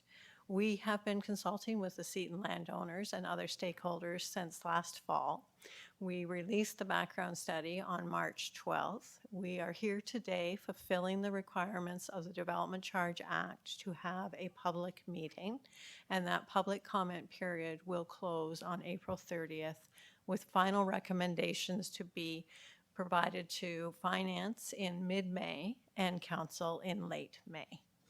There is a deadline, as there was with the Regional Development Charge. The Seton Area Specific Development Charge is set to expire at the end of June this year. To provide council with, and the public with some background, the next slide, thank you, indicates that the region executed a front-ending agreement with the Seton landowners late in 2015. And under the terms of that front-ending agreement, the Seton landowners agreed to upfront a considerable share of the water and sewer capital works that were required for Seton. And in exchange, the region, as would be required, is to provide development charge credits for that water and sewer infrastructure being upfronted. In order to facilitate those credits, Council adopted the first area-specific development charge for the Seton Water and Sewer Works in April of 2013. That bylaw was renewed in 19, amended in 2021, and now is set to expire at the end of June this year. The next slide provides you with a graphic of the land area that we call Seton. Generally, it is in the northwest portion of Pickering. The next slide outlines the purpose of the Seton area-specific development charges. These area-specific development charges, and another member of our working group has just joined us from Works, Paul Gillespie, to recover a portion of the growth-related capital costs for the services that will be used by the new residents and employees in the Seton area. It's important to note that the regional water and sewer development charges do not apply within this area, but rather we impose the Seton area specific. The funds are used to pay for the growth-related portions of the capital projects and can only be used for those services. The Seton area-specific development charge is a bit different than the regional in that it is a very collaborative project, and we have worked closely with the Seton landowners along with our interdepartmental working group. The next slide gives you really the framework of the area-specific development charge. In this case, we have expanded the development forecast to 2039.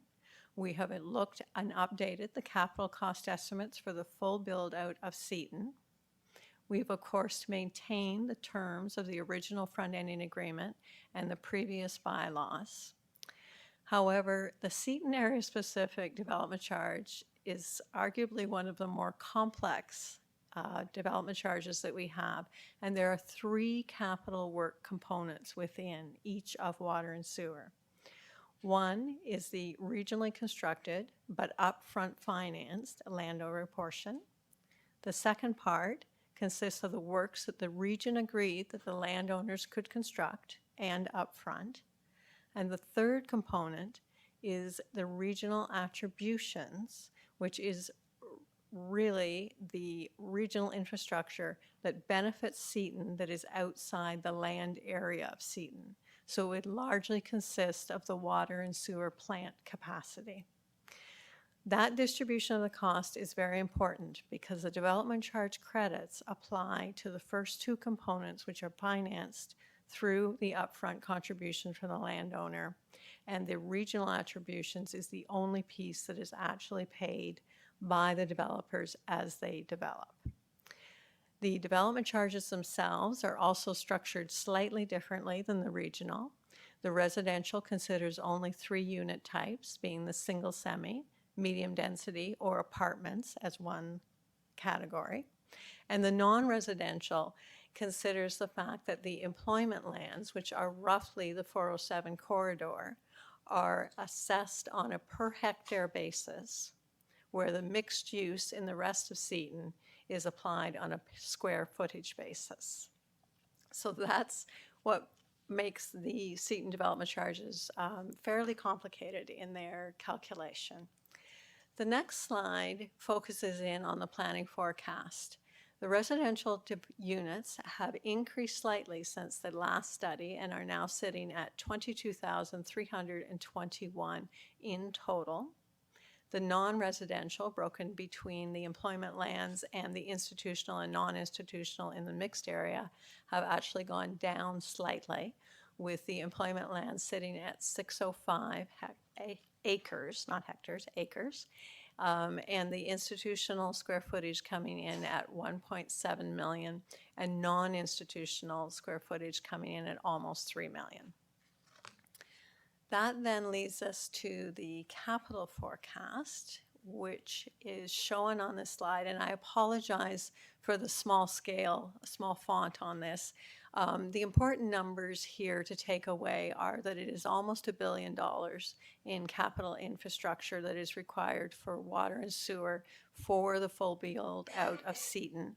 And as I detailed a couple slides ago, it's broken between those three categories for both water and sewer. If we follow the prescribed methodology for development charges and we remove the benefit to existing growth, these are the middle columns, the benefit to growth elsewhere, the post-period benefit, and in this case, the federal lands, which are sitting to the north, we come down to a growth net share of almost 500 million, which we are seeking to recover through the area-specific development charge. Moving then to the rates, the proposed residential rate, which would come with the proposed bylaw that we are considering today, is decreasing slightly to a single rate of $27,595 per unit. Likewise, the medium density and apartment units are also coming in at a slightly lower, and this is largely because the actual number of residential units has increased. So we're dividing it by a slightly bigger number, and it is coming down. However, as Nancy's just walked you through, Bill 23 strikes here too, and we have to phase in the calculated rates. And that means that the phased-in rates for the first year of the bylaw would be at $22,077 for a single detached, which is bringing the decrease then down to 30%. And that phase-in is shown in small print underneath, but essentially it will apply for the first 5 years of the bylaw. It is of interest to note that the portions that were upfronted, those first two categories in the capital, are actually going to be a phased-in credit. And it is the third category, the attributions, which would be the amount which will be reduced for payment by the developers. The next slide just provides you with the detailed changes of those proposed residential. This is the proposed phased in, so this is after the Bill 23 discount for the first year. And it is broken out by the various categories just for completeness this morning or this afternoon. The next slide moves us to the non-residential development charge rates.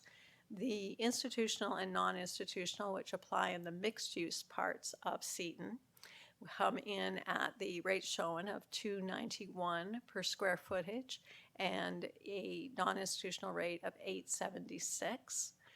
Those are slight increases over the current rate. The employment land, which is along the 407, is showing an increase of 12%. However, again, due to Bill 23, those rates will be phased in, and that brings the proposed change from the current rates to slight decreases ranging between 10 and 20%. And the next slide again breaks out those proposed non-residential rates by the various categories, just giving all of the detail for the public meeting today. And to wrap up, the next slide highlights the additional changes which were required in bringing this bylaw forward to council. In addition to the phase-in, the new development charge requirements allow this bylaw to survive for up to 10 years. We've also included the additional secondary unit exemptions and the various discounts and exemptions that council will recall from the regional bylaw, namely the rental housing developments of discounts for the number of bedrooms, the exemptions for nonprofit, exemptions for the non-inclusionary zoning, and the pending exemptions for affordable and attainable housing. And lastly, on the last slide, we are proposing two small definitional changes which mirror the changes that were approved by council last spring to the regional bylaw, just bringing in a alignment on the definition of bedrooms and the definition of apartment buildings. So in summary, the next slide, thank you. We must have this regional bylaw updated by July 1st of this year. We are now in the consultation and formal public input stage. I can advise you that the background study and proposed bylaw before you does comply with the Development Charge Act, and that the ongoing accountability for these development charges, like the regional development charges, are provided through the Treasurer's annual statements and the annual audited financial statements of the region.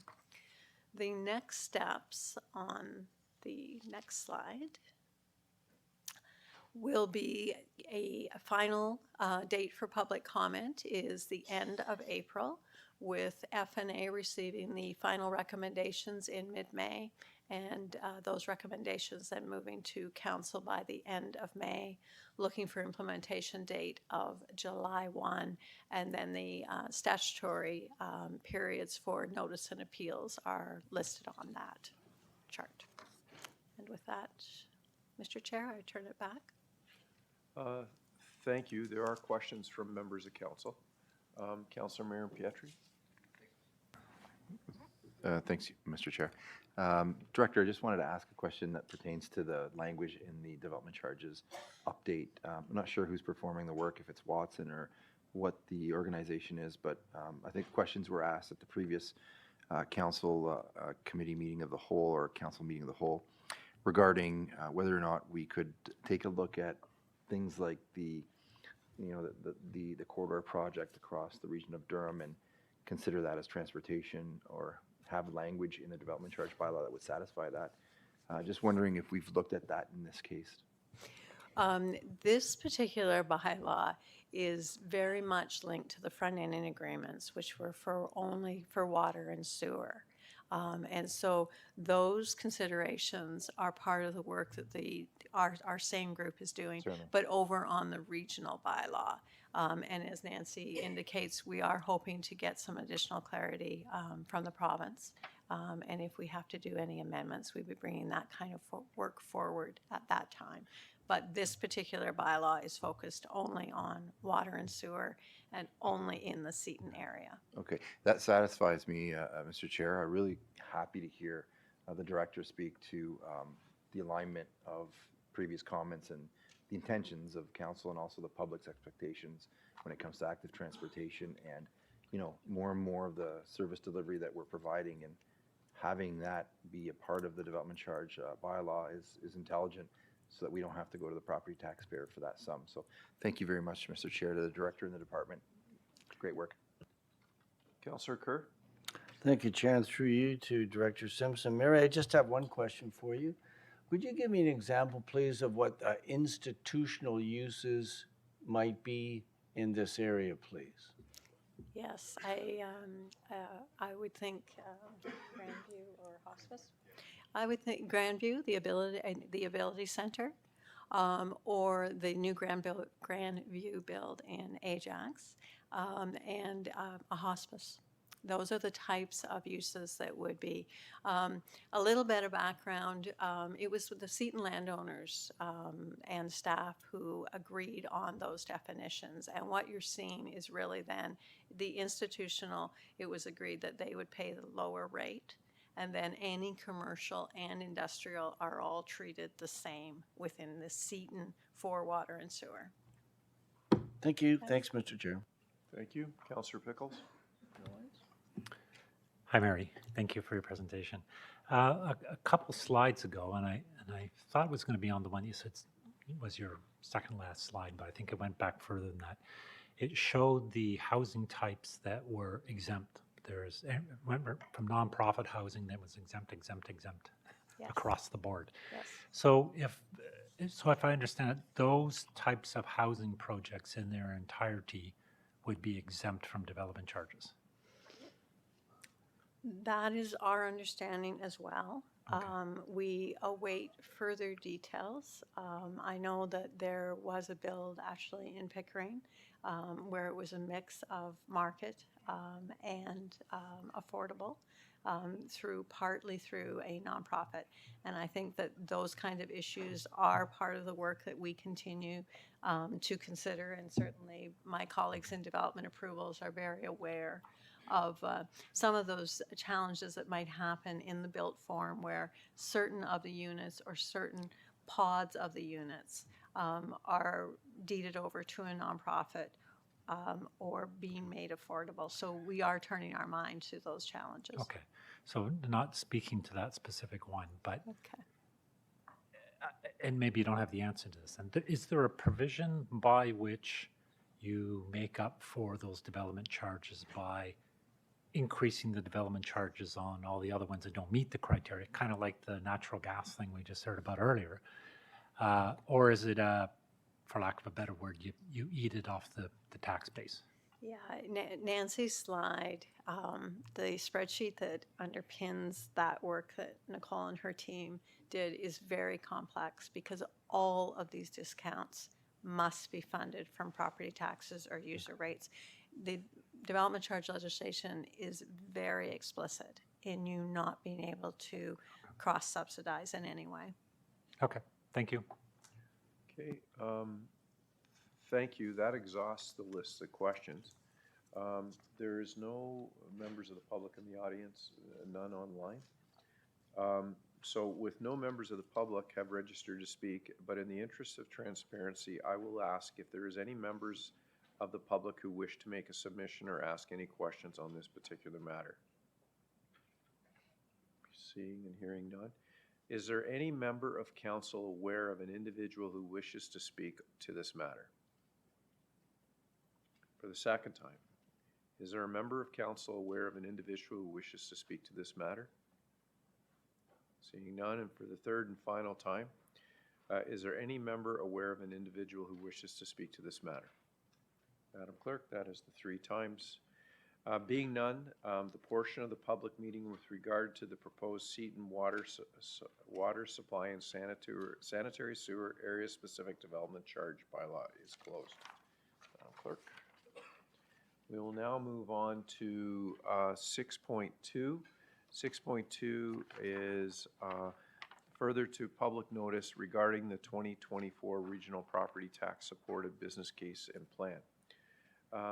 This is to ensure that there is not anyone in attendance at the council meeting to speak to the issue of the 2024 budget.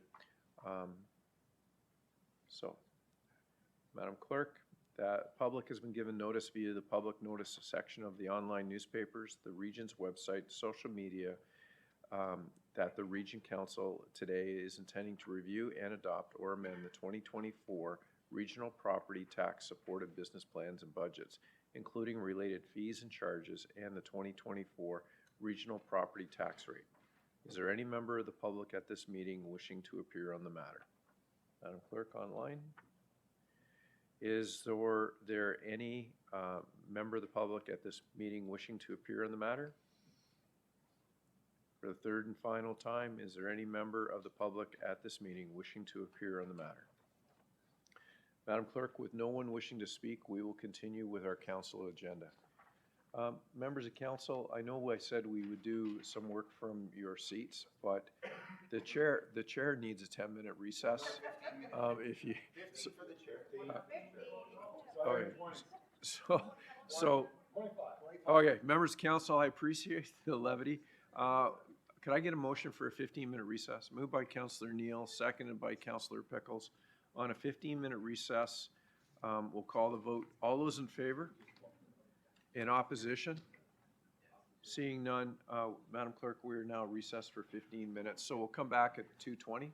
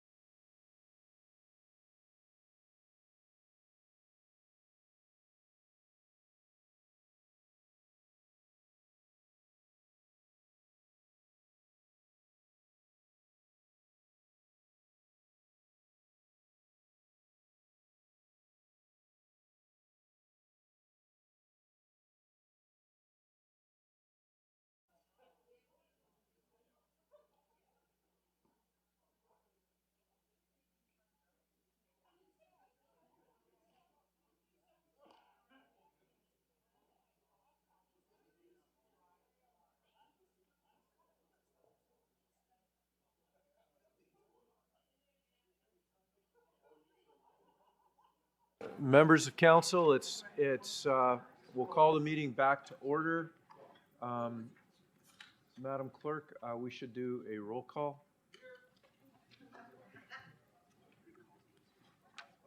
The vote is now open.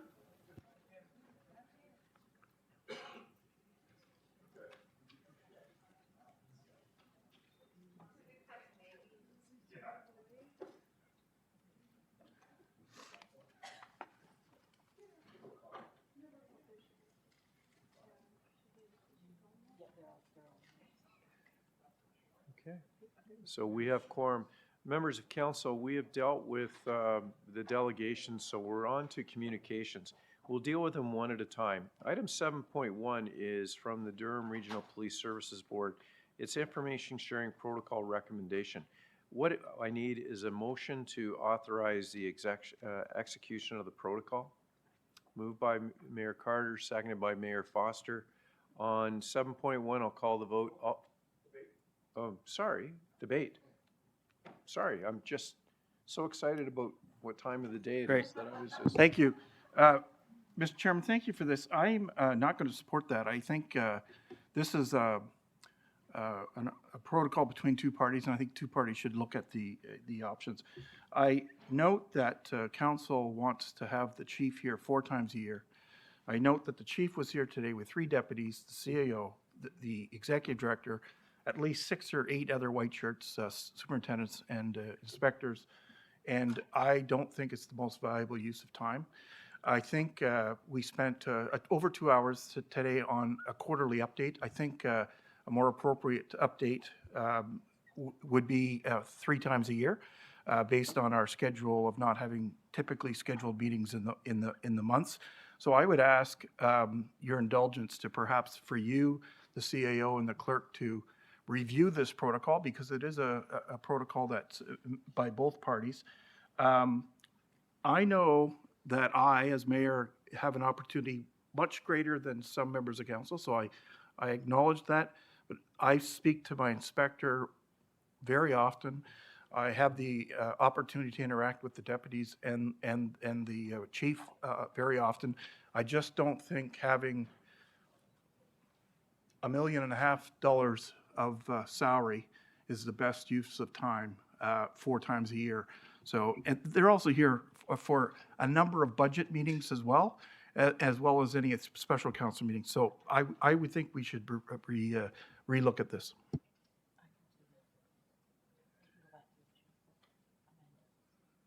Okay. Pardon?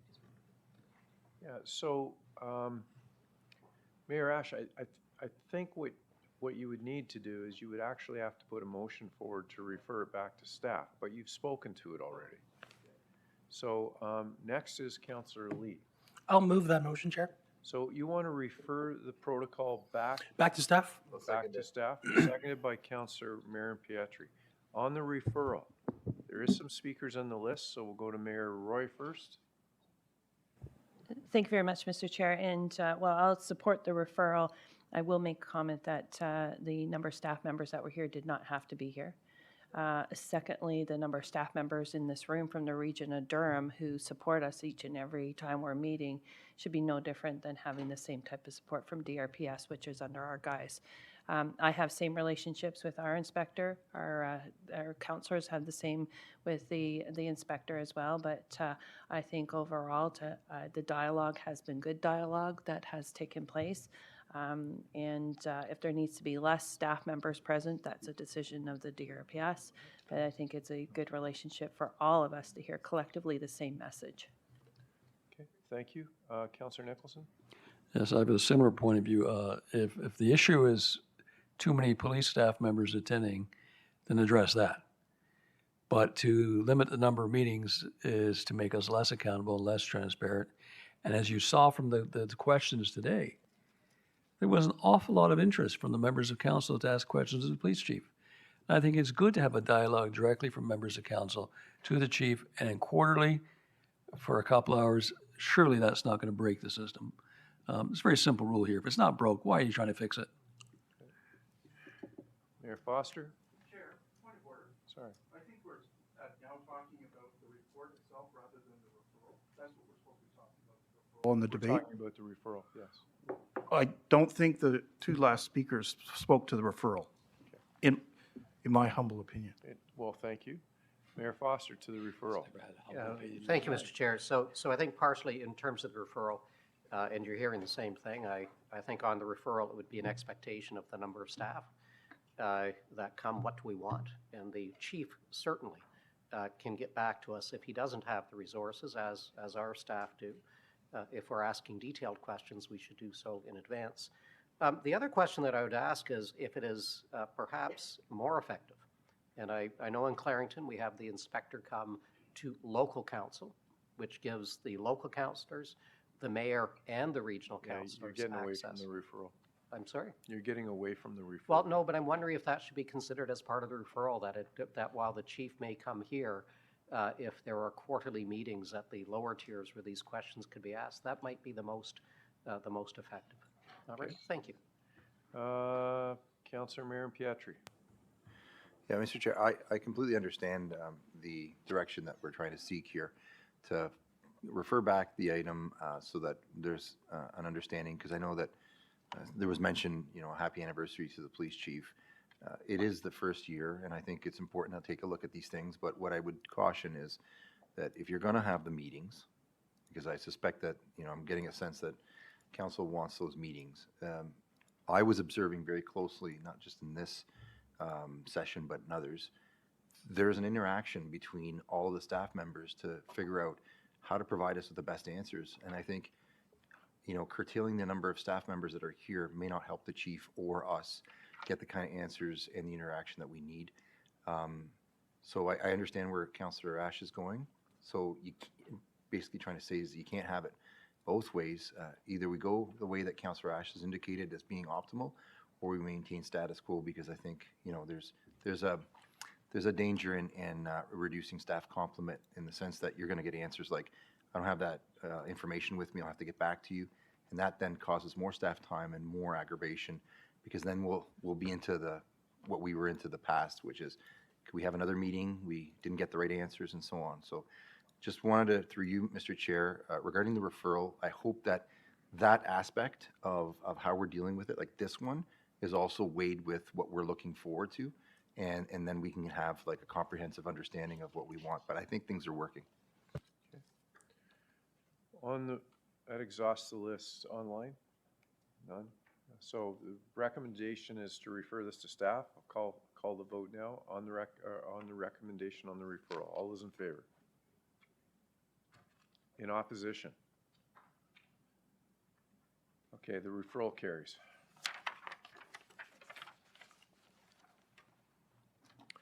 On 7.2, from Ms. Wendy Bracken, read the budget report. Recommendation is to refer to consideration of item 9.1. Can I get a mover, please? On the referral, Mayor Foster, second by Councillor Wu.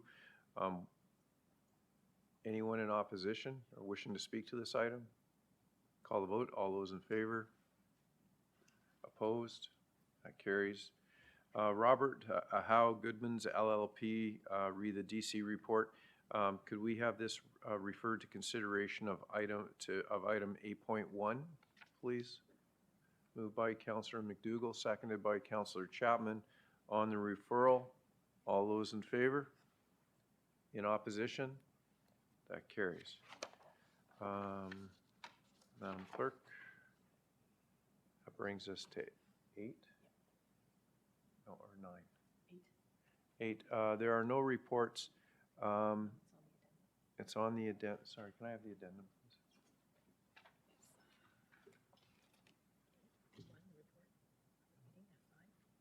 Okay, what do we want to do?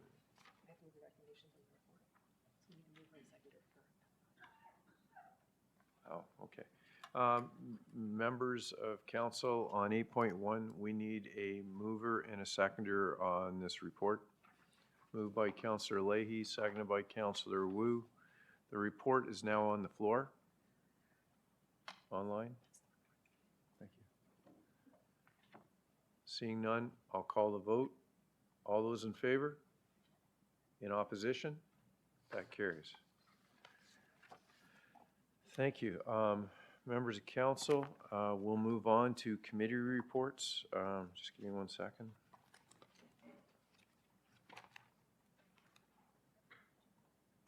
Okay. We'll start with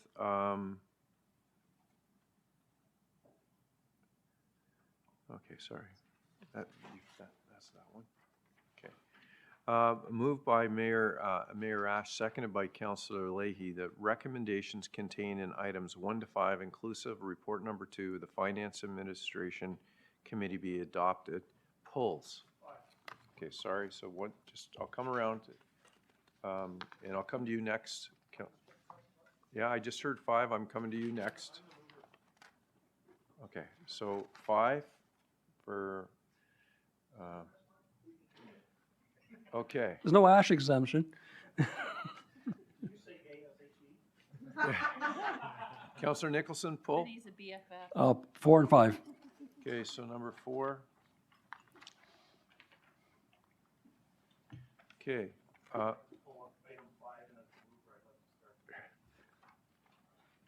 Okay, when we get to 5. Okay. Councillor Brenner? Mr. Chair, I provided information to the clerk on the item to be pulled and an amendment. And I believe that is, The clerk have it? But I don't have it. I copied you on it, Mr. Chair. And you were copied on the response from the clerk as well, Yeah, and well- from the Commissioner of Finance on the draft So wording. Councillor Brenner, I don't, on top of this chaos on top of my desk, I do not have the time to operate a laptop. and No, I barely have a understand. chance That's why I to sent check it my last night phone, and you were so- copied. That's all I'm saying is that I did copy you out of protocol and respect, sir.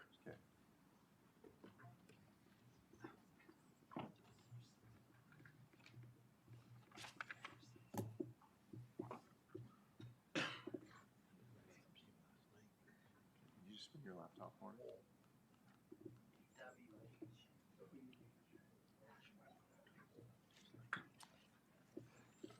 So this is on.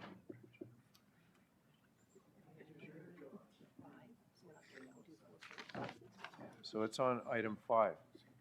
So item 5 has already been pulled by Mayor Ash. And that was to advise that I do have an amendment, Mr. Chairman. Okay, thank you. Okay.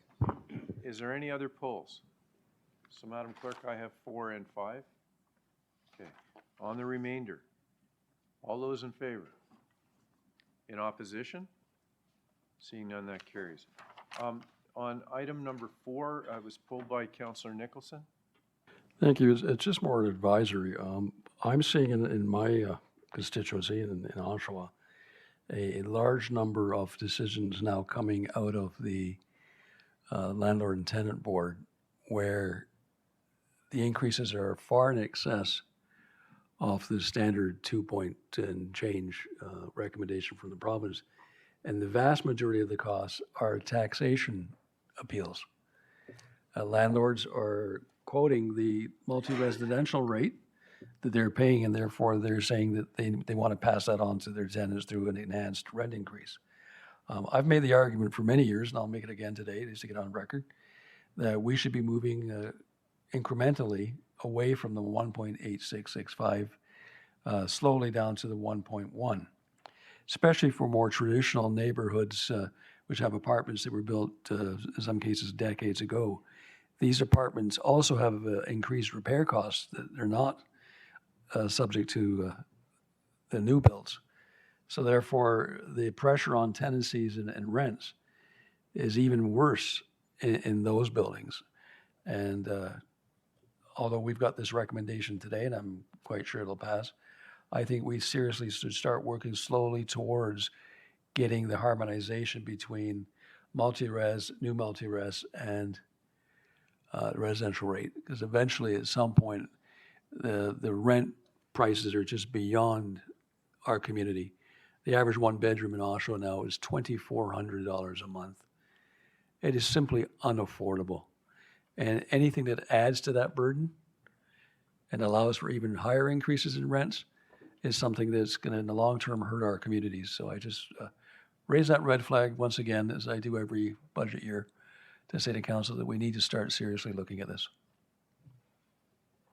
Okay, thank you. Is there any, Councillor Neal, on on number 4? Yeah, recorded vote on 4A.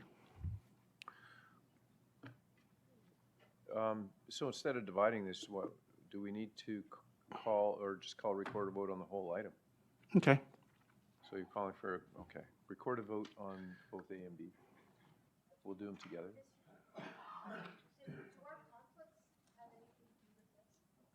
No. Go to the clerk. We have no conflicts on this. We're on item number 4. We're on item, yeah. It doesn't need to be divided, it can just be voted on. It doesn't, yeah, so we can vote it a recorded vote on the single item. I have no one on my list. Anybody online? Okay, then in that case, record a vote on number 4. Okay, the vote's open now.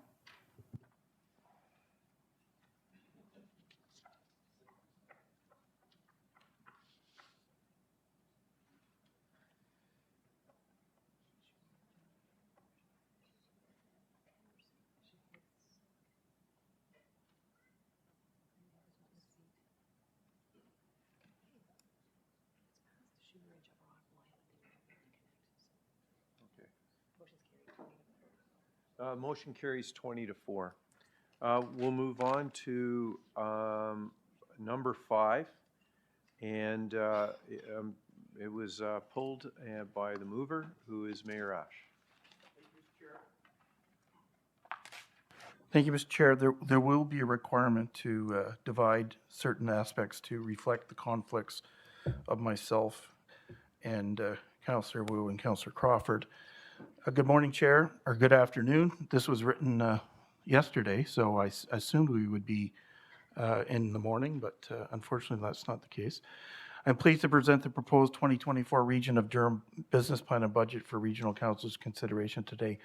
The development of the 24 budget has been very challenging, with the region continuing to face significant inflationary pressures and the requirements for urgent investments to core programs and also to improve current service levels to address growth and to advance service modernization. The proposed 2024 business budget totals $2.184 billion, with a requirement of approximately $900 million to be funded from property taxes. This is aligned with the guideline approved by Regional Council in December. Residents will experience a net property increase of 7.5% on the regional portion of the property tax bill, or approximately $19.25 per month for the average residential homeowner. The proposed 2024 budget includes the following key strategic investments: $137.2 million in housing and homelessness to support, including funding to create new affordable housing units and rehabilitation of existing units. It includes an investment to increase transit revenue service hours by almost 60,000 new hours and continues the implementation of Durham Region's transit electrification plan. It also includes 36 additional hours of emergency paramedic services on a daily basis. It also has critical investments in police services, including optional frontline officers, investment in investigative services, and operational support units. To provide for these critical investments with council-approved guideline, the proposed 2024 budget includes $6.9 million in line-by-line savings and the use of approximately $321 in reserve fund, gas tax, and development charge financing to offset and fund both operational and capital impacts. I want to thank you, Chair, for the opportunity to provide these introductory comments. I am pleased to support the proposed 2024 budget plans and budget that provides for enhanced frontline services in our communities.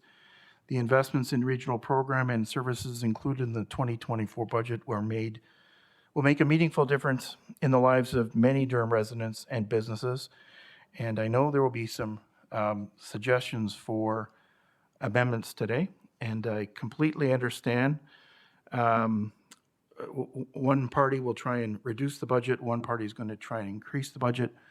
The Finance Committee tried to do a balancing act, and I want to thank the committee, all of its members, for full participation in the review of the budget. They certainly challenged staff to come up with a budget that reflects council's direction and also is mindful of the day-to-day challenges of many of our residents. This is a very hard budget at 7.5% to support in regards to the issue of affordability, but I think it brings a balance to the balance of affordability as well as the need for investment. So thank you for that, Mr. Chair. Thank you. Councillor Leahy is the seconder. Yes, thank you, Chair. Just really briefly to echo. Thank you, Chair Henry. Just really briefly to re-echo the comments from Chair Ask, fully supportive of the budget that we have here before us. I'm grateful for all the effort of work of staff and the committee, starting and coming in at 9.5, making some hard choices and reevaluating all the staff that we're hiring and supporting our frontline staff primarily, and all of the impacts from the province, the costs, the development charges. So it's fully supportive of the budget. Really appreciate the effort of staff and the committee. I do think it was a well-balanced approach to try and get us down to a more reasonable thing. So 7.5 at the region.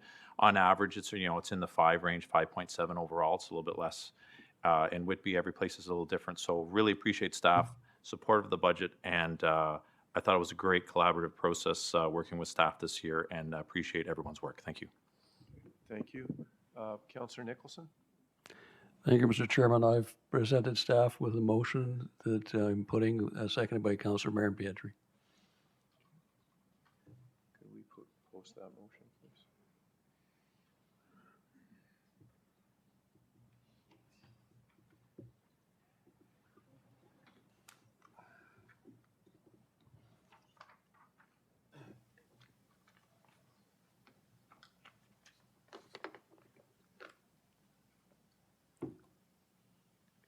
I believe there was a small amendment submitted by Treasurer Taylor to that motion. I think it was forwarded. There you go. You got it. The one in the small font is the one that's being proposed.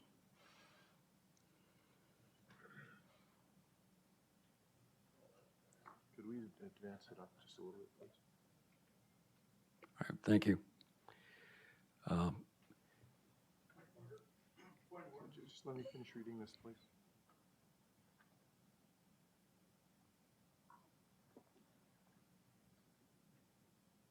Okay. You need to push your microphone button, please. Mayor Ash. Thank you. On a point of order. I know Councillor Nicholson is going to have the floor very quickly, but there seems to be disagreement in regards to what this motion means between myself as chair and our staff.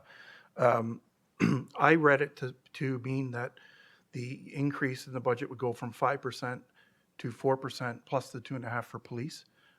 Staff has made a different interpretation, going from 7.5% to 4%, and the delta in those two numbers is $29.9 million, or if it's a 1% reduction, it's $8.3 million. So I'd like my friend Councillor Nicholson to confirm what exactly the intent is. So actually, I was going to ask for clarification too, because the police number isn't referenced in the 4%. Is this to include the police number? Microphone, please. Just hit. No, I don't know why I went off, but just request. Thank you. Yeah, the motion is intended to reduce the overall tax impact from municipal taxes from 7.5% to 4% at a cost, if taken from the reserve accounts, of $29.9 million. Does that clarify it for council and for yourself, Mr. Chair? Yes, thank you. All right, thank you. You have the floor. Yeah.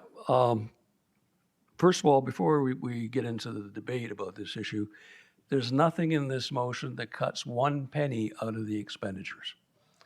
All of the business plans submitted by every department are not impacted by this motion in any way, shape, or form. So for people to start running the list of all the good things we're doing, whether this passes or is defeated, all those expenditures will continue irregardless.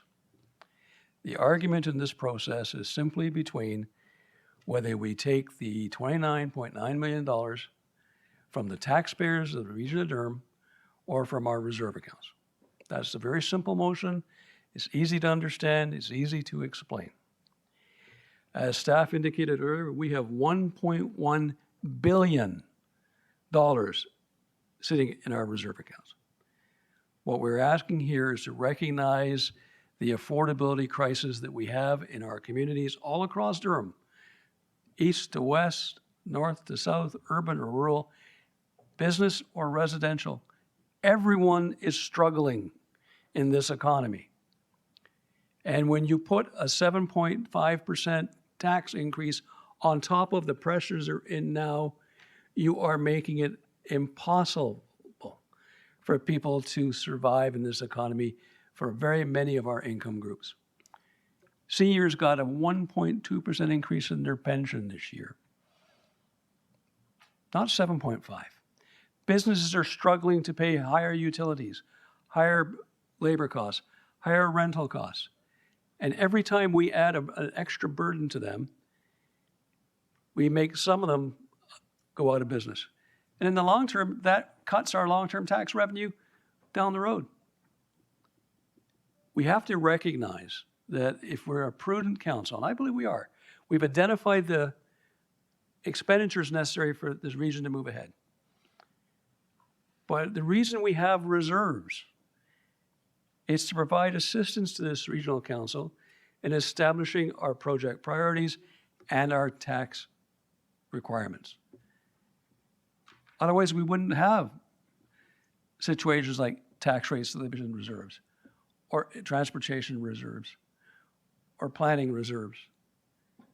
It's really a simple equation, folks, and I'll put it in a very simple words I said to a resident.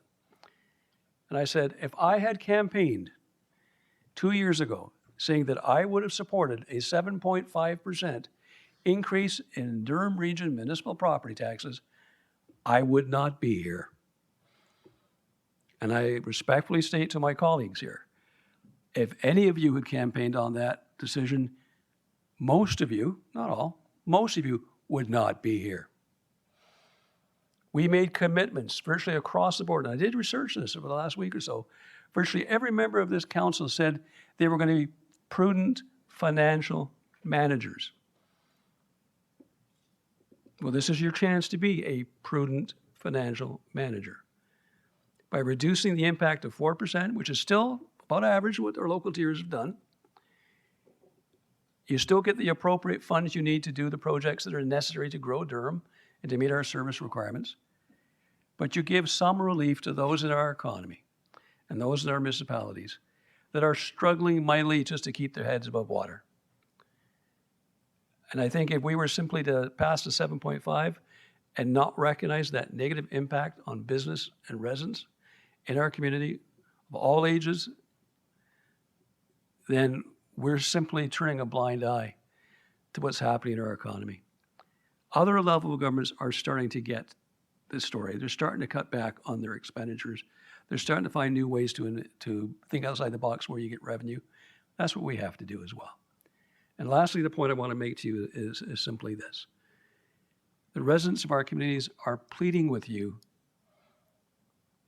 to do the right thing and to lift the burden even just a little bit.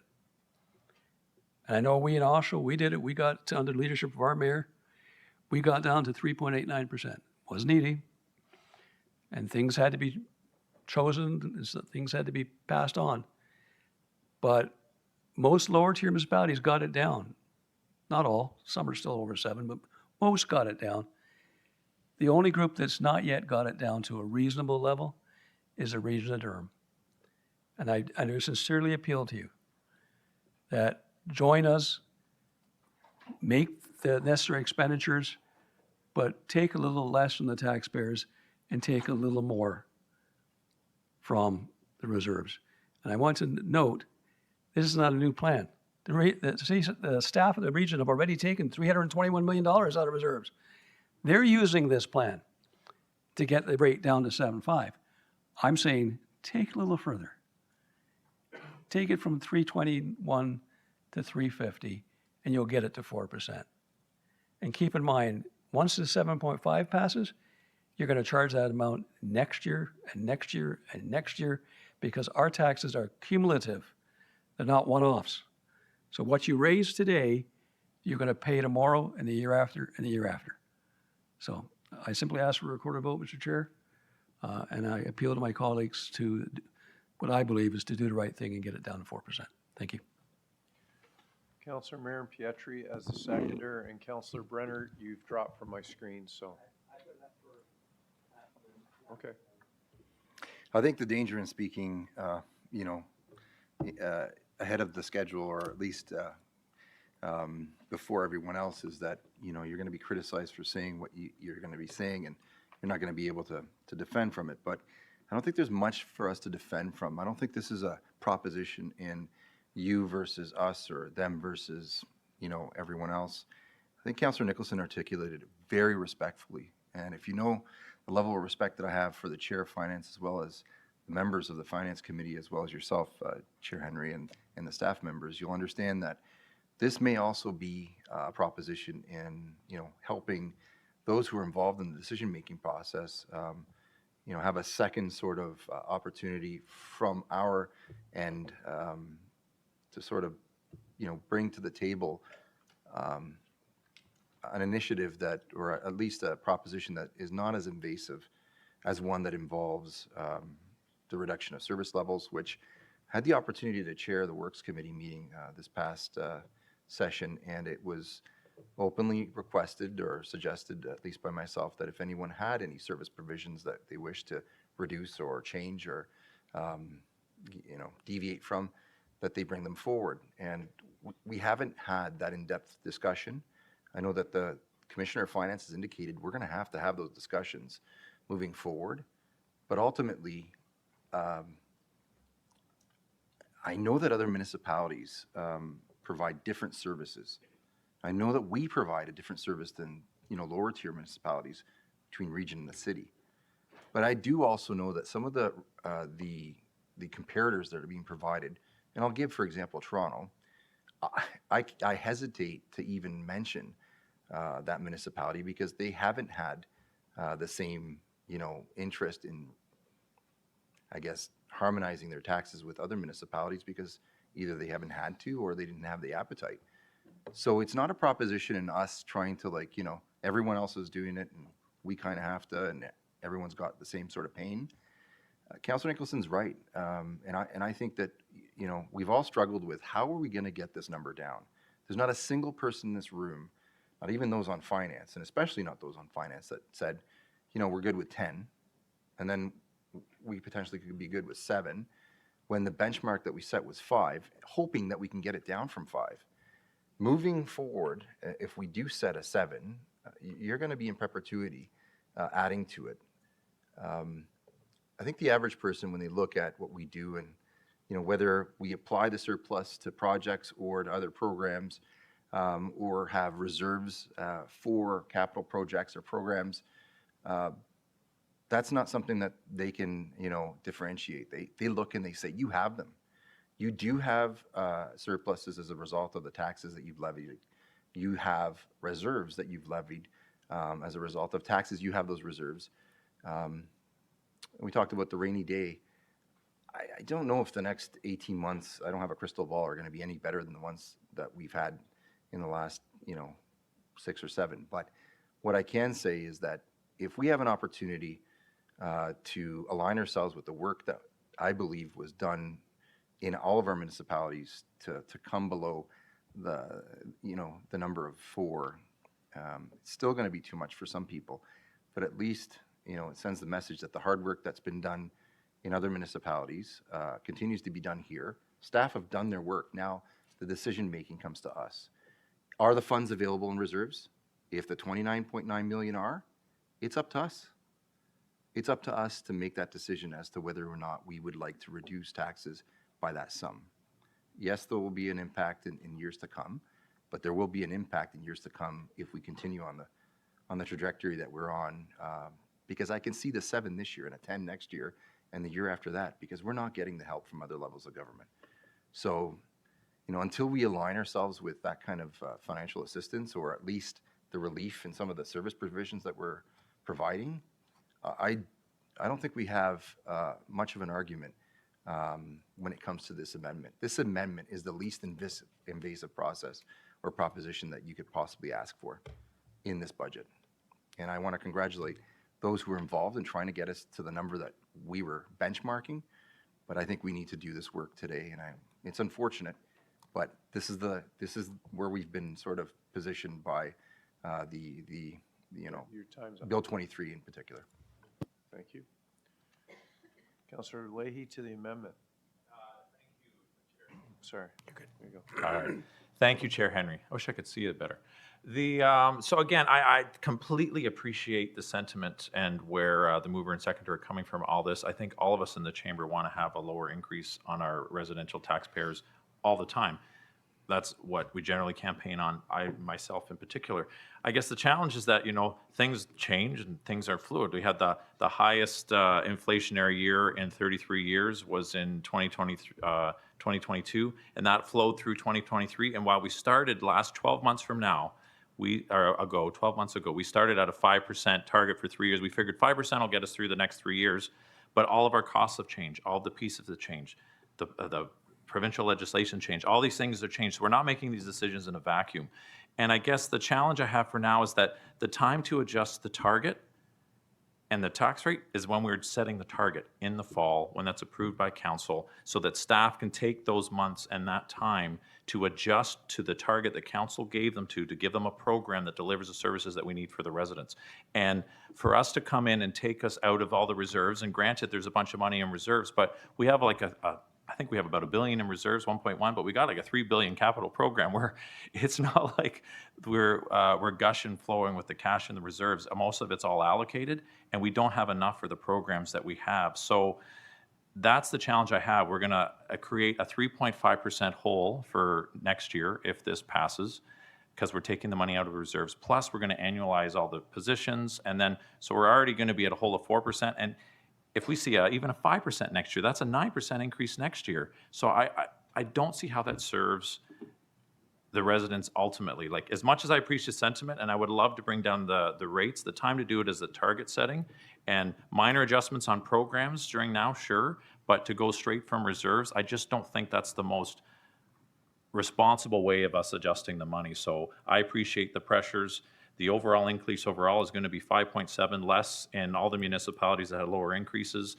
That's pretty close to what we're seeing at inflation, so I think it's reasonable. And while I appreciate the sentiment, I certainly can't support taking 30 million out of reserves, because it's not just 30 million now, it's a 30 million hole in perpetuity until we raise the taxes to compensate for programs that we're going to run. So no matter how you slice it, I just can't support it at this time. Thank you. On the amendment, Councillor Lee. Thank you, Chair. I think Councillor Leahy was trying to do the rough math. I was going to ask the Commissioner of Finance, if this passes, what would we start at next year? Based on your estimates from your presentation, including the 3.5%, what would we be starting at? So through the chair, here's a list of numbers. So you'd have the 3.5% that's under discussion now that you'd have to make up for. If you assume that our inflationary impacts, the embedded next year's approvals of what's been approved this year is fairly consistent, you'd be generally around 5.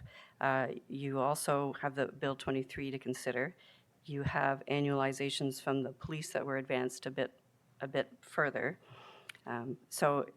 And that doesn't include the 2 for transit, 0.5% for paramedics.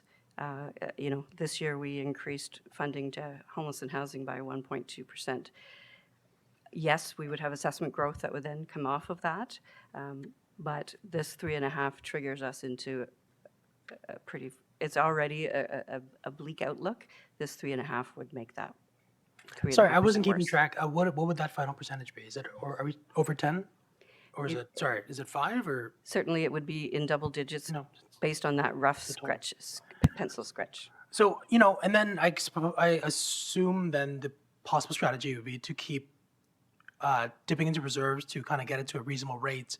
But I inevitably, unless a program falls off or we fall into a funding source that we have yet to identify, the reserves run out eventually. And I think rainy day notwithstanding, we're just kicking the can, we're just making it harder for 2025 ourselves and making even harder decisions then. 7.5 is incredibly high, but I think Toronto and Peel and other regions we're all in the rough ballpark because of the inflationary pressures and the regulatory pressures that we're all seeing. That, I sitting on the finance committee, I am incredibly proud of staff and the committee for even bringing it down to 7.5 under all the pressures. And I think the budget is an incredibly fair budget, and so I would unfortunately not support the amendment, though I completely understand the motive behind it. Thank you, Chair. Thank you. Mayor Barton? Yeah, call the question. It's in order, if you get a seconder. Seconded by Mayor Foster on calling the question. So we're only dealing with the amendment right now. Okay. So, Madam Clerk, so we'll do the vote on calling the question, and then we'll have to deal with the amendment, right? Okay. So somebody called a recorded vote? Okay, recorded vote was called by Mayor Ash. So give the clerk a minute to get it set up, please. It'll only take a minute. No breaks. This is to call the question. This is on calling the question. This is on calling the question. Calling the question only.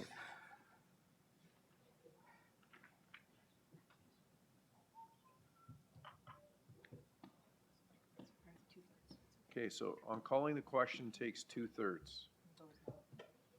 And it's a recorded vote, please. And the vote is now open?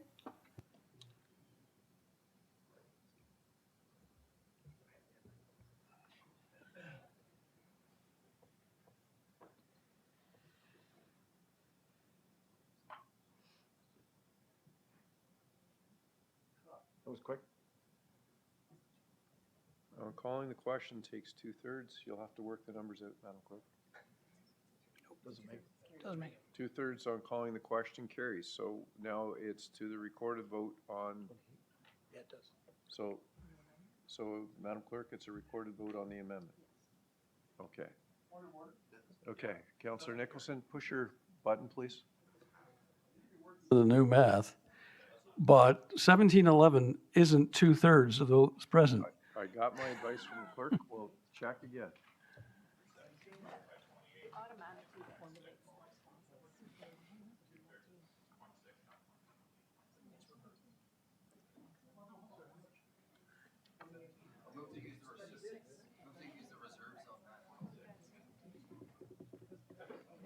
We don't have.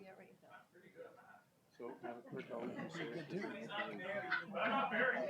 okay,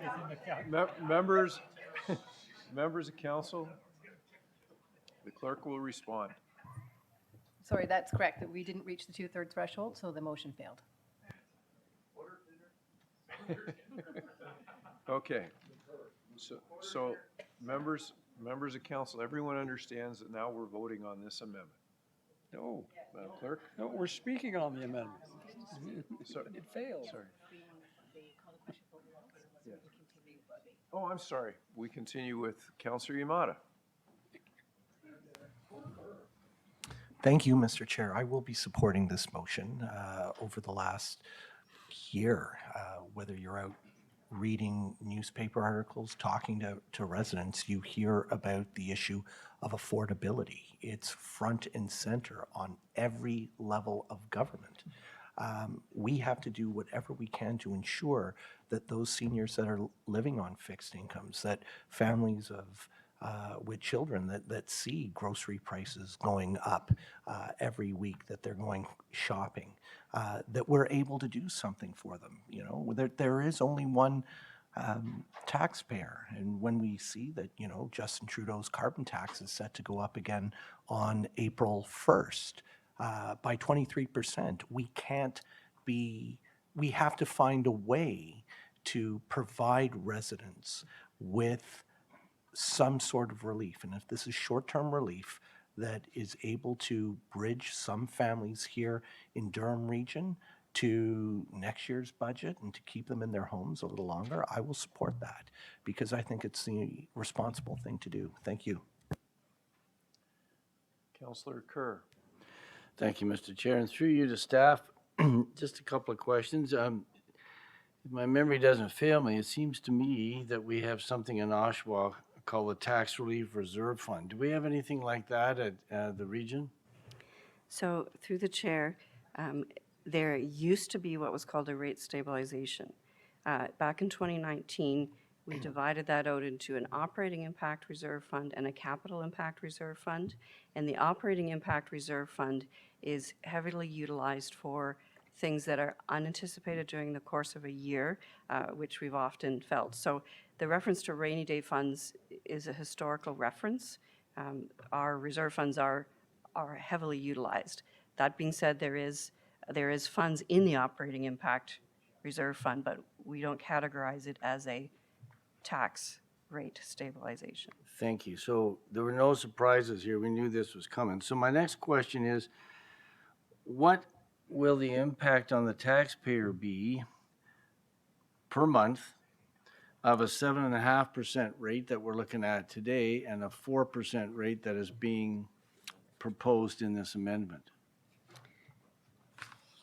Through the chair, the impact on a 7.5 for taxpayers, an annual impact of $231, and it drops to $201 for a 4%. So it's a $30 differential annually per household. Yes, but my question, if you would please, because most people think per month and not per year. Oh, sorry. On a per month basis, what's the difference between the two? So you'd be looking at $19 a month at the 7.5, and at risk of being as difficult on math, 200 divided by 12 is $16.75. So about a $3 difference. Per month, that's correct. Thank you. So, Mr. Chair, we have this argument, it seems like every year.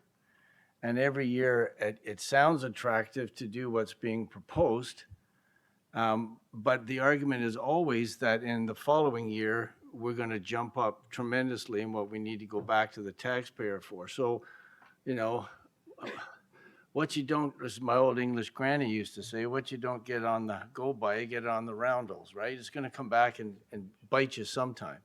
So better to spread it over 2 years than to have a seemingly bit of a grace period now and then get hammered next year. That's what this comes down to. We have this argument, seems like every year. As much as I'd like to support this, I would hate to be sitting in my seat, excuse me, coughing like I am, next year when we have to go back and say we need a 12.5% increase. Wow. So this is a lot of tax increase on us, not from self-driven, but from externally driven. And we're the ones paying the brunt on this, and this is how it has to come across. So as much as I like to support this, I just can't. Thank you. Thank you. Mayor Schumer? Thank you, Mr. Chair. I'm not sure if you can hear me at all. My meeting video is about 8 minutes behind, and I only know I can talk because my name lit up red. I'm really at a crossroad on supporting this because I'm not supporting the budget in general. It's been talked about that if we approve this, we're kicking the issue down the road, but we're already doing that. We are kicking many millions down the road, and I'm probably going to vote to approve this because I think maybe it'll light a fire under this body's butt to deal with the problems that we obviously have systemically in our finances. I'm not saying all of these problems are made in Durham. A lot of them are made at the province and the federal government. But we've got some issues we have to deal with, as a number of councillors have said today. So I'll support this, but you know, if it doesn't pass, I'm not supporting the budget because we have done nothing really here to get this thing under control. And I'm hoping that this year, this body is going to make some decisions to get things under control, because otherwise, yes, we're looking at double-digit increases for years and years to come. So I'm a little torn, but I am going to support this this motion, and I think we all have to start making some really tough decisions. Either that, or the default tough decision is massively double-digit increases for years to come. So I'm going to support it in the hope that it's going to drive some changes this year. Thank you. Thank you. Mayor Roy? Thank you very much, Mr. Chair. Just in the efforts of just understanding, how many budget meetings did we have collectively between all of our committees? Oh, my, good question. Ms. Taylor? So through the chair, we had multiple guideline ones, but through all the budget committees, I think there's about 10, because we also have DRHC and 911 board and Donny board, and then we have all of the committees that worked our way through planning, works, transit, health, social services, and I think I'm missing another one of the external ones, but quite a number, if that's the question. And how many motions did we have to reduce the budget?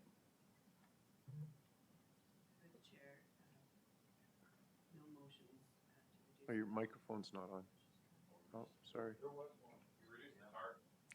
We reduced the target, but after the target.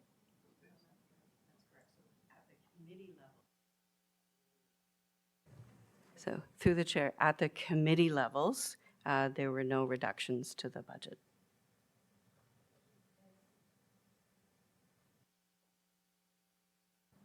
And here we are at the 11th hour, and we're pushing this down the road for future to deal with the impact of the budget. And we had ample opportunity, and even last Finance Committee meeting, I know that myself and the chair of DRT, we sat through that meeting as well too, and there was no motions to reduce. In fact, there was very little attendance other than ourselves to be at the meeting where there could have been, and I'm sure, and I know there was others online as well too, but I do know that even for health and DRT, we had no motions to reduce the budget. And it's quite concerning that while we understand the impact to our community and the impact on our everyday, that if we really, really, truly do not want the double digit will be created today by doing the 29.9 million over and all. But we need to have the review of like what takes place for how we are looking at the funding from all levels of government. And our impact today is onto our operations of our organization here and how we are trying to offset what we can do and the need versus the want. And I think that there was a lot of need that was identified versus the want. But I know that for everybody that's around this table, and it's not just about the Finance Committee, and I respect everybody from finance and everything, but it's everybody collectively in this room and outside of this room that created today's budget. So if we're going to look at $29.9 million, then we do it across the board, and we just say, take out $29.9 million. Don't impact where we take it from reserves. Make a decision about, is it 4%? Or is it, because we are now creating with that 4%, we still committed to the operations for tomorrow. That will have to be funded tomorrow. So where do we find that? So I'm not supporting that we go to reserves. We've already gone to reserves. This is like taking your line of credit and paying your credit card. Councillor Gerard? Thank you, Mr. Chair. Just a couple of comments. It was a reference made to the impact on our seniors, and I would argue that there's no bigger advocate, certainly within the Township of Uxbridge, to support our seniors. A quick search of the impact or the increases that seniors have seen, assuming they get the average CPP and the maximum OAS, they've seen about $50 a month increase. We're comparing that then to the proposed that Councillor Kerr brought up, that $2 to $2.25 to whatever the math turns out to be of an increase on that. So I'd suggest that while I certainly advocate for seniors every day in my job, we don't need to focus that this $2 a month increase is going to completely consumed the increase that they've received, even looking beyond their investments or pensions and so on. The other piece I would provide, albeit as a relatively new member of this council, there were many increases that were in the 2 to 2.5% increase area. And I'm sure if we had the crystal ball at the time, we would say, you know, with what's coming down the track, let's not do 2.5, let's prepare for what's going to happen. Let's go with 3 or perhaps 4%, whatever the number would have made sense. And I'm sure everybody that's in this room that was here before I was did the right thing in the moment that you had. Things have happened now. We're facing inflation. We've got all kinds of infrastructure. We've got phenomenal growth that needs to be managed. I don't think at this point it makes any sense at all to continue to rob Peter to pay Paul. The idea of pulling out of reserves, our Commissioner of Finance has said what that's going to do is kick the problem down the road. The problem down the road is not going to be just the same. Infrastructure costs are going to go up faster than inflation. It's going to cost more next year than what we're saving this year. There's no way I can support this recommendation or this motion. Thank you, sir. Okay, any other member of council? Just one comment. Mayor Schumer made a reference to the other levels of government. Under the direction of this council, given not only to me and to staff, to take the message of what's happening to our budget to those levels of government, we have done that. I just want to say that in the last few weeks, when we received our check related to asylum seekers, Ms. Taylor, correct me, we were $1 million short. Through the chair, that's correct.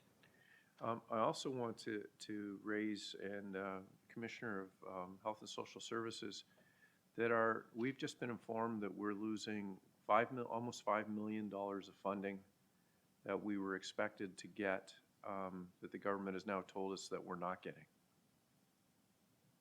I'm just going by memory. Sorry, I don't have notes. Through the chair, we're still figuring that out. We were looking at possibly 10 million at least. Possibly 10 million.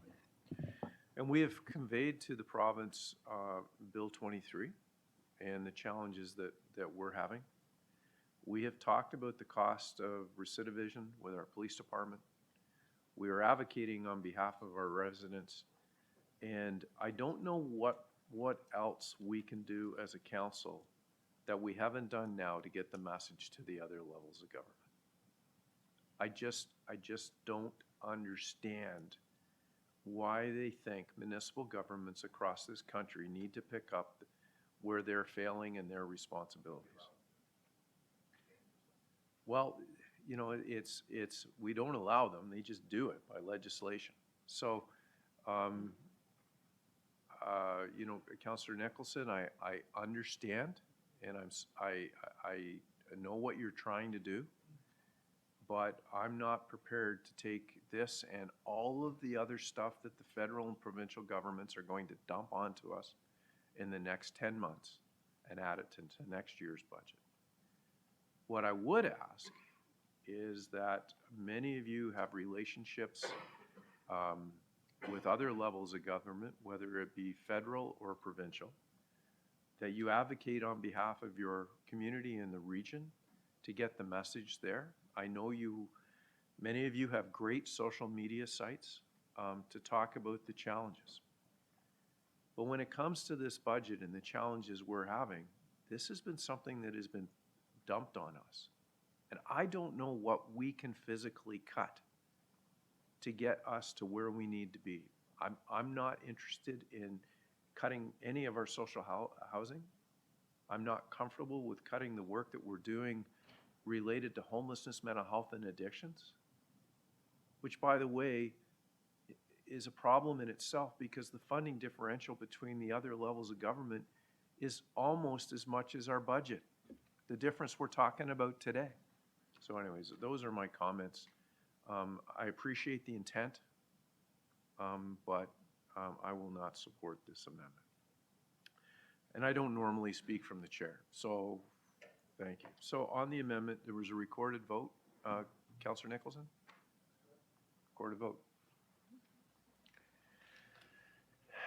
Recorded vote is now open.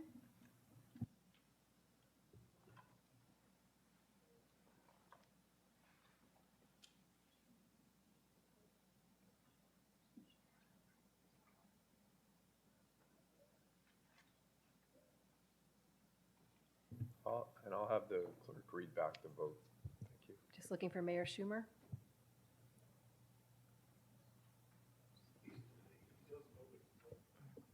Just a second time? Okay.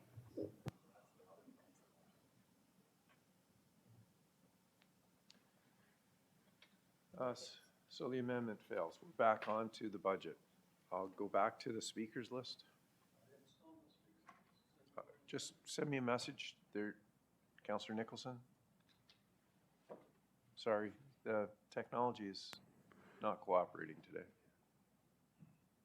I'll do it again. Okay, thank you. I respect the vote. I understand the fear that some have, but the one part of the equation that didn't come up in the debate was that we get to carve the cloth next year to meet what we think our constituents can afford. One thing that was not mentioned by anyone was maybe we don't spend as much next year as we're projecting. Maybe we recognize that our residents can't afford that level of expenditure. Now, to be clear, there were a number of us when the targets were set who made this exact same argument. This is not a surprise motion that I moved. It was not a surprise position that I'm advocating today. I made the argument way back when we started this process that the rate projection was too high. And I've been consistent in both years of this term of indicating very clearly that there's a limit for how far I'm willing to go to increase the taxes of the residents of Durham. And that limit was 4%. It was the same limit at the lower tier. We got under the 4%. You can't continue to simply spend, and put everything on your wish list and just reach into the pockets of the taxpayers to pay for it. We're coming in from the wrong direction. We should be developing a financial fiscal plan on taxation that says, this is how much we think we can make available through taxation and the property taxes for the next 10 years. And then we cut the cloth to hit that target. But what we're doing now is the exact opposite. We're adding everything into the wish list. We didn't deal with the budget. We set targets for 2% for transit. We set targets of 2.5% for police. We set targets for paramedics. We set targets for CLOCA. We set targets all across the board. But in none of those debates did we actually have the financial argument. We just said, this is a nice target, let's try and meet it. And of course, we spent to the limit. The argument we have to discuss in this budget is actually quite simple. We're asking our residents to reach into their pockets for more money to give to us because we're unwilling to reach into our own. We have over $1 billion in reserve. It collects interest every year. The interest we will collect this year alone is far exceeding the $20 million that was suggested in reserve accounts. We also get a surplus that comes from unanticipated taxation as we grow. That number was higher than the 29 million as well. So let's not send the story out there that somehow we just can't do anything but tax you, because we do have options. There's a lot of things we can do to stop this impact. But we've chosen not to. We've chosen to, the only option that we, unfortunately, governments always seem to get down to is when it all comes to the end of the equation, let's reach into the taxpayer's pocket.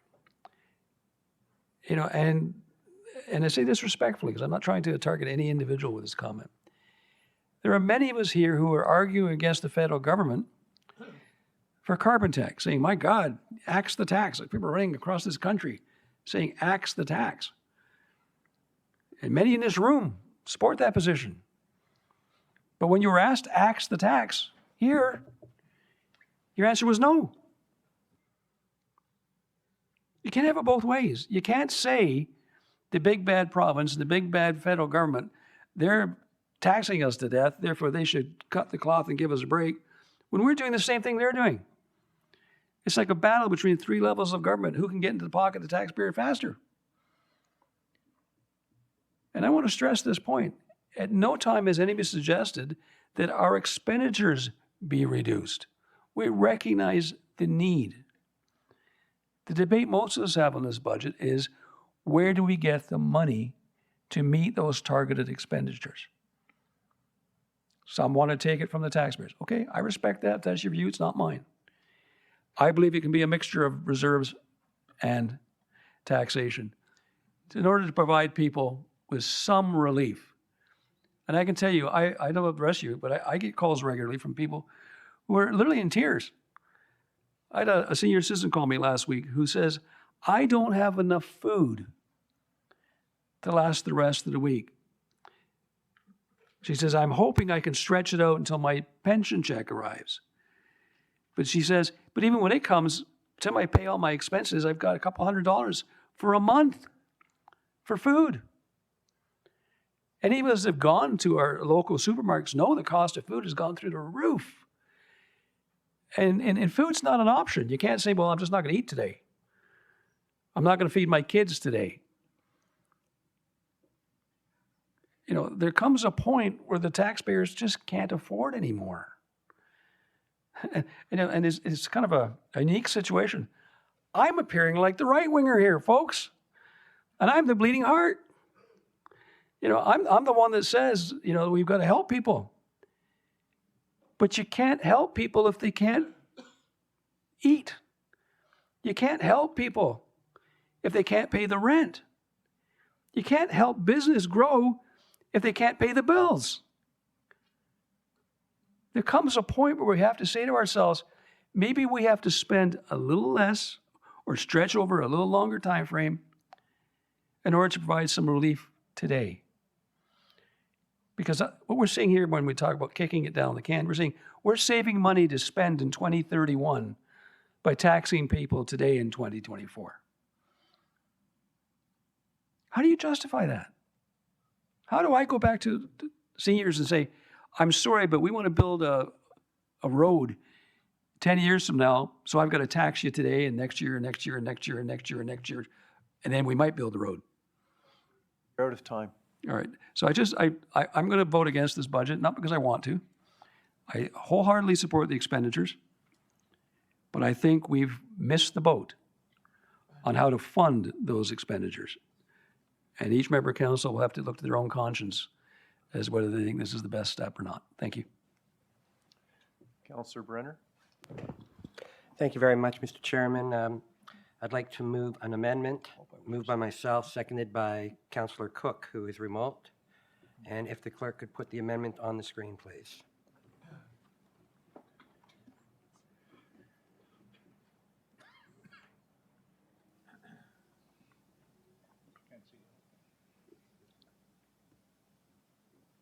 We can't see the whole amendment. There we go. Sorry.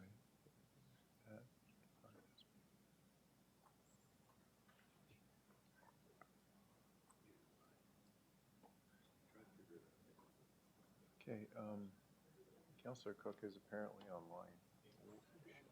She is? Okay, so Councillor Brenner, you're moved an amendment to the budget. It has been seconded. It's on the. I just need to hear that Councillor Cook has seconded it. Councillor Cook, you're seconding this? Yes, sir. Okay, thank you. Okay, Councillor Brenner. Thank you very much, Mr. Chairman. I know this may seem like an awkward amendment given the discussions that we've had. But I think it is so important to keep in mind that we have many individuals that unfortunately see it a little bit different that are dependent on public transit. We're talking about a service that we provide, a service that unfortunately at the beginning of January had to change. It changed because our transit ran out of money. It ran out of money and did the best job they could to make changes to get us through until we can get this budget through. What does it mean? It means those changes, while some were revisited and reviewed, will not be changed until the fall of 2024. What does it mean? We have students who depended on that transit system that, let alone have challenges getting to school, can't get to part-time jobs. Part-time jobs are critical to the youth across the region. We have individuals that relied on public transit to get them to work during various hours. Some of them worked for Amazon in Ajax, lived in Pickering, couldn't get there. They lost their jobs because they were forced to quit. So yes, it's a little counter to what we've been discussing. But let's bear in mind that these individuals that depend on our transit system need jobs, need the ability for education, to have the financial capacity to pay taxes.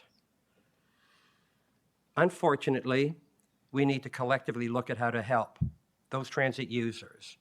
And I want to assure every member of council that I've taken the time, and I'm sure others have taken the time, to engage not just with transit users in the city of Pickering, but I have engaged with transit users across Durham region in the various municipalities.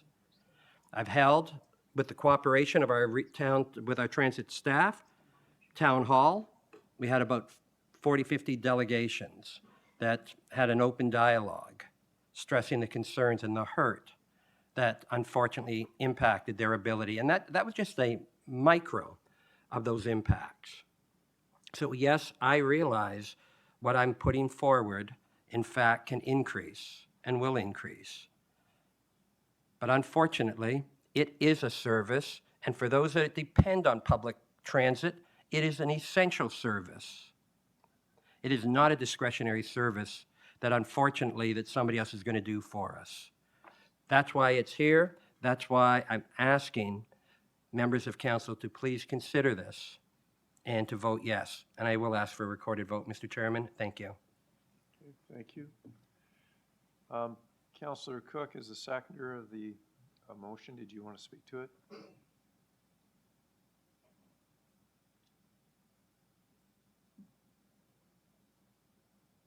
Councillor Cook? Thank you, Chair Henry. I believe Mr. Brunner, my colleague, has captured most of my sentiments. I would like to emphasize that our transit staff has been doing a fantastic job working with what they have, and I do hope my colleagues will join us in voting yes. Thank you, Council. Okay, Councillor Marin Pietri? Oh, we're speaking to the amendment right now, so I'll come back to you. Okay. Councillor McDougall? Thank you to the amendment. We had a great discussion about transit at FNA, and everybody is a staunch supporter of transit. And I'm speaking to yourself, Mr. Chair. You spoke about advocating to other levels of government, and we've talked about the carbon tax repeatedly in here. There is billions of dollars being collected in carbon tax, and nothing would help us to help decarbonize and help our environment than if the other levels of government would get together and fund transit appropriately, with those funds being collected off of the vehicle kilometers that we drive every single day. Unfortunately, I won't be supporting this amendment, as I feel that those funds should be coming from other levels of government and not from our taxpayers. Thank you. Thank you. Councillor Pickles? Thank you, Chair. And, you know, I certainly appreciate and have heard of the issues we've had with transit. And in fact, Councillor Brenner and I have spoken about it, and I've spoken with our Durham Regional transit staff as well. A question of clarification, and then I'd like to speak to it a bit. So I just want to make sure I'm understanding. So the 1.4%, the additional 1.4% to the overall regional levy means that the levy would go from an increase of 7.5 overall to 8.9% overall. Am I getting that right, or am I looking at the wrong numbers? clarification through, So through the chair, that's correct. so rather than the 7.5%, it'd be 0.9%, the overall tax levy. So it's Yes. not 1% increase in the, okay, I just wanted to make sure I had that right. I just want to go back to the comments I made earlier that, and perhaps the Commissioner of Transit can address this again. The overall budget has increased, and we have 60,000 new service hours. And perhaps, if that's correct, perhaps you could clarify as to whether that's, or what proportion is on demand and what portion is regular routes.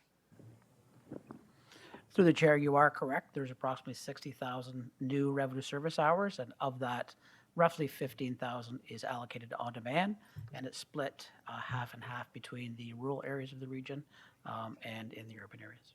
Okay, thank you. And part of my comments earlier, based on conversations we've had, and probably Councillor Brenner as a representative on the Transit Commission executive has had, is that we regularly review operations and routes and allocation of resources, I would say. How regularly do you do that? What's the turnaround time on that? Through the chair, the process is about a 3-month duration. Generally, we look at service changes in September, January, and then some reductions in late April, and then the summertime based on student levels of ridership. That really has an impact on our service. So through that process, we take our annual plan that we have, so the annual revenue service hours we have, and then we break that down by week. So, we really plan on a weekly basis within those periods. And then from there, we schedule and maximize the service that we come out based on the number of staff and buses that we have. Okay. And when I asked earlier about finance staff, they said I use the umbrella, but the envelope of resources and funds you have flexibility within that. You're somewhat nimble. You can adjust as you see whether routes work or don't work, or how they're taken up or underutilized, and whatever. You have some degree to be able to move those resources around. Through the chair, that's correct. So as we experienced in the fall of 23, significant ridership record levels exceeding pre-pandemic, and we needed to make adjustments for January to maximize the use of those resources for the majority of ridership across the region. So we can make those adjustments as required within the envelope of the service hours that we have been allocated. So the next regular adjustment, as Councillor Brenner has noted, is in the fall. You were saying September. Is there an ability to be more nimble than that and to adjust some routes, tweak some routes, or reimagine some routes prior to that time as you witness need, gaps, or underutilization? Are you that nimble? We are within the resources we have. So, based on the proposed budget this year, we will need to hire the additional staff and get the additional vehicles in place. That does take us some time. So that's why typically we look at September as that opportunity when we are able to have the additional staff in place to put the additional resources on the street. And I don't want to be too Pickering specific here, but there's a couple routes or services that I think have created maybe a greater hardship than we might have imagined, and I'm sure the same occurs in some of the other lower tier municipalities as well. You're open to hearing from regional councillors on maybe what tweaks or adjustments need to be addressed prior to the September regular periodic review. So through the chair, yes, and I will emphasize, we do have our annual public information sessions, which are ongoing now, and I believe the council referenced that earlier. So those are ongoing now, and that's really that opportunity for residents across the region to come out and talk with our planning staff to understand where we're going, what our plans are, and for them to let us know where they're perhaps having issues, challenges. And we have experienced this year, a lot of people saying, hey, things are going well, which is nice to hear as well. So we take that feedback. We take all the feedback which we receive from councillors, from the public through the year that our great customer service staff receive. And we use that through the year and looking at and making adjustments as required, as well as the data we collect on a regular basis in terms of ridership, reliability, on-time performance. That all factors into the service that is planned at any given board period. Okay, thank you. Well, as our Chair of Finance said earlier, there'd be motions to reduce the budget. There'd be motions to increase the budget. I'm not going to support the motion because I don't want to see our overall rate increase significantly more. But I do have some confidence that that myself and Councillor Brenner and the other councillors of the City of Pickering can work together to try to address some of those more difficult and challenging changes that have occurred, and to reintroduce some to address some gaps there. So I look forward to working with all on that basis. Thank you. Thank you. Councillor Jubb? Thank you, Mr. Chair, and through you to the Commissioner of Finance or Mr. Holmes. Just looking for clarification to follow on what Councillor Pickles just mentioned. Our 10-year plan calls for 2% per year for transit.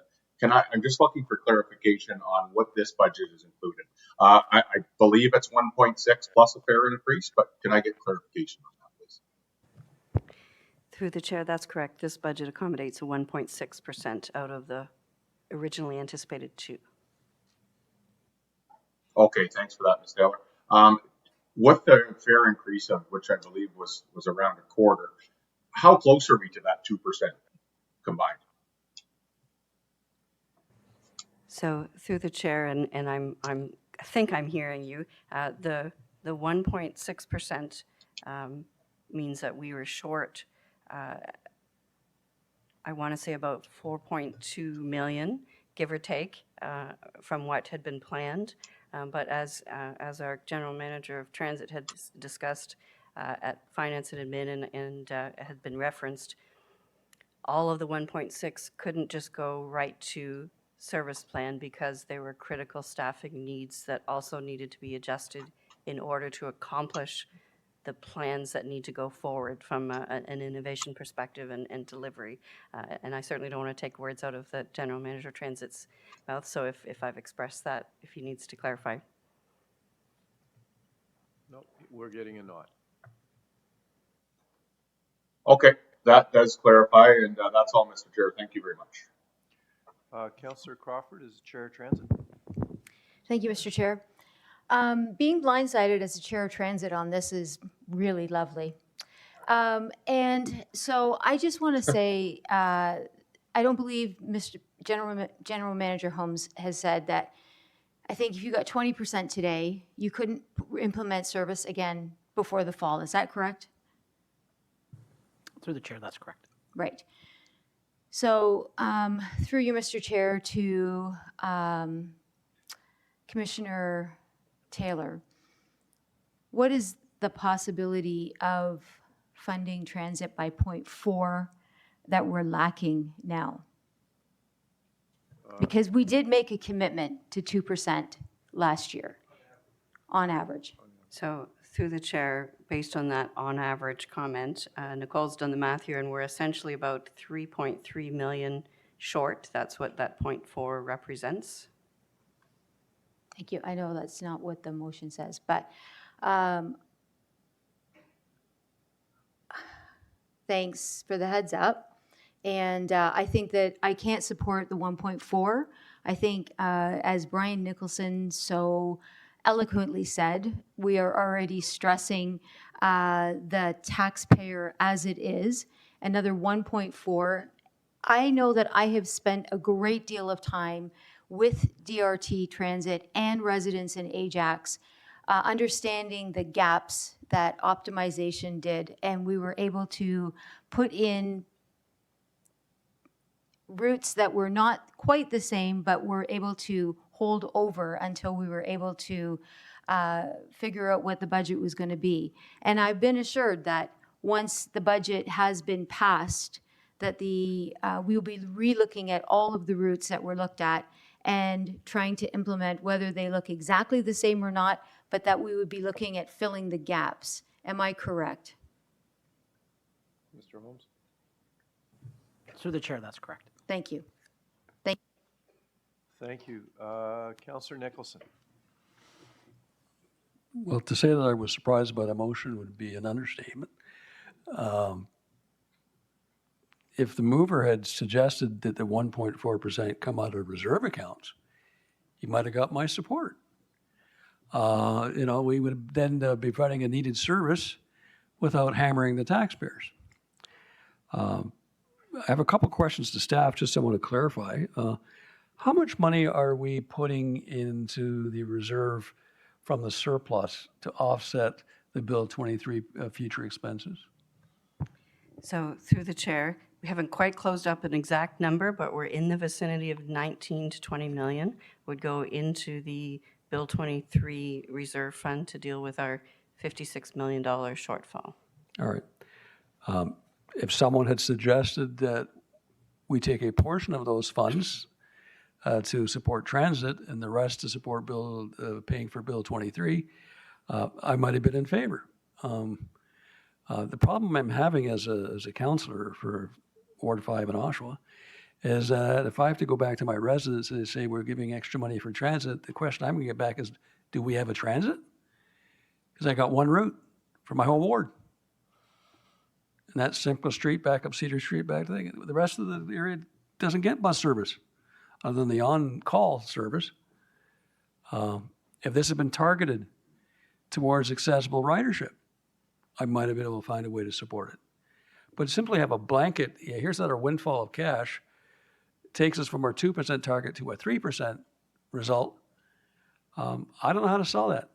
I don't know how to go back to the taxpayers and say, I went into a meeting and I was very unhappy with 7.5%, but I came out of it with 8.9%. I just think the people will look at us and say, have we collectively lost our minds? Have we collectively lost touch with the reality of people's lives? Because no one wants to cut back on transit. Nobody wants to stop provide services because it is the transportation route of last resort for many. But you got to find an offset. You can't just say, reach in the pocket deeper and take out another chunk of cash. If we want to take it up to 3%, then let's give us the offset. Give us what you're going to cut out with the budget to pay for that transit priority from somewhere else. So it's either from reserves, from other service cuts, or other program deferrals. But simply say, hey, more taxes, with respect. I just don't think we as councillors can sell that to our community. But I'm willing to listen to other ideas if someone wants to bring forward another plan to help transit that doesn't involve another massive tax hike. Thank you. Councillor Anderson. Thank you. And I was surprised by this motion. I saw it maybe 5 minutes before. And I know the intent of the motion. It's because I know transit we're not meeting the demands of our resident. And you know what? If someone can't get to work, guess what? They're going to go on social services. So somebody's going to pay for it. But I, as one who is struggling with 7.5 as it is, if this is going to add to that, I can't support it. And as Councillor Nicholson said, if there was somewhere where that was coming from, then yeah, I probably could look at it and say yes. And I know the need is there to increase transit, especially out in Clarington, where I guess we have the least amount of service of any of the Lakeshore municipalities, probably.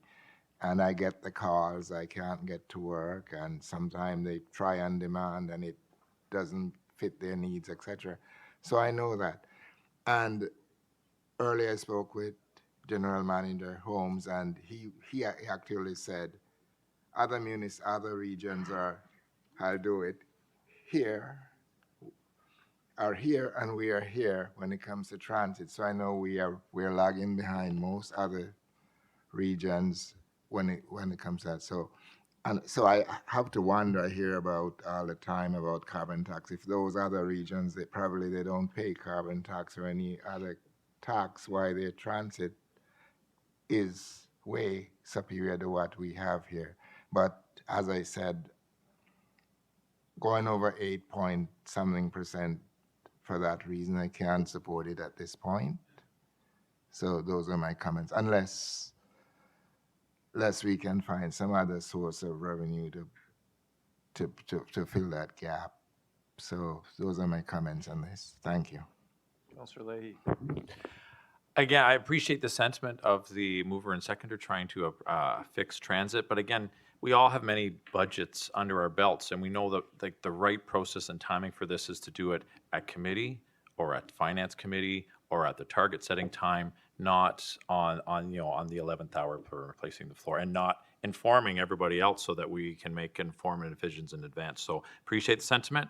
We're all transit commissioners. We all support transit, every single one of us. It's very important. We are working on it. We are growing it, but this is just too much. The timing isn't right, and we need to follow our budget process and target setting process and committee process to come to these kinds of, this is a 20% increase to the tax bill that we saw from this morning. So it's too much. Can't support it. Thank you. Thank you. Mr. Holmes, is there any other transit organization in Ontario that covers 2,500 square kilometers? We are one of the largest regions. There are the regional transit systems, but we would be one of the largest in Ontario. And Mr. Holmes, in this budget, I'm going by memory, so 63 new operators, 31 support staff. Correct. That's approximately correct. A bus takes about a year and a half to get, Through the chair, currently, yes, that's correct. and we're still struggling to get through the fire. We're doing well through you. We are doing very well in terms of that. We are expecting some of those replacement buses actually to come very soon. We've got some lease buses. It's very much a work in motion. Right now on the fleet side, we are meeting that fleet requirement for the service levels we have planned for September. And Councillor Anderson said carbon tax, everybody pays carbon tax. There's no break to anybody. And Councillor McDougall also brought up the issue of carbon tax. What is the total carbon tax separate to April 1st that we currently pay on diesel fuel? And the reason I'm asking the question is that logic would be that if you didn't put a carbon tax on public transportation, the savings could be reinvested into the system. Is it right now? Is it about $2.7 million? Through the chair, it's actually for 2024. We've budgeted for, I believe, approximately 1.5 to 1.6 for the carbon tax. For the carbon tax, yes. And with the new increase, what's it take it up to? That's considered in that number. All right. Anyways, that exhausts my questions. Members of council, Madam Clerk, was there a recorded vote called on? So there was a recorded vote called on this amendment. So Madam Clerk, I'm going to call the vote now.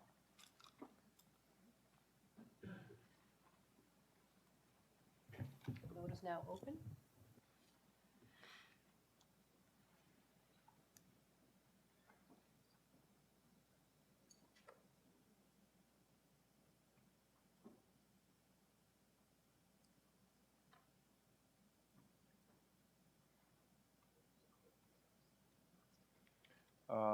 So the amendment has lost. We're back to the main motion. Councillor Miriam Pietri, you had asked to speak to the main motion. I need you to push your button. Thank you. So Councillor Miriam Pietri, you're first. Pardon? Point of order, go ahead. Wait a second. Sorry, would it be possible that when we have recorded votes and we put the results up, that we could at least leave them up for about like 10 seconds? Yeah. So we can actually read them? I get this complaint from residents who are watching online that they can't read the recorded votes. So absolutely. Thank you. Madam Clerk, can we leave them up for 15 seconds, please, after we take them? Thank you. Oh, okay, Councillor Nicholson? That's good. Okay. And back to Councillor Miriam Pietri. Mr. Chair, just wanted to ask a question before speaking to the main motion on the budget. Is there an ability to divide parts of the budget out, such as the police budget? I'd like to move division on that. Well, there are a number of divisions that will have to take place for conflicts. So can give us a minute. Sure. Talk amongst yourselves, and the clerk and I will Certainly work with this.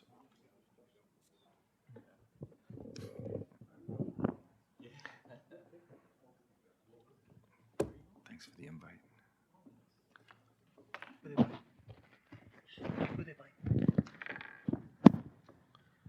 Oh, they're good this year too. Take it from here.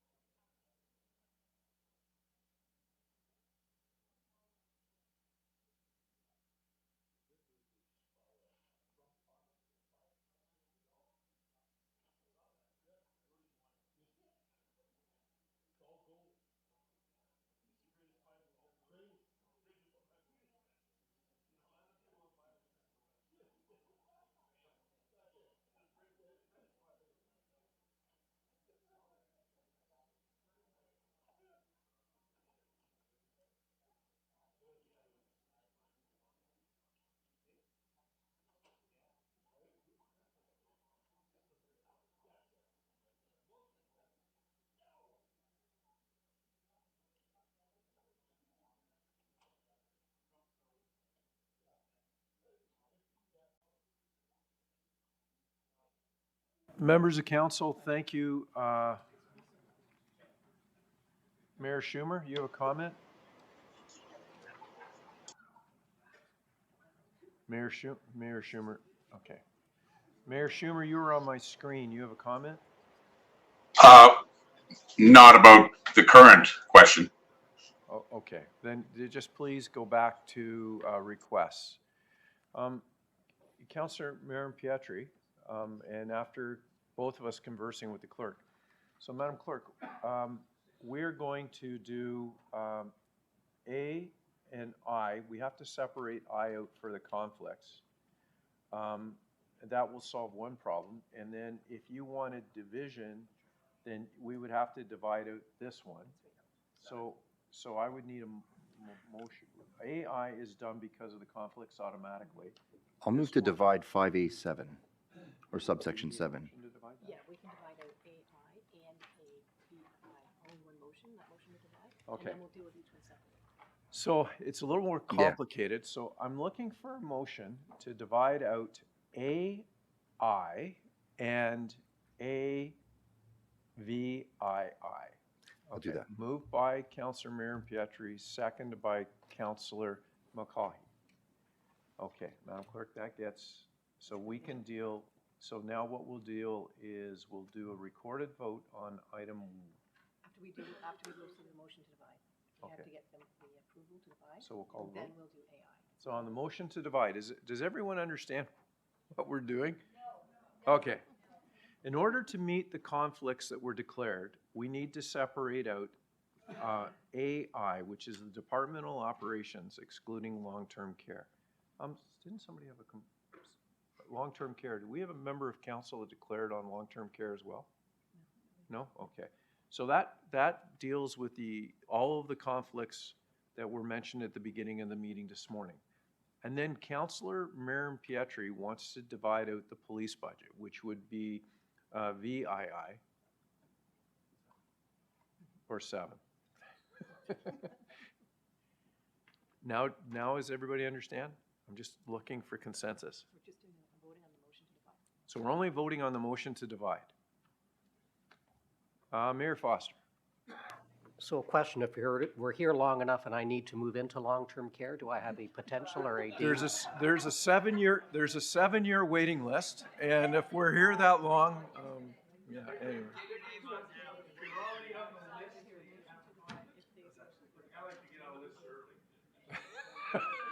Okay, members of council, I'm glad we can have some latitude and in the middle of the afternoon and on a very long day. So, we've had it moved and seconded. Everybody understands what we're doing. Okay, so the motion divides on the floor. I'm going to call the vote. All those in favor? In opposition? One in opposition. You're the reason we're dividing. You can't vote again. Okay, that carries. Madam Clerk, we're going to deal with. Part AI, and that's to do with the conflicts. Okay, so on, and then what we'll do is just call on the remainder. Nope, we're just gonna deal with just part AI, and that'll deal with the conflicts, and when that vote's taken, probably a recorded vote. Okay. Then we'll go to ABII. Okay. So, members of council, we'll need a recorded vote, Madam Clerk, on AI. Remembering those who declared conflicts this morning. Okay, the vote has now been called.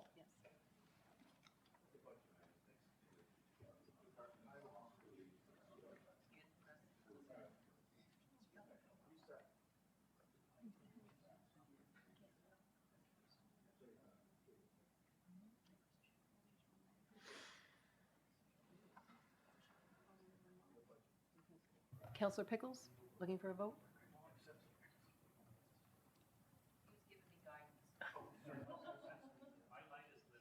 And did mine show up? Okay. And if when you're done, if we can put the vote up too, please. What's your vote? It's not showing up here.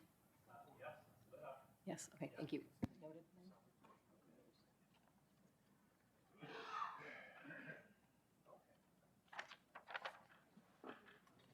Display the vote.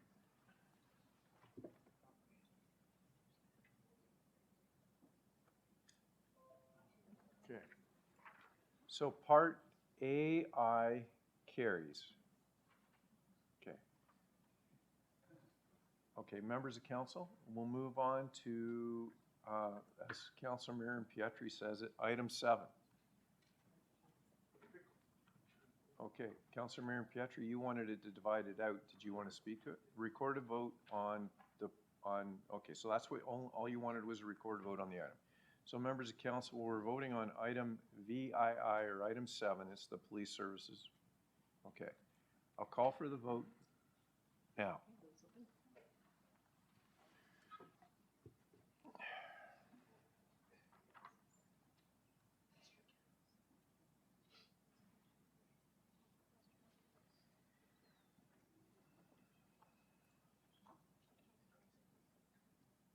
Mayor Foster and Councillor Pickles, looking for your vote?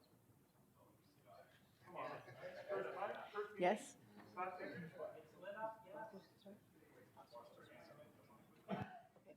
Well, no, Pickles is yes. So we'll see the vote. It just takes a second. So the vote is, it carries 25-3, and did that include the Mayor Foster and Councillor Pickles? Maybe 26. It's 26, okay. All right. Now on the remainder. So, members of council, now we have the remainder of the budget. Okay, all right. Okay, was there a recorded vote called on this? It's been a long day. Recorded vote called by Councillor Leahy.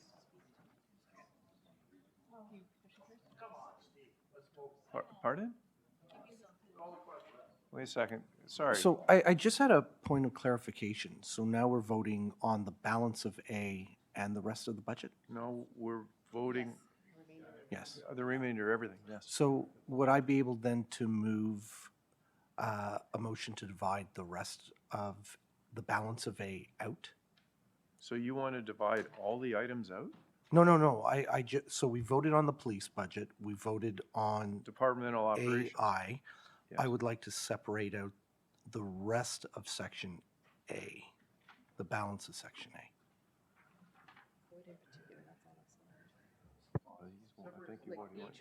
I think he wants to do each one. Like A2, A3. Yeah. Is your intent to do A2, A3, A4, each one for separate them out? I'm not understanding what you're trying to do. And I'm not the only one, the clerk's struggling too, so. Microphone again, please. There you go. So understanding that I would like to support the capital asks within the budget, the remaining of the operational and the special contributions, I don't know if I want to support that. Okay. So it sounds like he just wants to just literally divide the rest of A, excluding AI and A7, because we've already voted on them separate. Okay, so what I think the clerk and I are trying to understand, you want to separate out all the remaining items and vote on them individually? No, okay. He's looking to separate capital versus operating. However, departmental operations does not mean operating, right? This just means, So he can't divide them. so he can't divide capital out because capital tax levy support for capital is embedded here. So he can't be separated. We just Okay. don't have the numbers to do it. So you're talking to our commissioner and the clerk, you're not able to do that? Okay? Okay, so now we're voting on the Now we're budget. just voting on the whole budget. Okay. A recorded vote was called by Councillor Leahy. I'll call the vote now, please.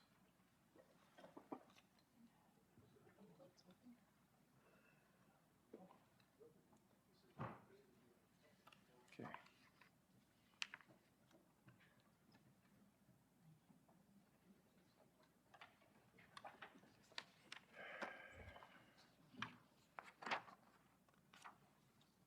Councillor Pickles, you're a yes? Okay, thank you.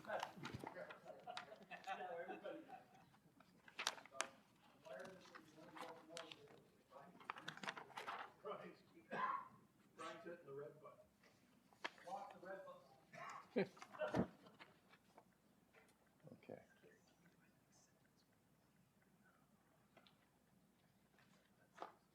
Okay, so they're asking to see the count, but everybody's got it on their screens, so that carries. Okay, that is finance is finished now. We'll move on to count planning and economic development. So members of council, we'll move on to planning and economic development located on 124 of your agenda. Moved by Councillor Chapman, seconded by Councillor Pickles, that recommendations in item 1 of report 3 of the Planning and Economic Development Committee be adopted. Paul? Seeing none, all in favor? In opposition? Seeing none, that carries. We'll move on to works, moved by Mayor Barton, seconded by Councillor Miriam Pietri, that the recommendations contained in item 1 to 5, inclusive of report number 3 of the Works Committee, be adopted. Councillor Nicholson? I'd like to pull item 4. Item 4. Okay, is there any other polls? Online? No? On the remainder, we'll call the vote. All those in favor? In opposition? Seeing none, that carries. Councillor Nicholson, if you could push you're still on, sorry. Still on. On item 4? Yeah, I just would like a recorded vote on item 4, as I'm in opposition. So you just want a recorded vote? That's correct. Okay, on item 4, it's on 126 of your agenda. We're just getting it set up. Give us a minute, please.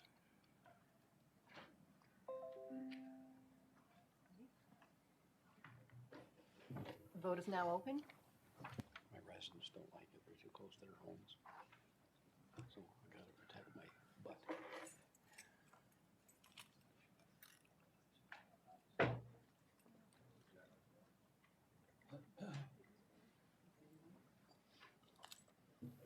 Councillor Pickles is a yes? Thank you.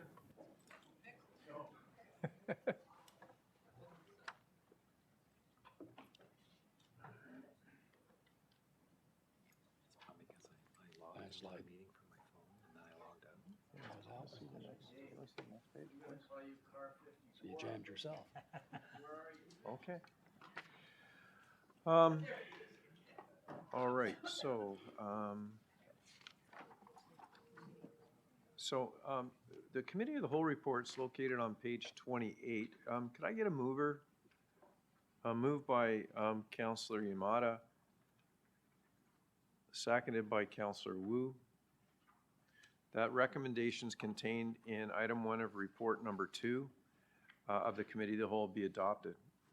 Pulse? Councillor Crawford? I'd like to pull one. Okay. I think it's the only thing on it, actually, so it's pretty easy. Okay, that's fine. So you have the floor. Thank you. First of all, I'm sorry for the late hour, and I will try to make this speedy. What I would like to say first is that I do agree with this project. However, the portion of Ajax is actually attaching itself to an existing trail. And if Ajax itself was actually doing this trail system, we would not require an EA study on it. So I think that if we were to be able to separate each of the stages of this particular project, Pickering, Ajax, Whitby, and Oshawa, and actually do it in stages, we wouldn't need an EA at all. And therefore, it would drop the price and we wouldn't have to pay the $1.2 million for EA study. So my amendment to this would be that this not be looked at as an entire whole project, but that it be split up into 4 municipalities, and that an MOU be created between the region and each of the municipalities for any of the studies that would have to be done for their respected positions, places, spots, something. Okay. I have it, I gave it to clerks. I No, gave it to clerks. Yeah, so just display it, please.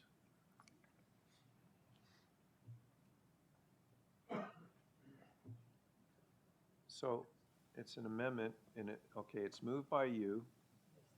You'll need a seconder. Yep. Mayor Roy. And it's on the floor. Just a question. In creation of this amendment, the information that you provided to us today, you received from somebody. So the floor is yours, but can you explain, just for us, where the information came to form this? For the Ajax piece? Yes. From our staff. Okay. And just to go to Mr. Bridgman, Mr. Bridgman, this process, would it work? Mr. Chair, we haven't been able to confirm if it would work. And there is some element of EA splitting that may not be seen favorably by the Minister of the Environment. I would prefer if this was actually referred back to staff, and then we can look at these things a little more carefully, but we just haven't had a chance to really dig into it. Okay. Okay, so I'm okay with that. Okay, Are you so okay with that? I saw Councillor Nicholson's hand go up. Are you moving the referral? I am. Thank you. Councillor Chapman, are you seconding the referral? It hasn't worked all that well today, but thank you for seconding that. Okay, so members of council, on this item, it's being referred back to staff. Mr. Bridgman, timing? I guess before the summer, we'll aim for that. Okay, and that won't slow down anything? No, because this year is we're working on these negotiations anyway, so it's Okay. part of the process. So it's being referred back to staff. We'll call the vote. All those in favor? In opposition? Seeing none, that carries. Okay.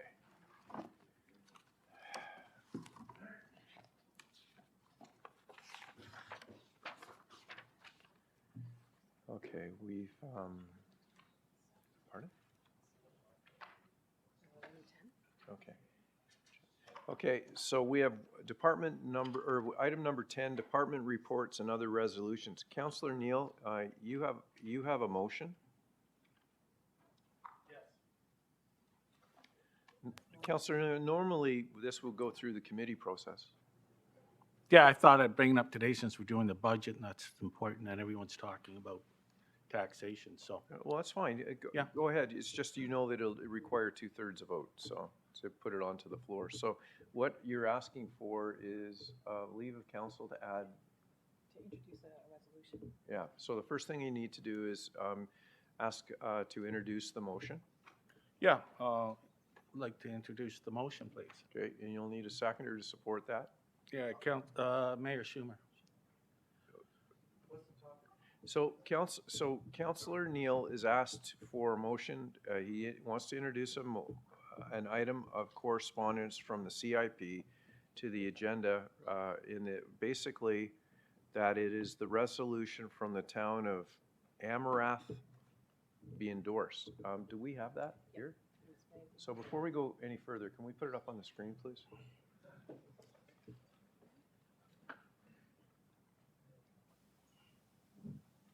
Okay, so that is the motion that he wants to do. But before we do that, we have to waive the rules to introduce the item. So it's been moved in second on introducing the item.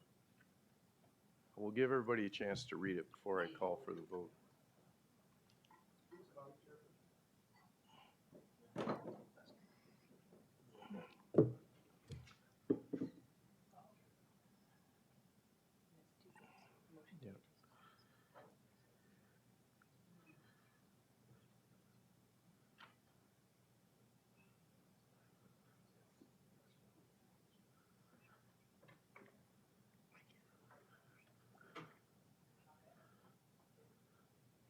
So we're just simply endorsing their motion.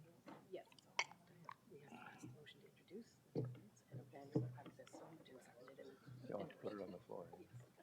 Okay, so members of council, you know, I'm going to call for the recorded vote. Just makes it easy on the 2/3 because I don't know who's online. So we'll call that vote now. So you need. Yep.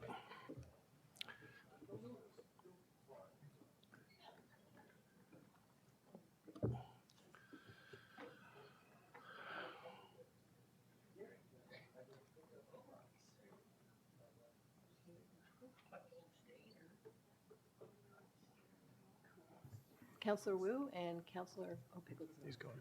Councillor Wu?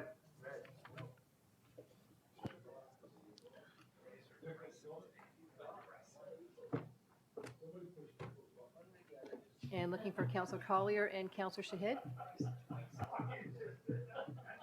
We're almost there, members of council. So does he have the 2/3? Okay, Councillor Neal, now you'll need to put the motion on the floor. Yeah, thanks, Mr. Chair, and my seconder is Councillor, or Mayor Schumer again. I need to hear Mayor Schumer as the seconder.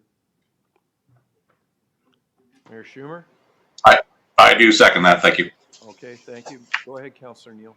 Yeah, and I think it's, thank you, Mr. Chair. Thanks, Mayor Schumer, for seconding. I just wanted to, it's pretty self-explanatory, and we talked about it today, a number of councillors in regards to, I did hear a municipality to the west of us.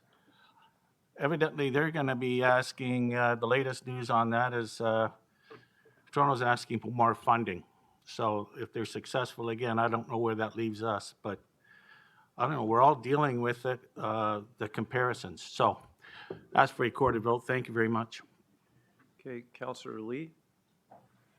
Thank you, Chair. I made a very similar joke at Finance where I ultimately asked, you know, what is our Ontario place that we can offer the province for additional funding? So, I mean, this is the first time I've ever even heard of the township of Amaranth, but I absolutely support this motion. Thank you, Chair. Okay. Mayor Foster? Well, thank you, Mr. Chair. I don't know why this is coming now. We've passed the budget. It could appropriately have gone through finance or perhaps the police services. Not having the opportunity, if I'm reading this, am I correct that they would look at I guess a per capita amount, divide the 12 million and federal and provincial funding by per capita and look for the same amount here. I'm honestly not quite sure what we are asking for. Amaranth, for those who are interested, my sister was a counselor there for a number of years. From what I gather, did not make it as did not make it in the last mayoral election. But but anyway, does Canadian? So am I correct in my assumption on that? Do we know? So, the motion, what you're doing is you're endorsing their position. That's what we're doing right now. Okay, I guess, but we don't know exactly what that is. But anyway, you know what? Sure. Thank you. Okay, members of council, so the items before you,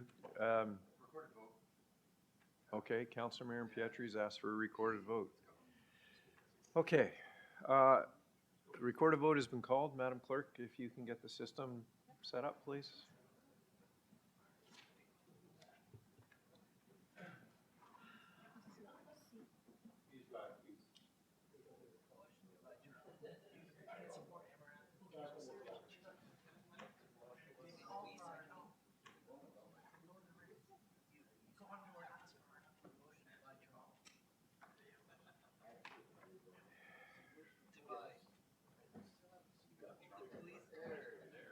Okay, so the support for the Township of Amaranth carries. Madam Clerk, there is no unfinished business. Members of council announcements, other than I believe Councilor Jubb, it is Maple Syrup Festival early in April. If you're online, or Mayor Schumer, can you give us the date, please? It's in Sunderland. Mayor Schumer, because I asked for you. Yes, it's in Sunderland, of course, and it is the weekend after Easter, so the following weekend. Thank you, Councilor Chapman. Thank you, Mayor Schumer. Next is Councilor Lee. Thank you, Chair. Just a reminder that currently it is the holy month of Ramadan, so Muslims across Durham Region, Ontario, Canada are celebrating this holy month. This, as we can all imagine, is an especially difficult month. So Eid will fall in the next 2 weeks. I just want to wish Eid Mubarak to anybody celebrating. And that's all. Thank you, Chair. Okay, thank you. Mayor Roy. I want to offer congratulations. I want to offer congratulations to Regional Councillor Marilyn Crawford. And this is on behalf of the Whitby members of council. It's our pleasure to extend congratulations for winning the International Women's Day 2024 Women of Impact. And Mr. Chair, I do have a certificate for her. Actually, would you? It's been a year of Well, wait, please read the certificate into the record. You're welcome. I have to read it into the record. So I got most of it. Council and I are very proud of you and all your accomplishments. Your receipt of this award is a tribute to your success.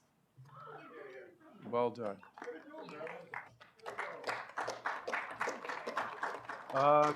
Councilor Mayor Pietri. Congratulations to Councillor Crawford. I also want to wish well to those celebrating Easter this weekend. It's Holy Week. And a special announcement along the lines of a brilliant young lady, my daughter's 17th birthday today. So I know she's watching. I want to wish her a happy birthday. And here's your certificate. Well, Councillor, I'm happy that you're going to get out in time to take her for dinner. Maybe. Congratulations. Thank you. Happy Councillor Shahed. Thank you. Through you, Chair, I just wanted to thank Councillor for wishing Muslims of Durham Region happy Ramadan, and Eid's coming 2 weeks. So thank you so much for recognizing that, and I really appreciate it. Yes, it is difficult, but not too difficult. We're fasting with 12 hours, so we are thankful. Thank you. Councillor Nicholson. Yeah, Mr. Chairman, I just want to congratulate the Oshawa Generals on their 12-game winning streak, and they became officially the Beasts of the East when they led the Eastern Conference. And for those who are interested, the playoffs start against Barrie on Friday and Sunday. If you haven't got your tickets, do your best to get there. Thank you. Thank you. Councillor Kerr. Thank you, Chair. There is a venerable theater company in Oshawa celebrating 50 years of service to the community.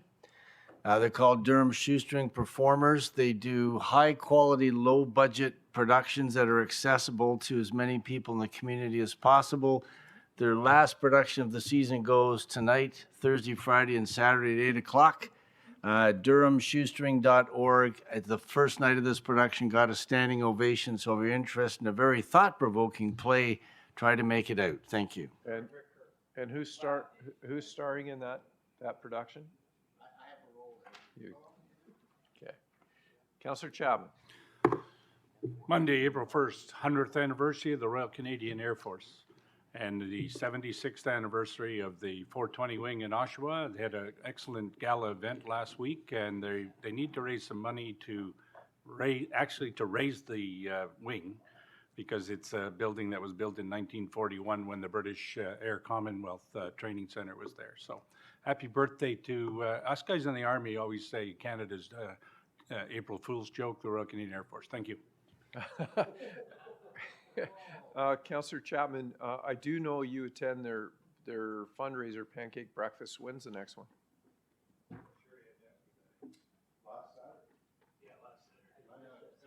It was really good. You missed it. Big sausages.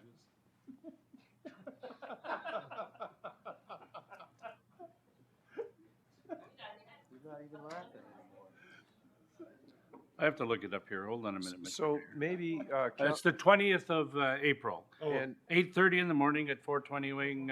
All you can eat pancakes and sausages for $8. And would that be the same weekend as the first Tank Saturday? Sorry. No, I don't think so.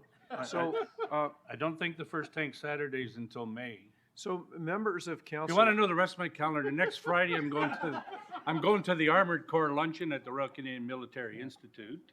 So if I could ask you, Councillor Chapman, if you would make sure that all members of council know when the next pancake breakfast is that coordinates with the Tank Saturday, and if you haven't been there for Okay. a Tank Saturday at the Ontario Regiment Museum, you're really missing something, so please feel free to come out and join us. Great, thanks. Mayor Schumer.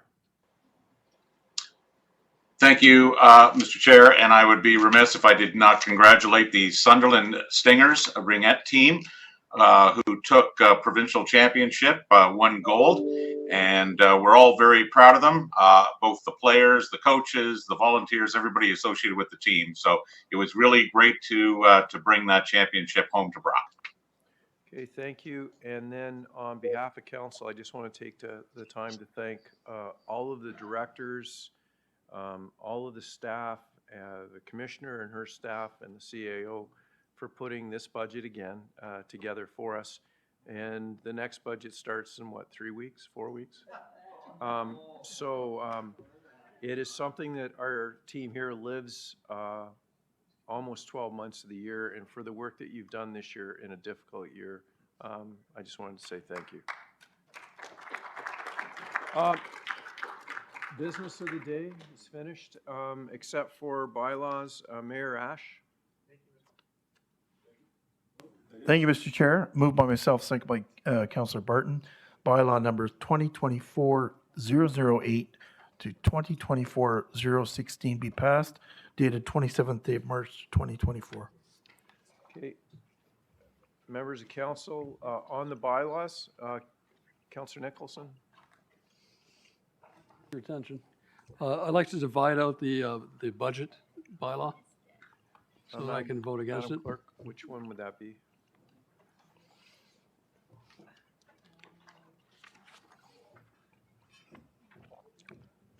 Nicole, do you know which bylaw it is for, that's just for the budget?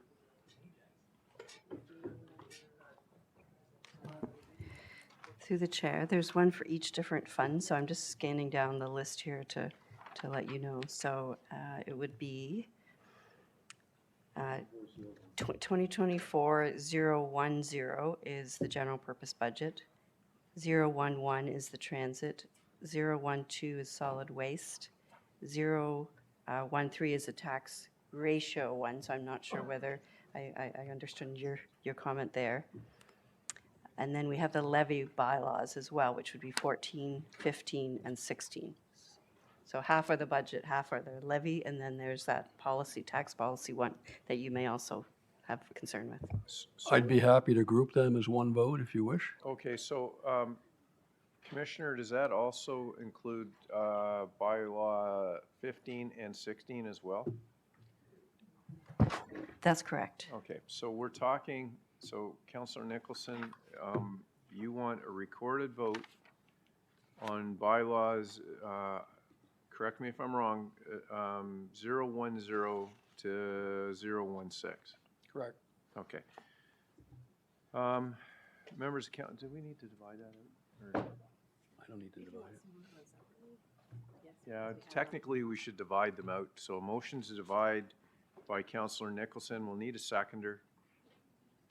Mayor Roy. So on the division of 010 to 0, 8, 9, separate.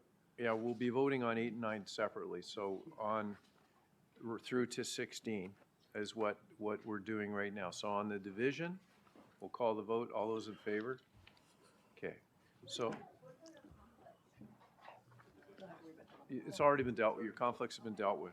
Okay, so members of council, we'll vote on 14.1 and 14.2 together. No, it's 2024, 08, and 09, and then it'll be 10 through No, 16, So correct? that would be 14.1 and 14.2. Okay, so 08 and 09. All right. So we're saying the same thing, but different ways. It's almost like the Liberals in Ottawa and the Conservatives here, but that's for another day. So on the two bylaws, 008, 008, 009, I'll call the vote. All those in favor? Okay, in opposition and online, there are none. Okay, on bylaws 010 to 016, we'll call that vote now. Is recorded vote? Yes, please. Okay, recorded vote by Councillor Nicholson. But we're doing them all at once.